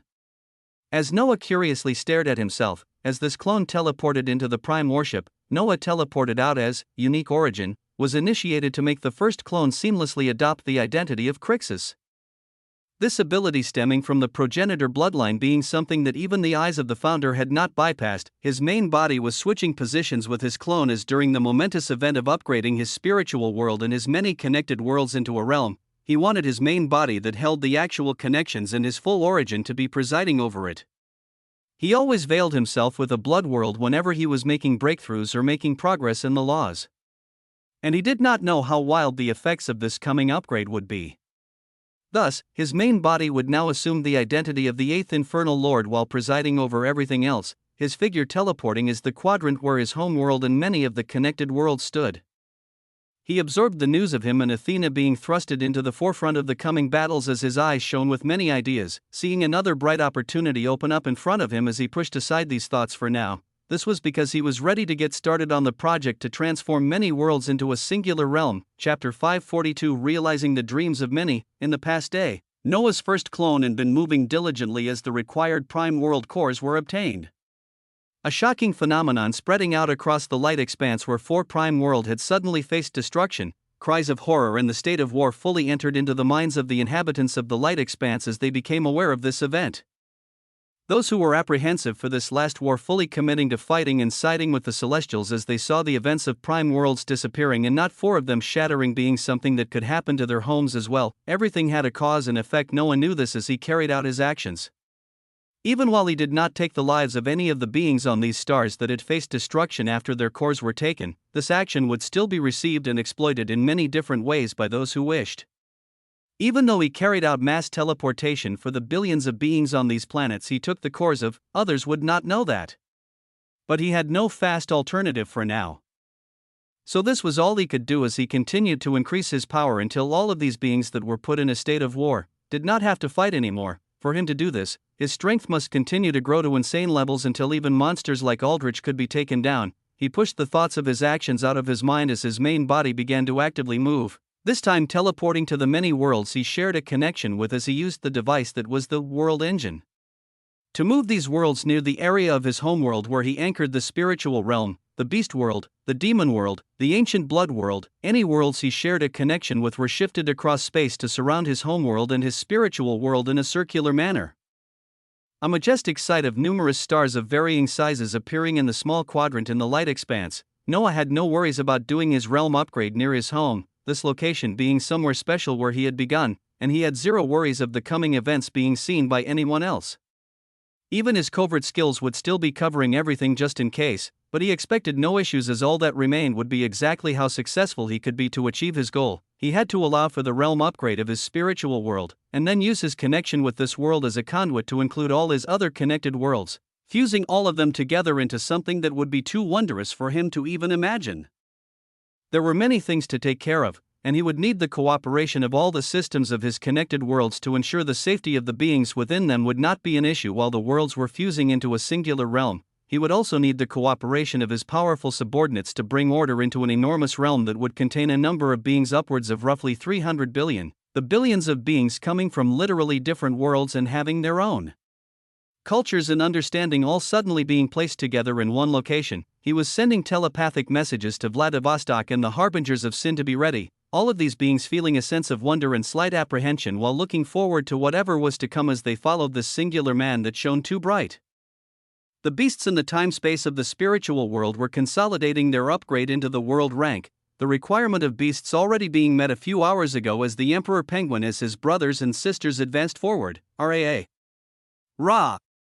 RAA, the Emperor Penguin was currently taking the role of a big brother as he lectured all the other spiritual world beasts to be ready, this upgrade being of even more significance to them as the original inhabitants of the spiritual world which was known as the Frozen Plateau Spiritual Land just a couple of months ago. In the beast world, Queen Adelaide was situated on a grand blue throne, the Shadow Guard Knight who was currently at the Void rank.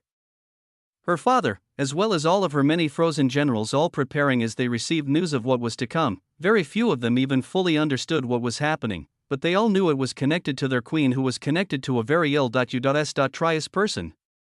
The queen in question was staring out absent-mindedly as never in her wildest dreams would she have expected the unique skill her mother passed down, Golden Rule, would have ever made something like this possible. It only allowed her to find the being that would give her the brightest future, but she never expected for someone so out of this world. Her frozen gaze looked forward as their world took its position among many and surrounding a single spiritual world. Across the many stars that Noah was connected to, many beings were having their own thoughts as ideals out of their wildest dreams were becoming realized.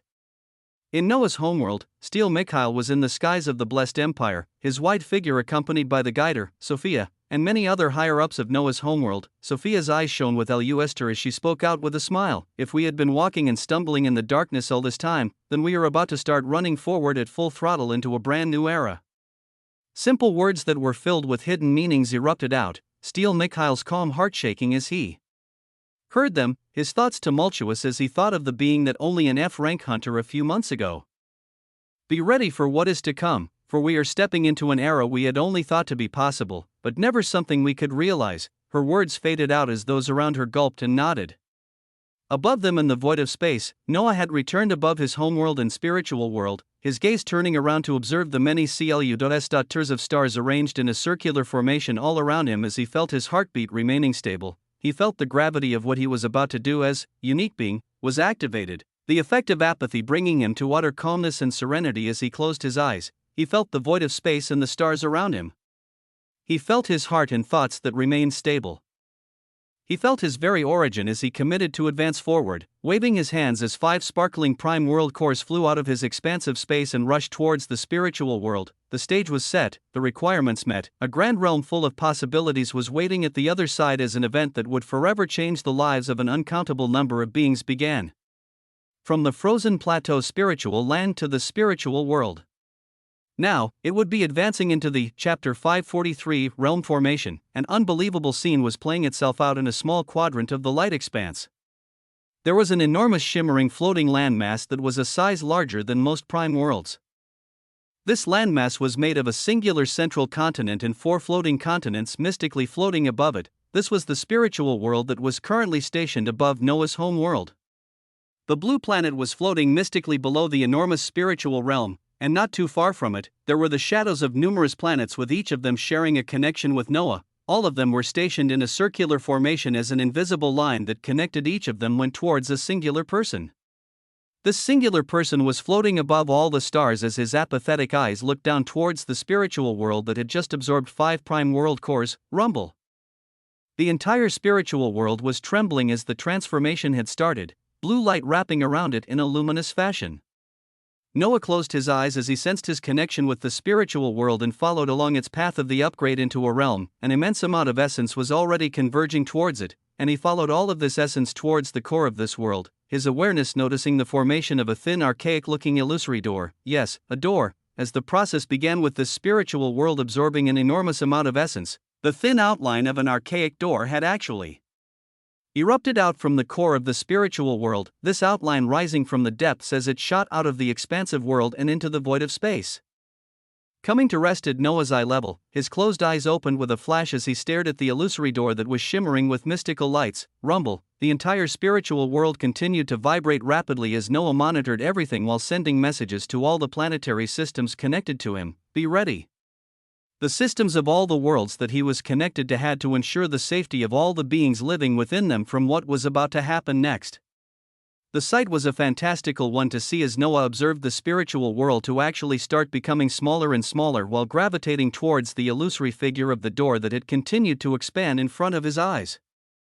This was the process that the spiritual world was taking to upgrading to a realm. After the initiation, an illusory door had appeared. The landmasses of the spiritual world would all be absorbed into this door as they were placed in their own spatial plane, becoming a full-fledged realm thereafter. As Noah observed one of the continents of the spiritual world getting closer to the door and being absorbed into it, he focused on his connection to his main world, the connection that was the strongest, as this connection and his will were relayed to the spiritual world.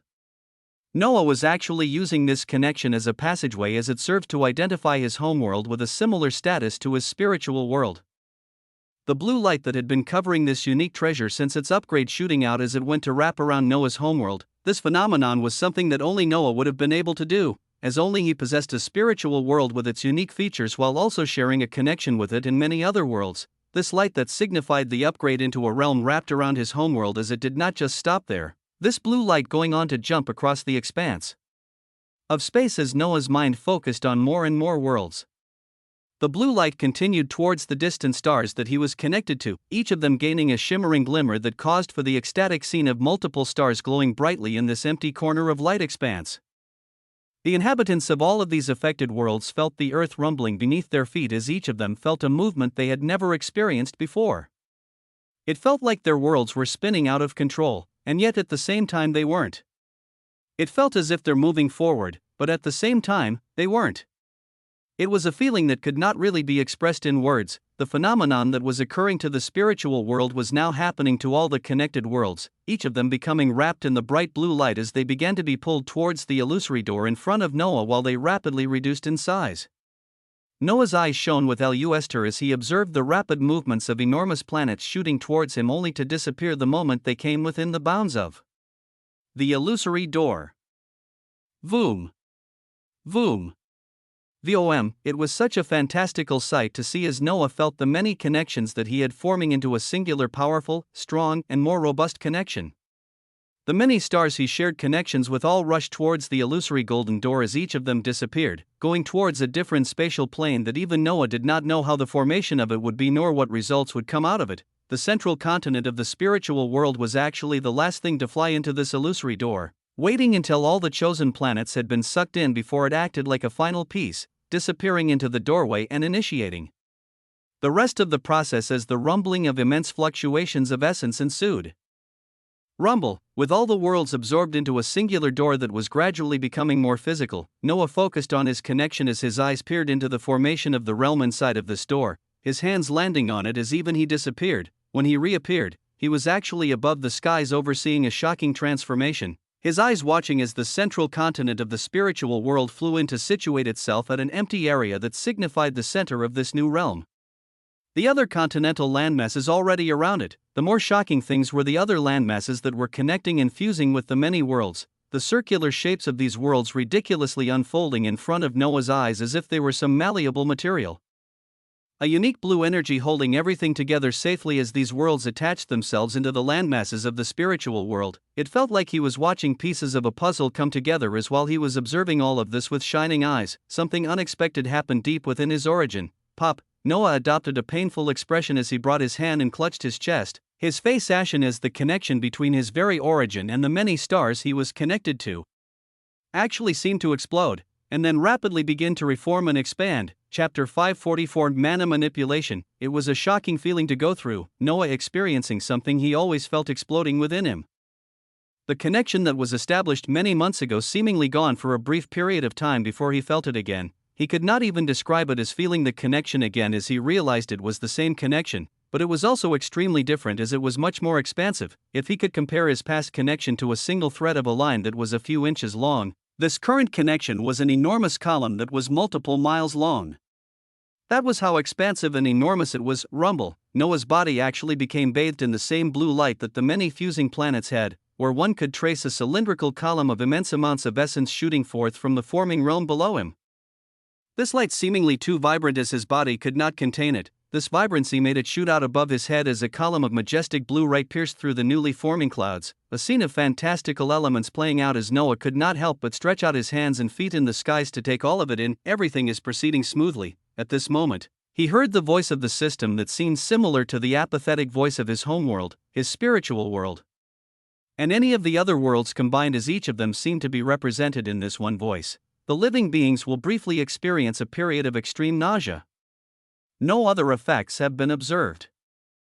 Noah's body continued to be bathed in a glorious blue light as he listened to this voice, finding it much more apathetic and systematic than before, but he could not pay too much attention to it as he was also experiencing something profound within himself. Because this new connection of an extremely large realm was coursing through him, he could feel something that he had been actively using for the past months with the help of the system. The fuel that allowed for him to use the skills he learned from skill books or inheritances, the one thing that he had a nearly infinite amount of. He could feel mana, not just feeling it. His origin was shaking excitedly as he realized that this immense amount of mana from this forming realm, he might actually be able to manipulate it. It was an ecstatic thought, and something that he had always wanted to get his hands on ever since he first formed his connection. Previously, he had access to large reserves of mana, but he could not freely manipulate it in whatever order he required to bring the effects of skills he thought of or desired. Even the beings of the beast world that did not have high realms could manipulate mana in different ways to create new skills with their experience, yet someone like Noah was still not able to after all this time. The reason for this was uniquely because of his own situation, his origin and body not being able to withstand the torrent of mana from the connection with a world, where him only accessing the connection when supplying mana to skills was the only way for him to use it all this time. But at this juncture, he was forcefully exposed to a torrent of mana multiple times larger than any of the connections before, the reserves of a realm being something that he could not even wrap his mind around. This exposure should have been extremely dangerous, and might have even caused for his origin to fracture and explode. But he had achieved a realm only a single level below what the beings in this novice galaxy could achieve. He had become a star forger before his upgrading of a realm. This allowed his origin to expand this new connection, while his body was being shot up with so much mana that even if he did not want to be fully exposed to it and begin to learn how to manipulate it, he would be forced to. The inherent skill, mana manipulation restricted, has been acquired. Boom, he felt an explosive force erupt out from him with the words of the system, the rowdy and expansive connection of a realm slightly settling down and reined in as his body felt ecstatic in ways he could not even describe. At this time, if one was observing Noah's expression, they would observe the blue light that was emanating from his body to be so potent for a release that his eyes actually shone with splendorous arcs of blue light, his gaze turning otherworldly as these arcs of light spread out to his surroundings. His shaking eyes continued releasing gorgeous arcs of light as he could not even wait as he tried to look at his stat panel and observe exactly what the newly gained skill entailed. Mana manipulation restricted, an inherent ability that allows the user to use mana in specific pathways in order to achieve the desired effect in terms of abilities. It includes the abilities of mana operation and mana perception. It is restricted because the being, Noah Osmond, is restricted from freely releasing pure mana externally. His thoughts churned as he read the somewhat different description of this new inherent ability, his eyes honing in on the so-called restriction as he seemed to understand. Only someone like him was specifically restricted from freely releasing pure mana, as it would mean he had the output and force of an entire realm to release upon his enemies if he wished. Such a thing completely broke the scales of balance in the novice galaxy and in the universe as a whole, and in an effort to maintain a similitude of balance, Noah was restricted from being able to do such a thing. Thus, he could only continue to release mana in terms of skills and abilities. He had an unwilling expression as he thought about this, feeling it to be an injustice. Yet, his thoughts were stopped yet again as the voice of the system continued to ring out in his mind. Because of the required condition of having mana manipulation, the system function of skill creation is now available. The wondrous upgrade into a realm did not just come with mana manipulation, but it came with the ability that went hand in hand, the capability to forge the skills which could put the newly gained manipulation skill into practice. Skill creation had entered the stage. Chapter 545, Skill creation, as a ridiculous amount of essence continued to be sucked into a wondrous process of a realm formation. A single being was floating in the skies of the realm as his body was surrounded by a column of blue light. His arms and legs were outstretched as his muscles spasmed, his eyes shimmering as they shot out beautiful blue arcs of light. Even though this being looked to be in pain, a smile could be seen on his face as the surprises he was getting were too many. First was the inherent ability of mana manipulation, and then came a feature of his system that many others could already do, the capability to create skills. The feature of skill creation was added on top of such things as skill combination. Noah taking half of his attention from the forming of the realm and into his panel as he observed the details of this feature, skill creation, a feature that allows the user to create skills or skill trees. The tier of a skill or skill tree is dependent on the stage of the user. Multiple conditions are required for the successful creation of a skill or skill tree. The user is required to describe the intended ability in detail before a skill model can be computed for its feasibility. To bring the skill or skill tree into fruition, skill points are required. The amount of skill points needed is dependent on the type of skill being created. The description of a feature that seemed to actually be shining bright gold in Noah's eyes appeared. This feature being a much awaited one as he theorized all he could do with it. The only thing that put a damper on his thoughts was the requirement of skill points that he had very limited amounts of remaining, much of them being CLU.S.tiered and spread out into numerous skill trees. Unless he found a new source of skill points in the near future, he would have to soon inactivate some skill trees as he took the skill points within to focus them onto a few specific ones. As he would soon be upgrading the stages of skill trees into the star forging realm, he would be faced with the situation where skill points were gradually becoming a scarce resource, and this was made especially so by the fact that he would need to spend them to create new skills or skill trees. Thus, he looked forward to the day that he could obtain new skill points, but he also abhorred it because it would come with its own terrifying connotations. The realm formation is 80% completed. He locked this thought in the back of his mind for now as the voice of the system rang out in his mind, his awareness focusing on the expanded channel of mana that could intensely feel as well as the changes occurring in the expansive realm before him. He would play with skill creation later as he now finished overseeing this realm upgrade. The circular planets had all inexplicably unfolded into wide and flat landmasses that would make for a grand paradise for anyone that believed stars were flat. These landmasses connecting together like pieces of a puzzle that had just been waiting to be fitted this entire time. The vibrancy of all sorts of colors of essence was abound in this spectacular realm formation that even Noah did not know how to describe at all. he could see the different regions that used to be the spiritual world, his gaze seeing those that shone with colors of blue, red, gold, or dark depending on their different law spaces. In the location that used to be the spiritual world, he could see the figures of beasts led by the emperor penguin, this arrogant penguin actually standing at the forefront as one could see its body trembling, tears actually coming out of its beady eyes. This was because this event was simply too important for a few beings much more than others, and the spiritual world beasts that were first born when this was still just a small floating landmass in a corner of the beast world were those affected the most. Thus, one could see the scene of emotions that would never be expected of the face of this arrogant emperor penguin, as this achievement was simply too much for him. The harbingers of sin that were nearby simply looked on with unbelievable expressions at the grandiosity of everything, Kazuhiko being one of the many that was pinching themselves multiple times to make sure what they were seeing was not a dream. Noah moved his awareness out further as he could see the blood-red ancient blood world that was now a landmass which was thousands of miles long. The figures of minuscule vampires and beings from the dark expanse that he had saved in prior battles looking around them with immense shock. Even closer to the past spiritual world was the place that he came from, the blue planet he called his home. Its land and seas were already situated peacefully as the humans, Atlanteans, and merfolk within were looking at all the splendor. Noah gazes at all of these regions as he observed the completion of the realm formation, sending his thoughts to the system of this new realm. Can we already modify the geography? Yes. What would you like? Spread the different law spaces out. Let every past world and land have access to fate, chaos, ether, fire, water, earth, all the currently available elements, rumble. His words were followed with vast and spectacular changes as a flash of multicolored auras rose, particles of all colors literally washing over the soon-to-be-completed realm as the function of law spaces was spread out everywhere. It did not matter if it was the supreme law of fate or the law of air. Every land in this realm would have a region that would be populated with an abundant amount of numerous elements. Such a thing making way for an unbelievable realm that was packed with not just dense essence, but also giving the beings dwelling within even more abundant elemental essence of any laws they wished. The gorgeous display of colors only further made the already spectacular formation to become even greater in the eyes of all those watching, those who did not think they could be shocked anymore being proven wrong time and time again. Chapter 546, The Ridiculous Esteemed Person. Hello, this would have been the 1392nd entry into the Journal of the Best Shadowguard, Night. Yet the times call for me to narrate what is occurring as it is happening, so if there is anyone listening, pay attention. The day had begun unlike any other, with me going busily about my work looking after the Frozen Queen.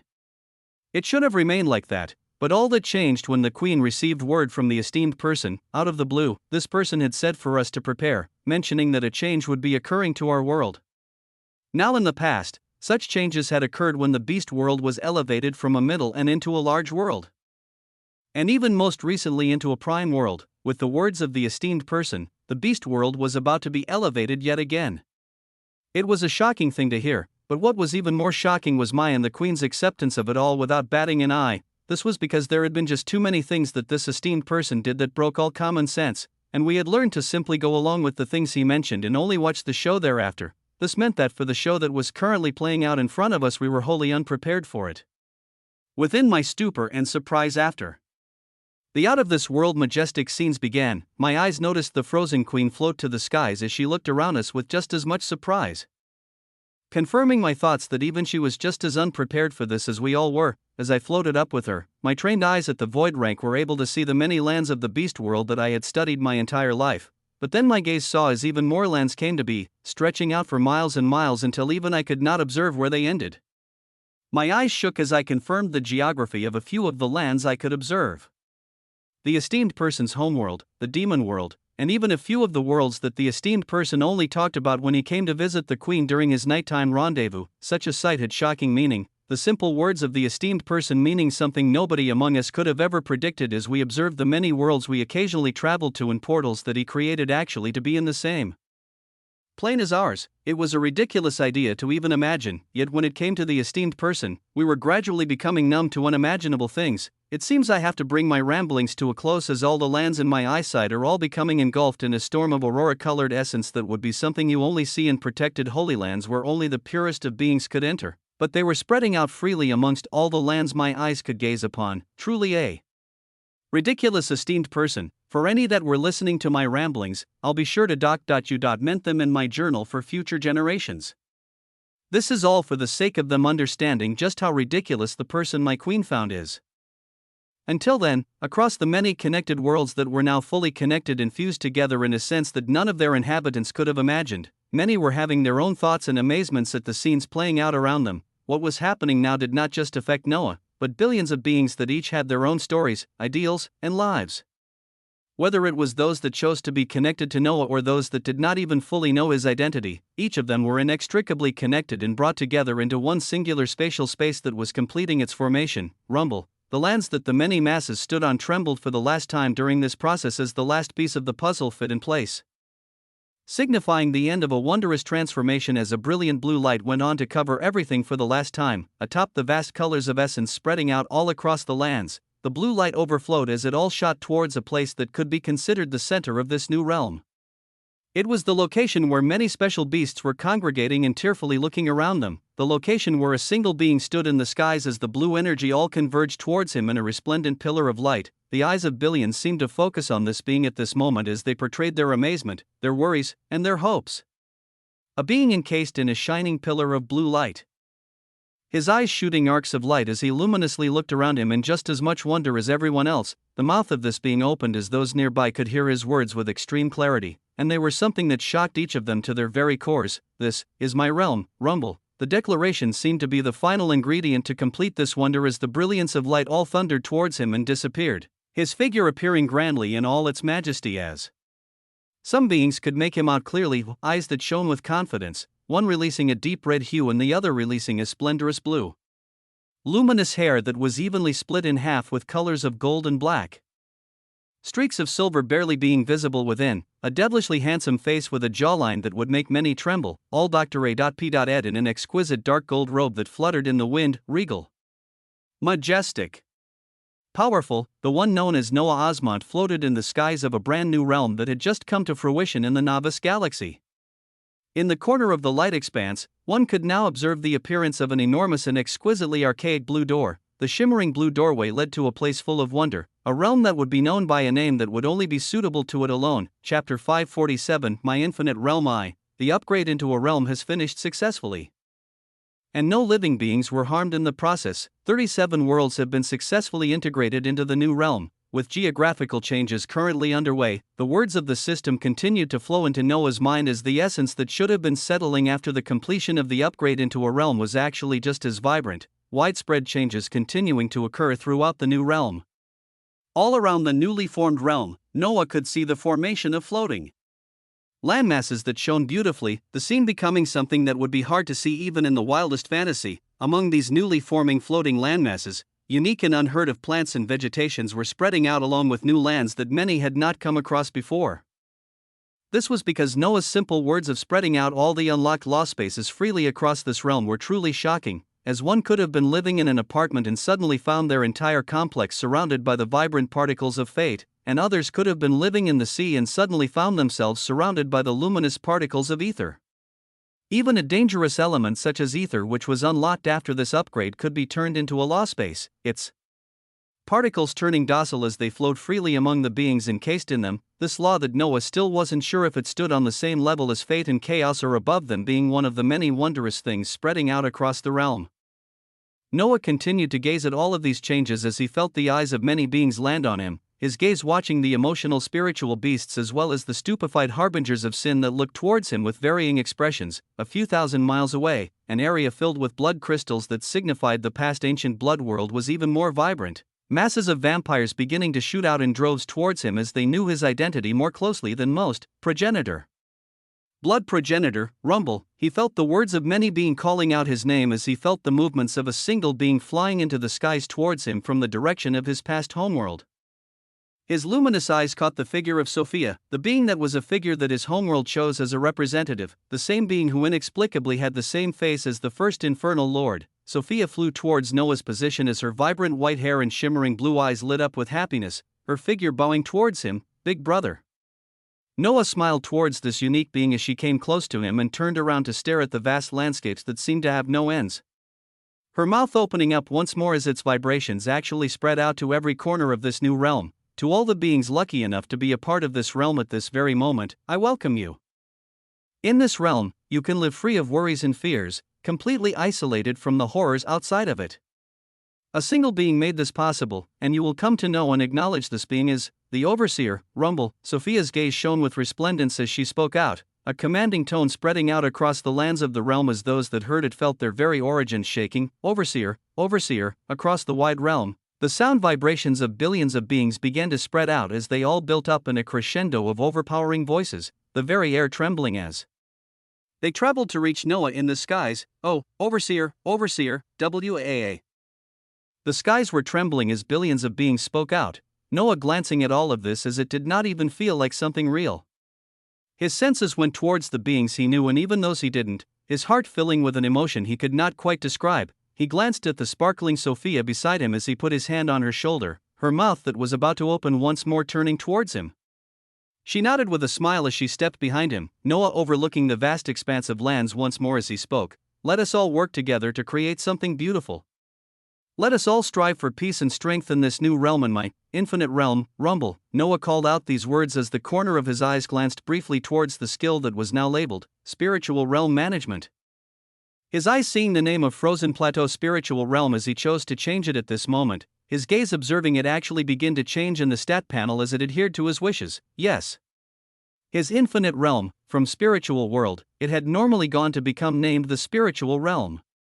But as he looked at the vast landscapes around him and the fact that this realm was made up of CLU.S.Ters of numerous stars, he called it the infinite realm. This was because to him, it was a realm of boundless possibilities, and it became especially so after his eyes began to look towards the new features that were unlocked with this single upgrade. It was not just the addition of one or two features, but multiple of them. Uhu. The shouts of the many beings that had heard his words reached him once again, their vibrant voices shaking him out of his reverie as he listened. Infinite realm, overseer, progenitor, Rumble. Waves of essence continued to spread around Noah. The show of colors never seemed to end as the moment the infinite realm completed being formed. Thousands of fate lines and chaos particles had also been descending down madly. He glanced at all of this as he spoke out once more, this time in a jovial tone that seemed to forget any worries in the outside worlds. We have much to do, but first let us celebrate. OOH, the formation of the infinite realm was completed as its overseer called for a celebration.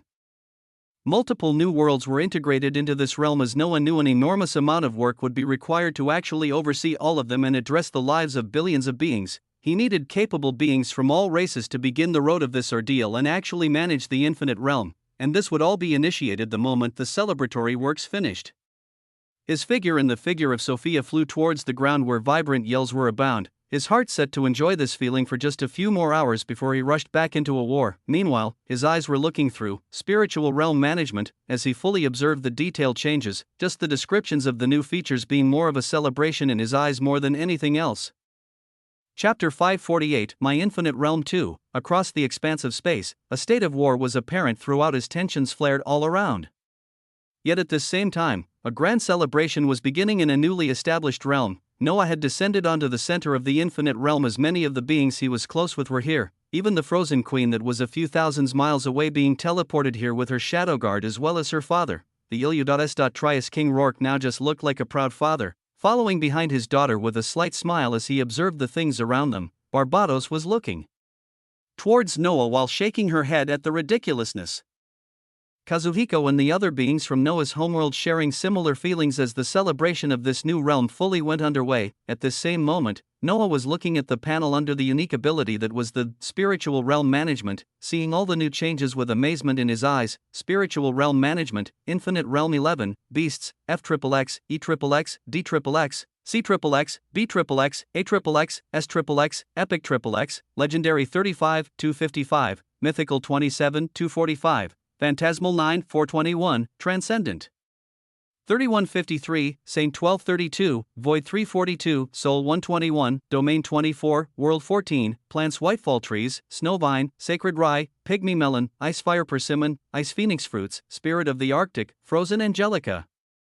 Regal Flora, Sheelan's Cold Stone, Resonant Ochre, Arctic Flora, King's Collard, Athromire, Phantom Mulberry, Firestarter, Frigid Apple, Fate's Orchard, Chaotic Amaranth.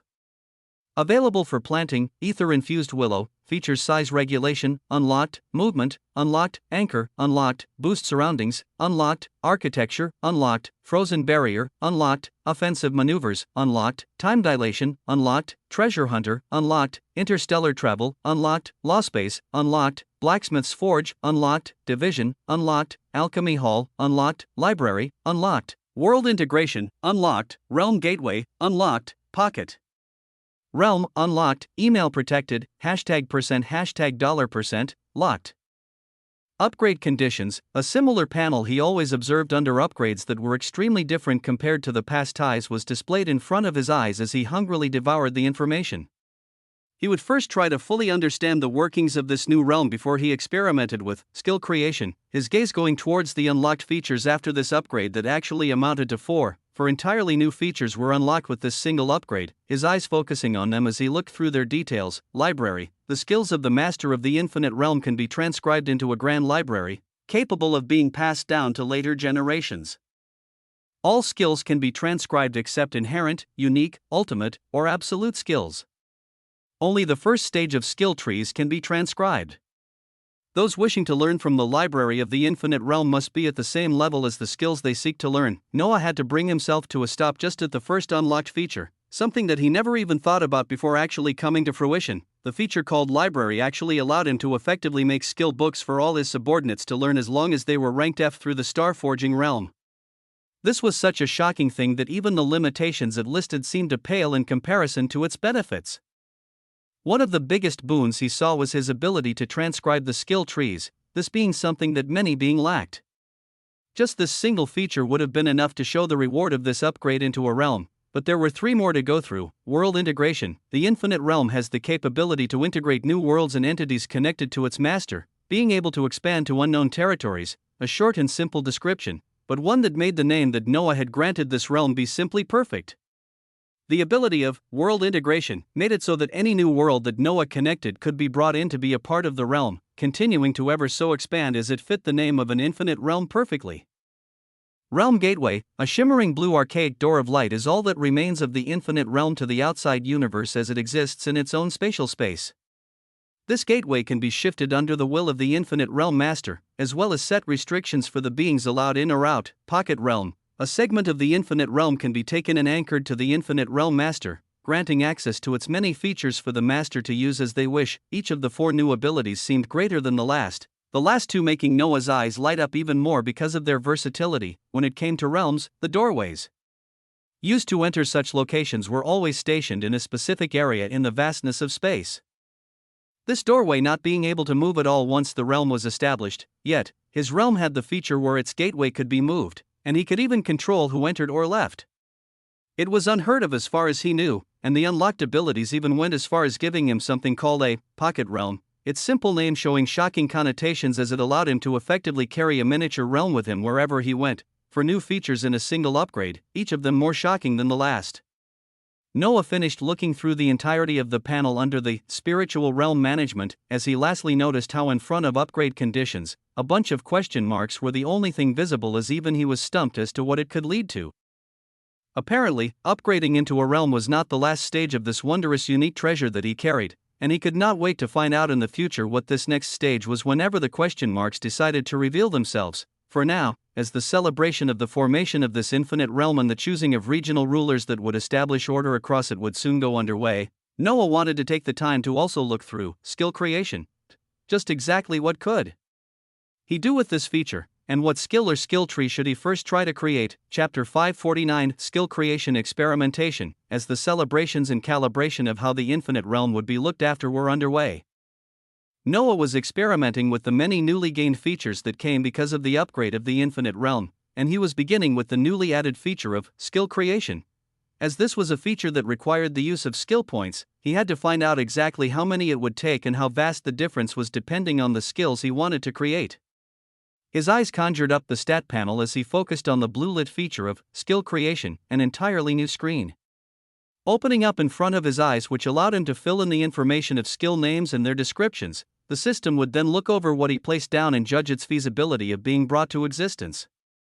And exactly how much skill points it would cost to do so. He thought for a moment before he tested out something he considered very small and low effort. let's see, something called lightning strike. At the star forging realm, he gave his specifications to the system as a vibrant blue light shone, everything being put together as a clearly defined skill with its usage as well as its cost appeared under the skill creation panel. Lightning strike, lightning thunders down towards your enemy at a speed faster than the eye can follow. Cost of skill creation, 10 skill points. A very cost-effective and distinct skill appeared in front of him, the 10 skill points it would take to create such a skill not being too much but not too little either. He waved his hands as the skill disappeared from the skill creation panel. His mind moved rapidly as he now wanted to test a variety of skills and see the difference in cost. His thoughts were sent to the system as a list of multiple skills were assembled in the skill creation panel, his gaze shining brightly as he looked over them. Space-shattering void-devouring fist, imbued with the power of space and void, destructive energies surround your fist which will shatter the location targeted while devouring anything weak enough to remain. Cost of skill creation, 50 skill points. Soul manifestation, weapon, enables the user to create any weapon using their soul. The weapon deals soul attribute damage that cannot be blocked by essence or physical protections. Cost of skill creation, 2000, life-severing chaotic ether strike, connecting to the destructive essence of ether and chaos from the depths of the unknown, a strike that will take the life of any being at the nebula realm or below thunders forth. Cost of skill creation, 10,000 skill points. Galaxy Aurora Sword, a holy sword condensed from the will of the galaxy forms and follows the will of the user to exterminate all those in the nebula realm or below. Ignores the protections of the universal laws even if the comprehension of the targeted being is at 100%.